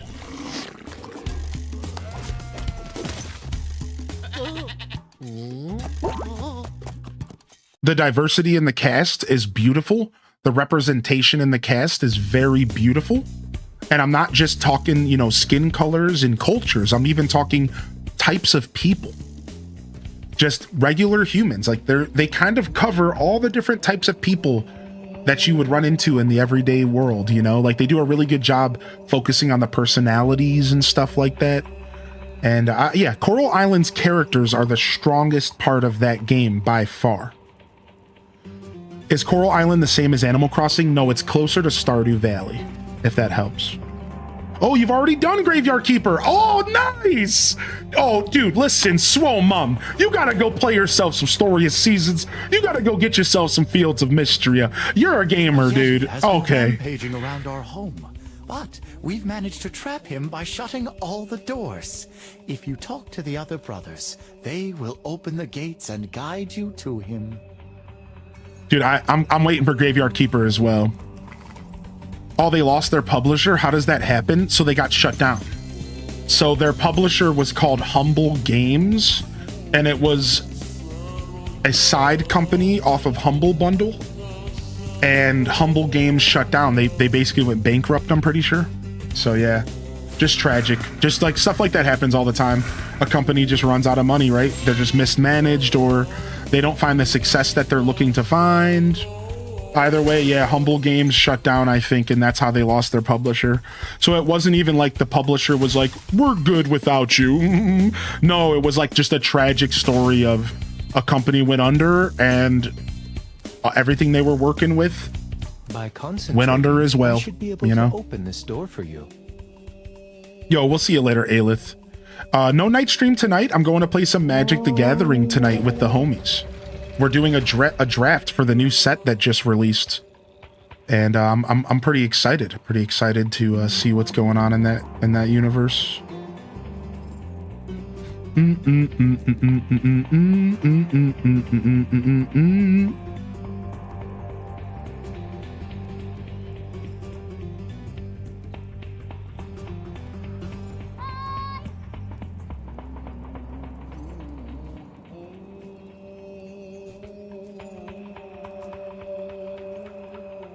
All right, sweet.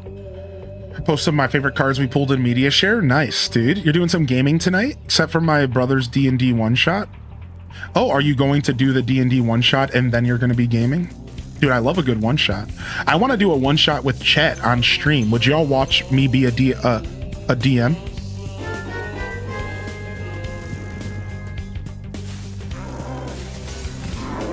Ah, happy 52. Yo, Kels, thanks for 52. Good to see you. What up, homie? The music in this level is so silly.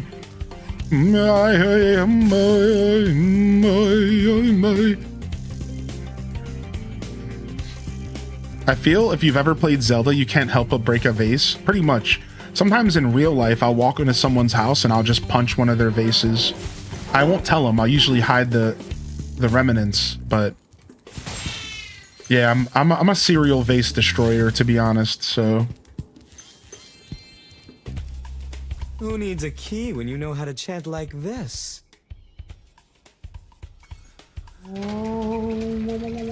He said, Enemies like those yaks are too big to be charged. Your flame attack should easily take care of large enemies. What's up, Ashley? Collector's Cove is a very fun cozy solo raft. I like that kind of stuff. I'm a big, like, survival kind of... Yo, shut up, goat.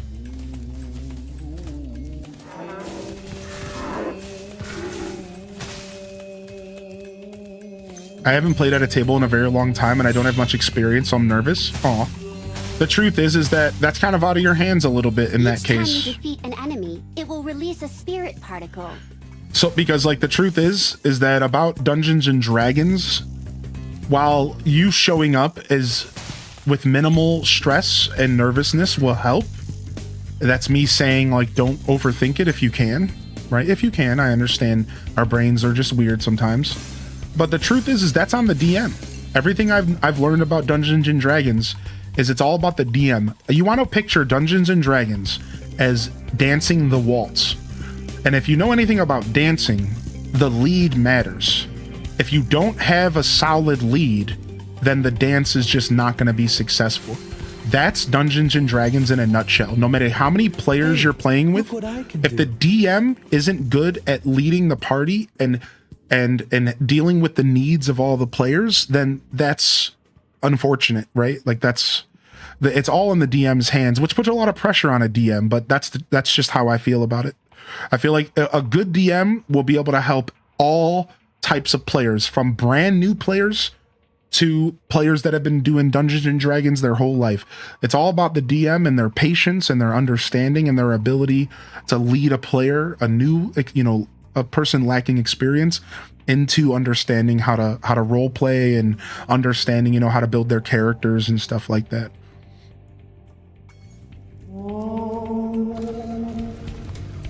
I got this game Stray. I have played Stray. I got all the way to almost beating Stray, and I unfortunately never wrapped it up, which sucks, but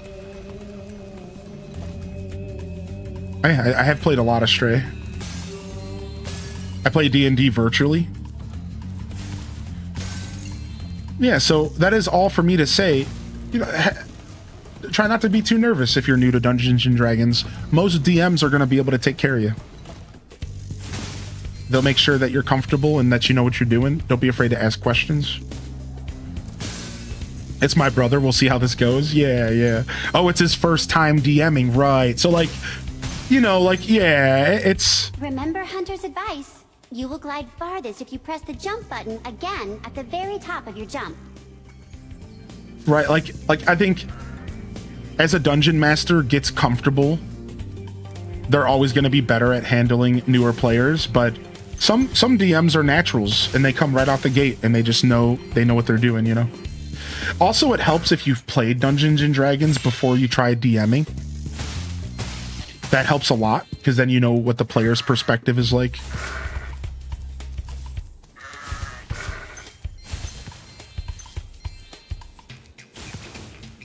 Even though I'm a vegetarian, I think you should torch that Yeti. He's pretty tough, though. In fact, I'm not sure you're up to it. What? Don't tell me what I'm up to. I'm gonna shred this dude.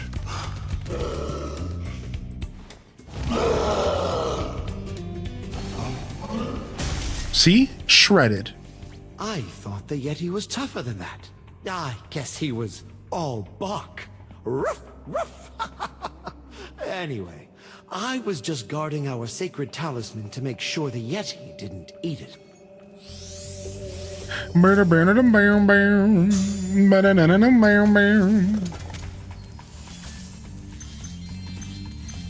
right. Now I believe we can play ice hockey back here. One of my favorite mini games. I think we can play it. Maybe not. Oh yeah, they are making a Stray 2. I wonder how that game's going to turn out. Just remember to constantly ignore all of his directions and keep doing wacky random things. The life of a DM. Keep doing wacky random things. Ah, Spyro, welcome. We have found that hockey is a peaceful and calming sport.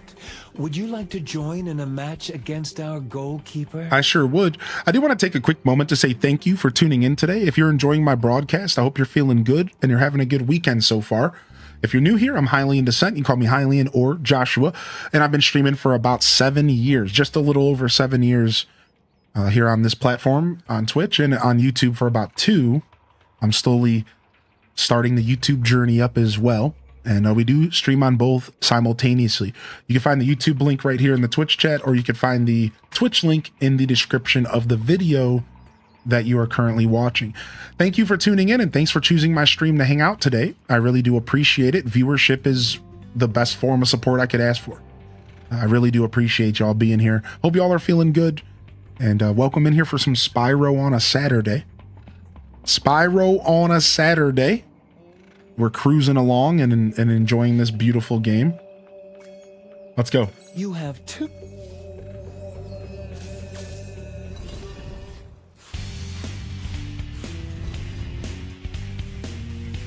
All right, I have to go and suck up the puck, I think.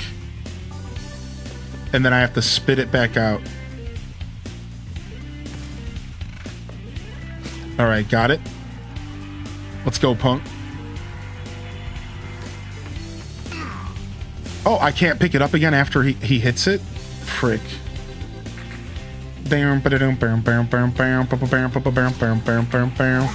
Ah, no.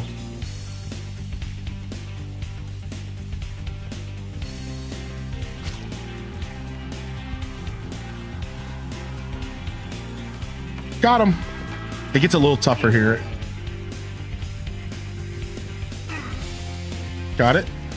Doom doom doom doom doom doom doom doom doom doom doom doom doom doom doom doom doom. Boop boop boop boop boop. Meow. Oh, he got me. Oh, dang. I tried to go for the sharp cut there. All right, we're going back. Boom boom boom boom boom boom boom boom.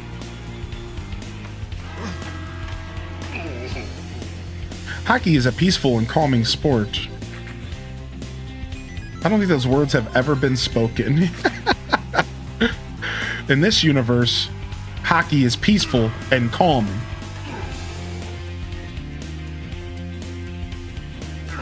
Don't mind this guy grunting over there.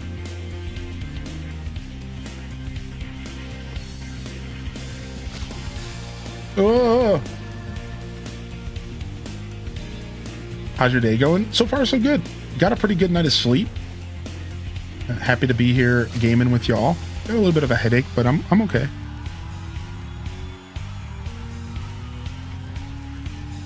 Let's go for the 4th shot here. We're going for the goal. Can we get another one?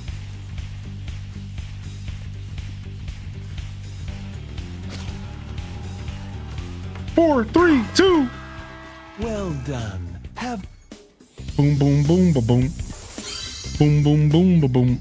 Did I have to get 5? I thought I was just going for as long as I could. The first to score 5 goals win. All right, here we go. Now we have a team. It's the Bear Boys. Now we got a team we're playing against. All right, here we go. Back up, fool. What you think this is?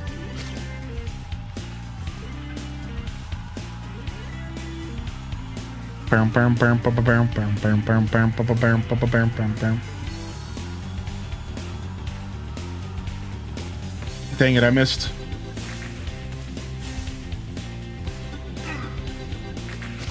Oh, I didn't want to spit it out again. All right, nice.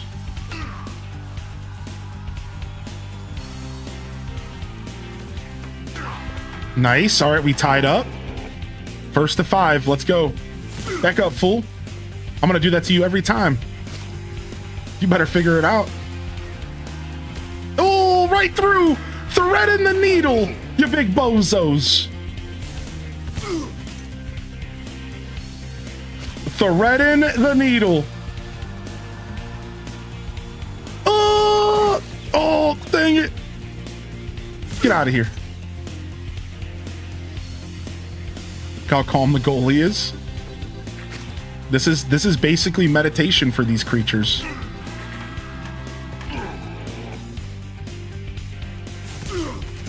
Burn, burn, burn, burn, burn, burn, burn, burn, burn, burn, burn. Back up, fool. Boom, burn, burn, burn, burn, burn, burn, burn, burn, burn, burn, burn, burn, burn, burn. Hockey is a spiritual calling for some. Don't judge. Oh, he got me.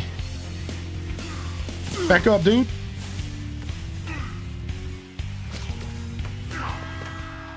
Well, How to Train Your Dragon. What up, Abby? If you stare at it long enough. Abby Likes Nachos is in the building. I could go for some nachos today. Got 8 gigabytes of space left on your Switch 2. Isn't that the worst? Isn't that the absolute worst? I went and I bought a 512 gigabyte card and I'm already so full. Hold on. I'm so curious.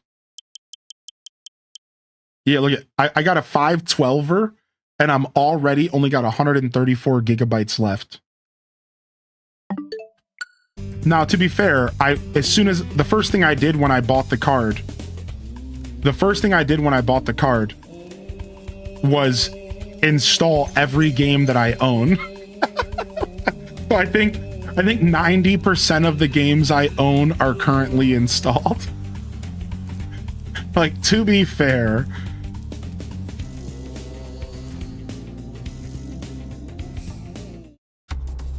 Most of my storage is screens and videos. That's how my last Switch was. Yeah, my last Switch is almost all screens and videos. But I didn't transfer that stuff over when I bought the new Switch 2, Kerbu. I didn't actually do a transfer from my first Switch. I kept it all on that one.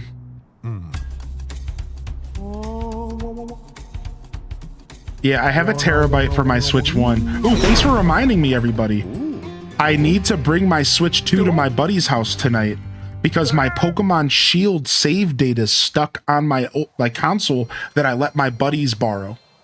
And I went to go transfer some Pokemon off of Sword and Shield from a competitive team that I built, and I couldn't find the data on my Switch 2. So I was like, wait, what happened? And I realized I never manually switched it over. I did all the other Pokemon games, but I never manually transferred over my Switch 2 data, or my Sword and Shield data. So I'm gonna take my Switch 2 to that house so that I can get my data, because I'm letting them borrow my Animal Crossing Switch 1 so they can play Smash Brothers. All right, I think that's it for this level. I think we're going to the boss. I think so.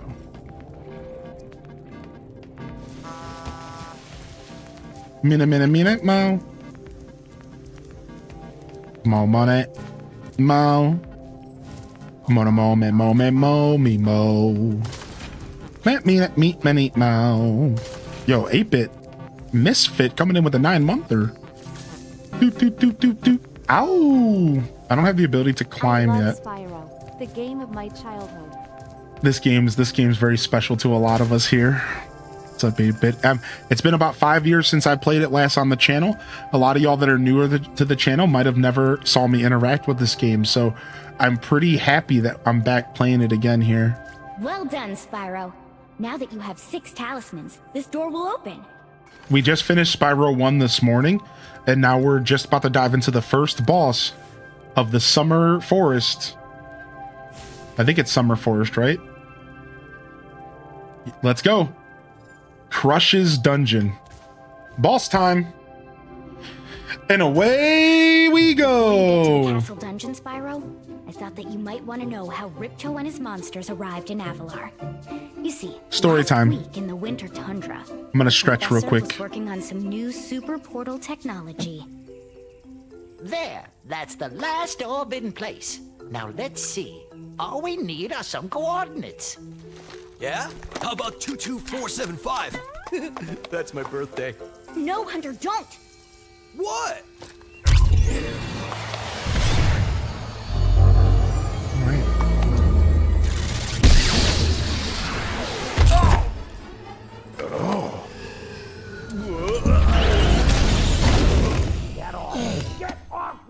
Well, got him. Movie time. Get your popcorn. Get your HDES ruffles in the chat.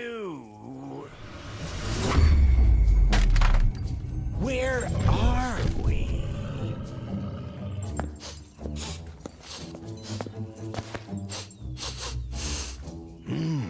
No dragons? Wonderful. Crush, go back and pack my bags. We're moving in. Say hello to your new king. Professor, shut it down! Hurry! Oh my, I can't see the switch. I think I've broken my glasses. Crush, go through the portal, you idiot! Tell all your friends to take the orbs and scatter them. This is like a throughout Avalar. cartoon, Quickly! right? It's fun. Now! Go! Crush, get the orbs now! Now, you despicable little creature! I'll kill you! This is bad news for Avalar.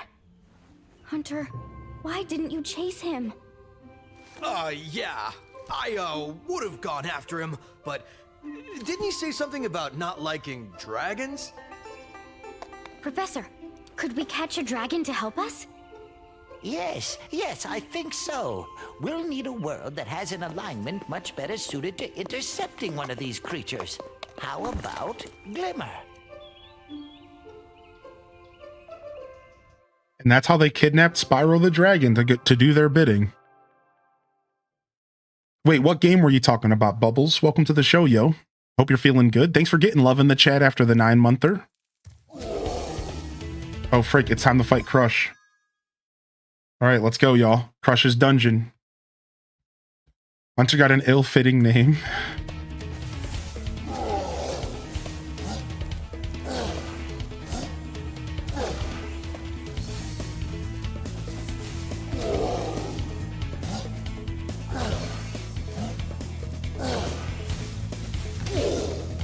Got him. Ah, yes. Okay, this is how we fight him. So we have to dodge, we have to jump, we have to hit him, piss him off. And then he drops rocks on his head here.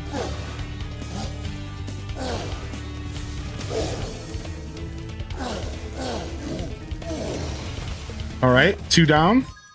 Let's go. I like the music playing. I kind of want to hear what the original music sounded like.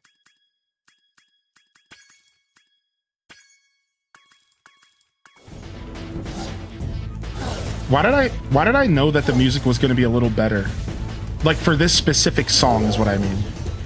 Something told me that the boss music of the original was going to be slightly better than the boss music of the Reignited. I don't know why.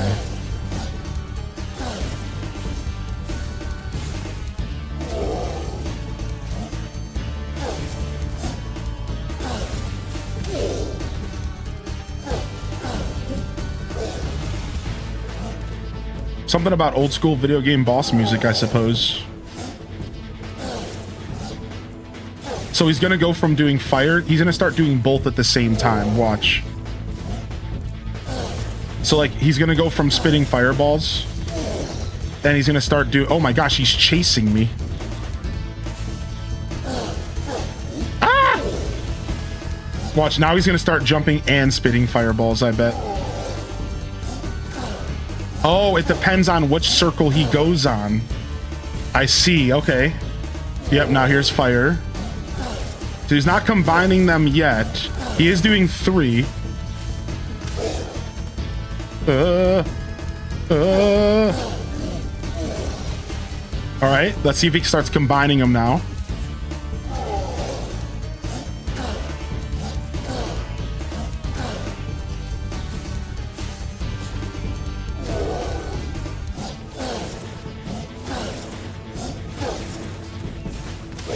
Got him.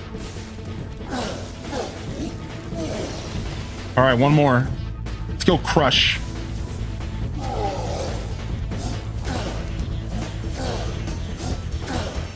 Nah, you're not doing 4, huh?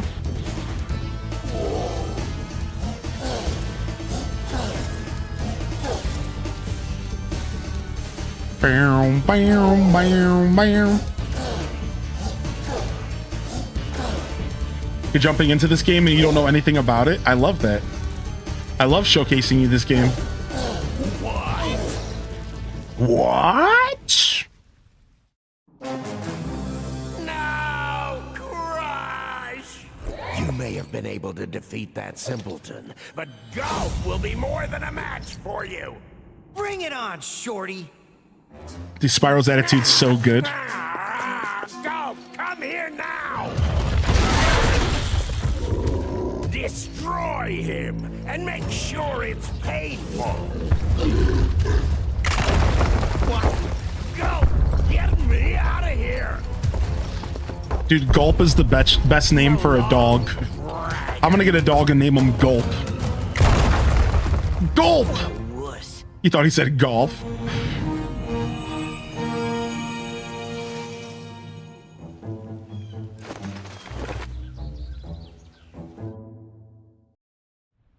Crush defeated. GG's and Kalappas in the chat, baby.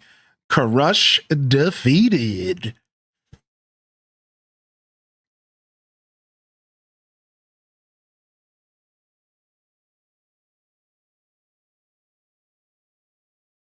All right, what are we heading to? Spring World next, right? Or Fall World? Fall. That Ripto has caused enough damage. All his meddling has cost me a fortune. If it wasn't for Spyro, I'd be bankrupt. Oh, if Ripto were here, I'd give him a piece of my mind. In fact, I'd give him a lot more than that. I was a champion bantamweight boxer at university, and I still know a few moves. Take that, and that. No! Why, you...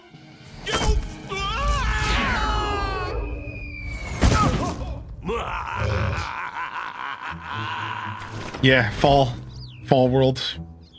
This is probably my favorite, but there's a Winter World as well. The adventure continues. Oh, I love the music in these zones. The music in between zones is just so peaceful.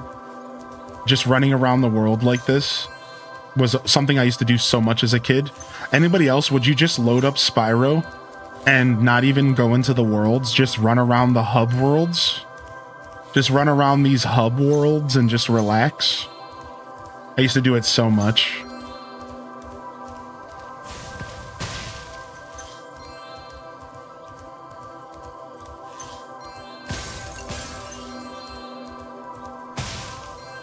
Running feels good, yeah. This game did it so right.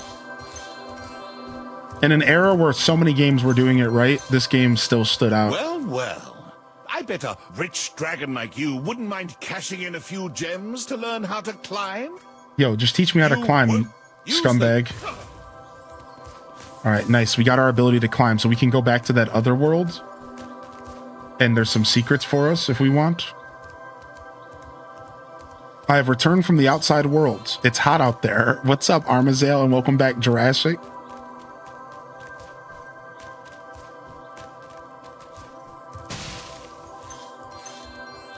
All right, there's Scorch. I remember Scorch.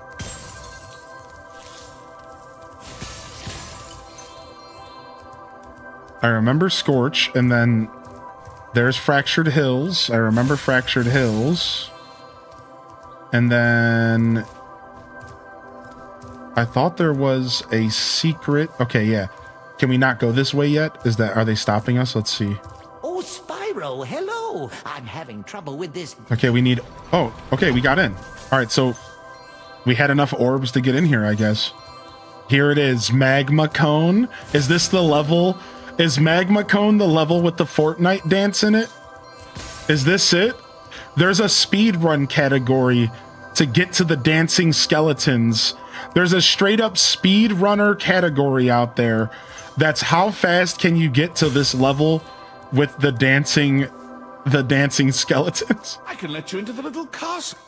All right, we got gems for this. Yes, Shady Oasis. Yes. Oh man, so many good levels. Man, the fall map is stacked. Floss percent, I think it is. I swear, there is a real speedrun category for Ripto's Rage. Floss percent. Yeah, I swear that exists, dude.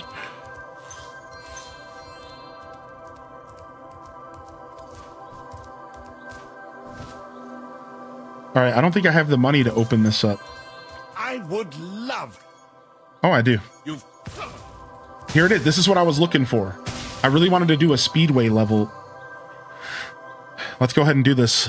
It's been a while since we've done one of these. I really wanted to do a speedway level. I was sad we hadn't ran into one yet.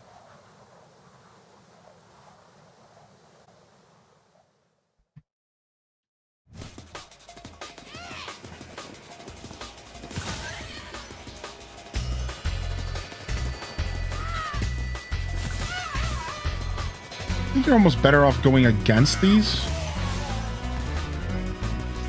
Because, like, we're chasing them down and it sucks. I remember doing this one, and I kind of remember how I did it as well. Let's see if we can wrap our head around this. You guys ready to break this down? So the game says arches, serpents, skaters, snowmobiles. That's exactly how I did it in the past, and I had no idea about that. Okay, cool. Let's just go for that. Let's jam. Let's jam, baby. Show me your best dance moves.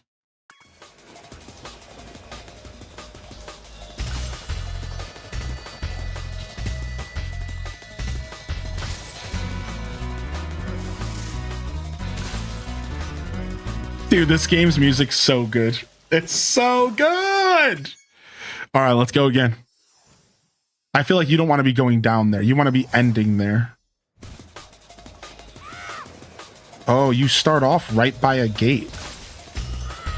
That's interesting. Okay.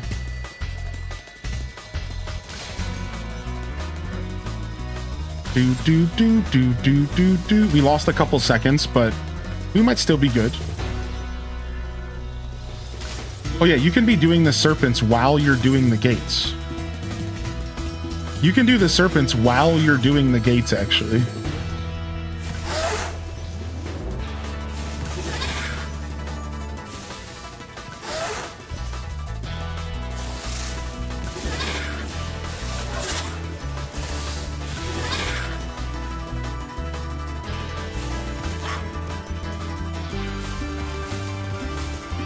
Boom, boom, boom, boom, boom. So this game changes up how this works because you don't have to get close to them to shoot the fire anymore.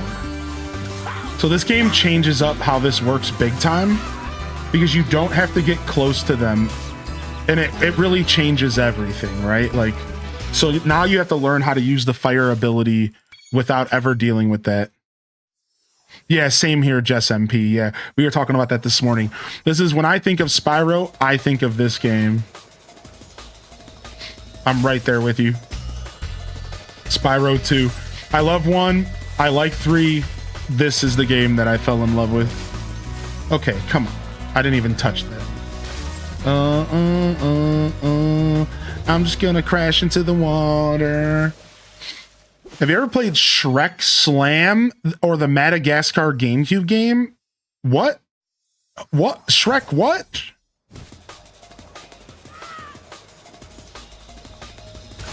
No, I have not.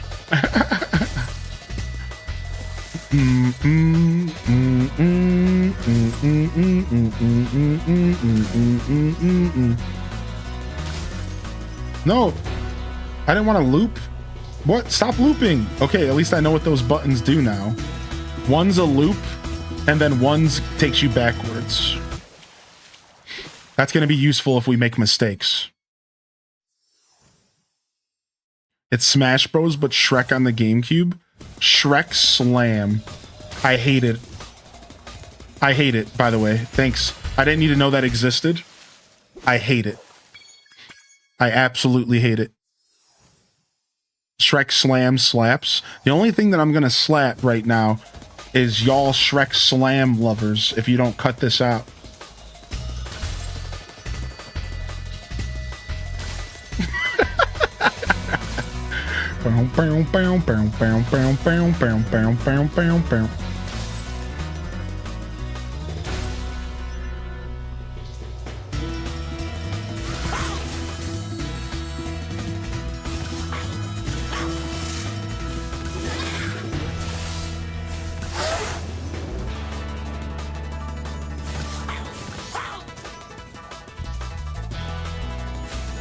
I missed him.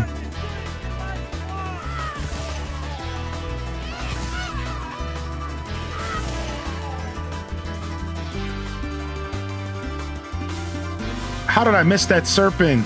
I'm just gonna crash because I'm pissed. If I sent you a Shrek coffee cup, would you be mad? I wouldn't be mad. I'd be disappointed. All right? I wouldn't be mad. I'd be disappointed. Would I accept your gift gracefully? Yes.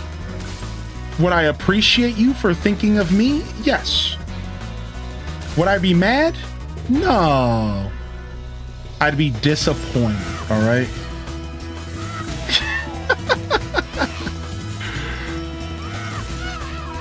Dun, dun, dun, dun, dun, dun, dun.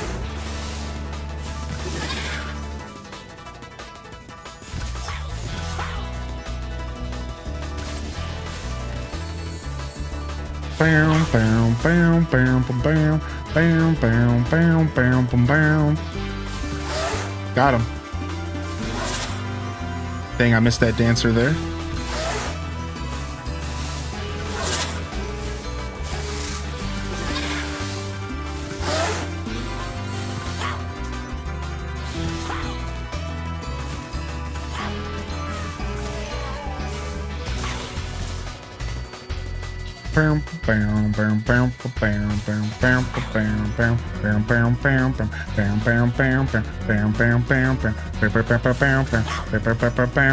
I somehow didn't realize there was a second dancer there. Come on, turn camera. What's happening? All right, now we're just running. There's got to be another one, right? Now we're just literally running. This is weird. Why was this one so easy compared to the first game?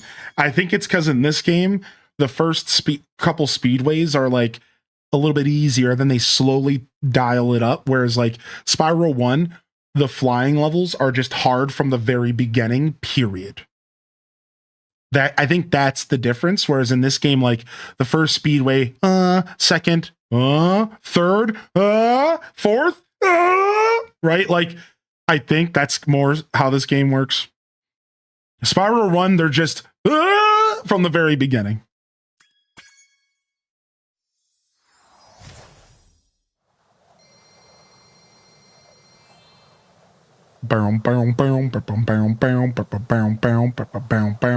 Shrek Smash Brothers. That's insane. What up, Sandal Socks? I probably played the game. I'm not gonna lie. I'm sure I did with the boys because we used to rent, you know. I'm sure I've played it.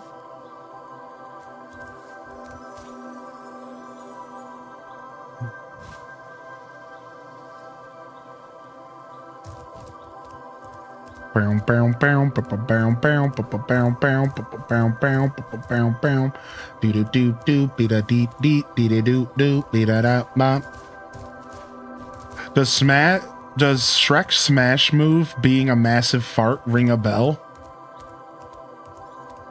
No, but like that's like asking if like if a tree shits in the wood, you know what I mean? Like, of course it does. Like, yeah, of course that's his super ability. Yep. Yeah. You know, of course. What else would it be? You know.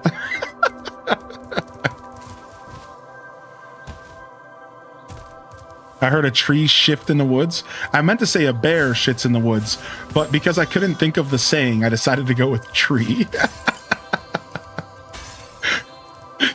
You know, sometimes you got to go the alternative route in life. Sometimes you got to go the alternative route.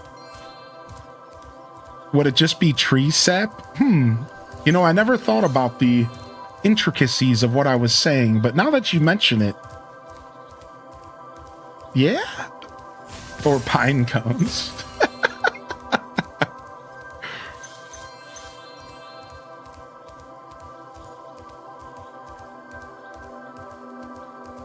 One time I accidentally said, we got to pull some fingers around here instead of strings. We got to pull some fingers around here. Dr. Lipschitz. Here. And legend also. Dr. Lipschitz.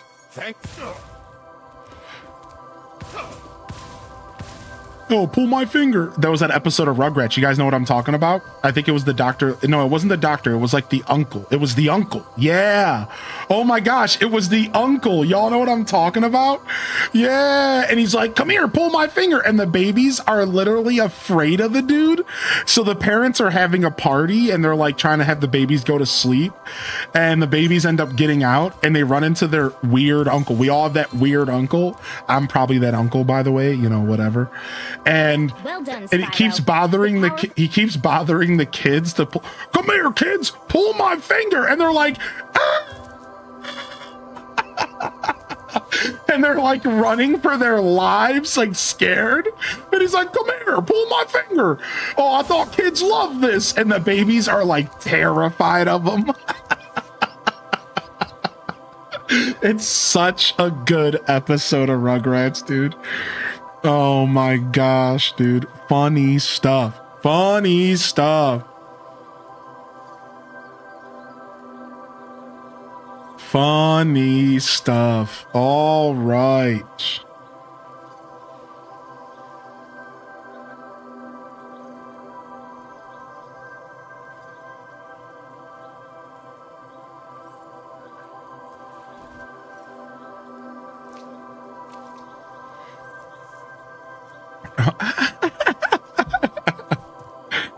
Want to show us what we're talking about? The Rugrats, an old 90s cartoon.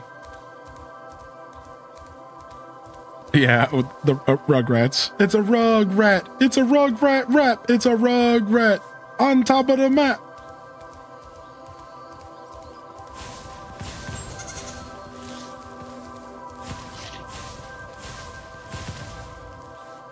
Never heard of it. Yeah, it's classic.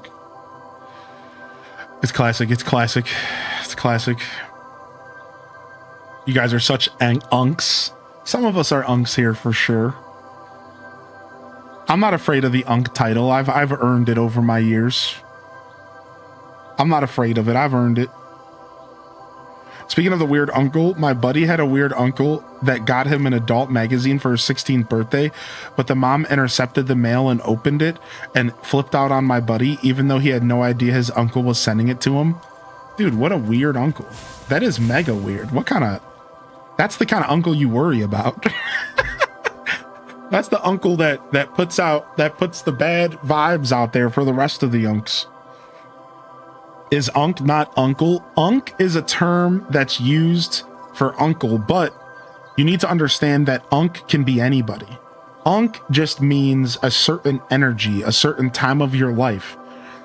If you're an Unk, you are an older person who's always reminiscing on your past, who always knows the answer and who's always trying to educate the kids. Unk just means old, correct? It just means old, right? So in this case, Unk isn't necessarily uncle. Anybody can be an uncle. Anybody can be an Unk, I mean.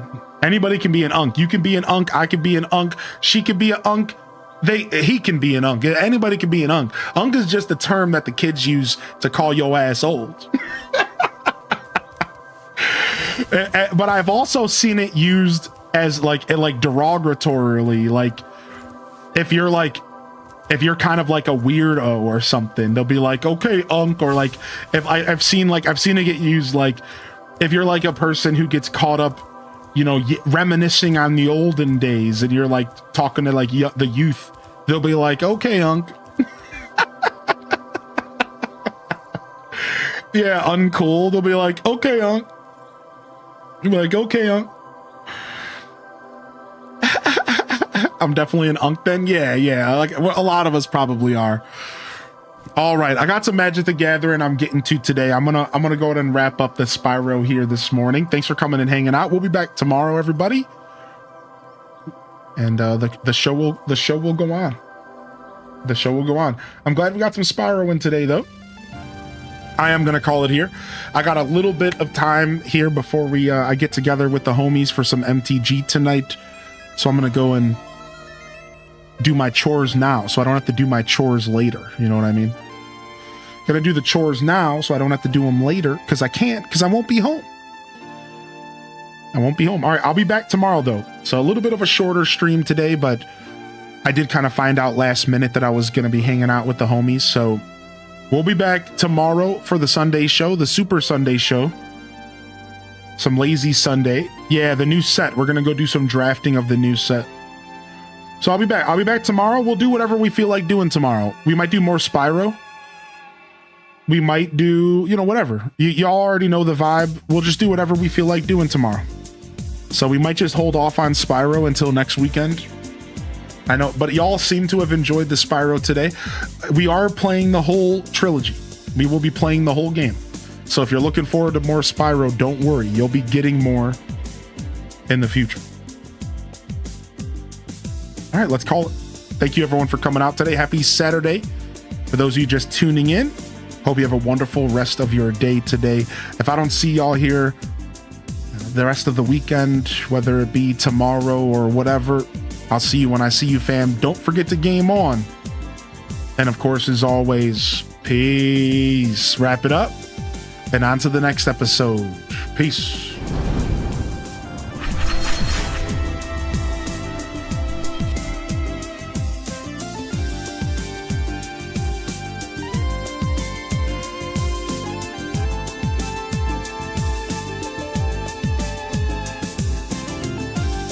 All right. We are going to go ahead and get out of here.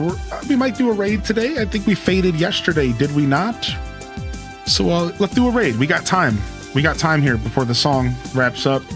Here, grab yourself a raid recipient, a raid message here. That's one for the non-subs. There's one for the subs. And we'll go ahead and we will visit another streamer today. Let's go see what's going on in the world of Twitch.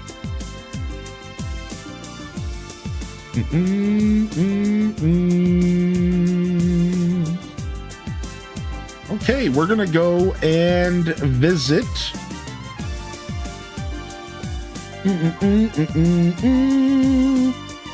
let's go and visit our buddy Spartan Leonidas, who's playing that Windrose game. I didn't know Windrose was already out. No way.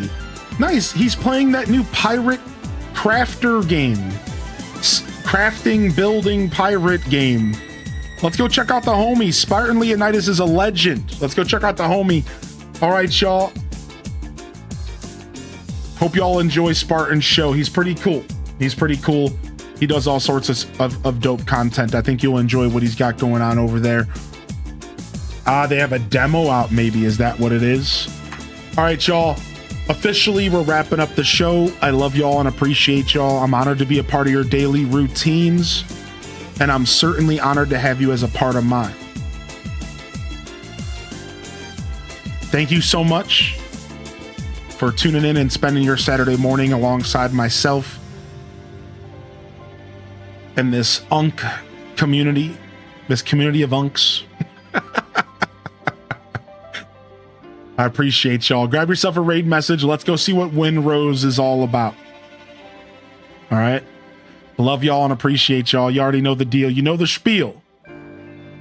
Let's go drop over on Spartan. He's a dope dude. He's been with me for a long time here on the platform. But on that note, y'all, this is Heinlein Descent signing off.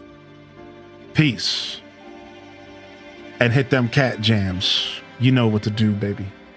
Peace. Peace.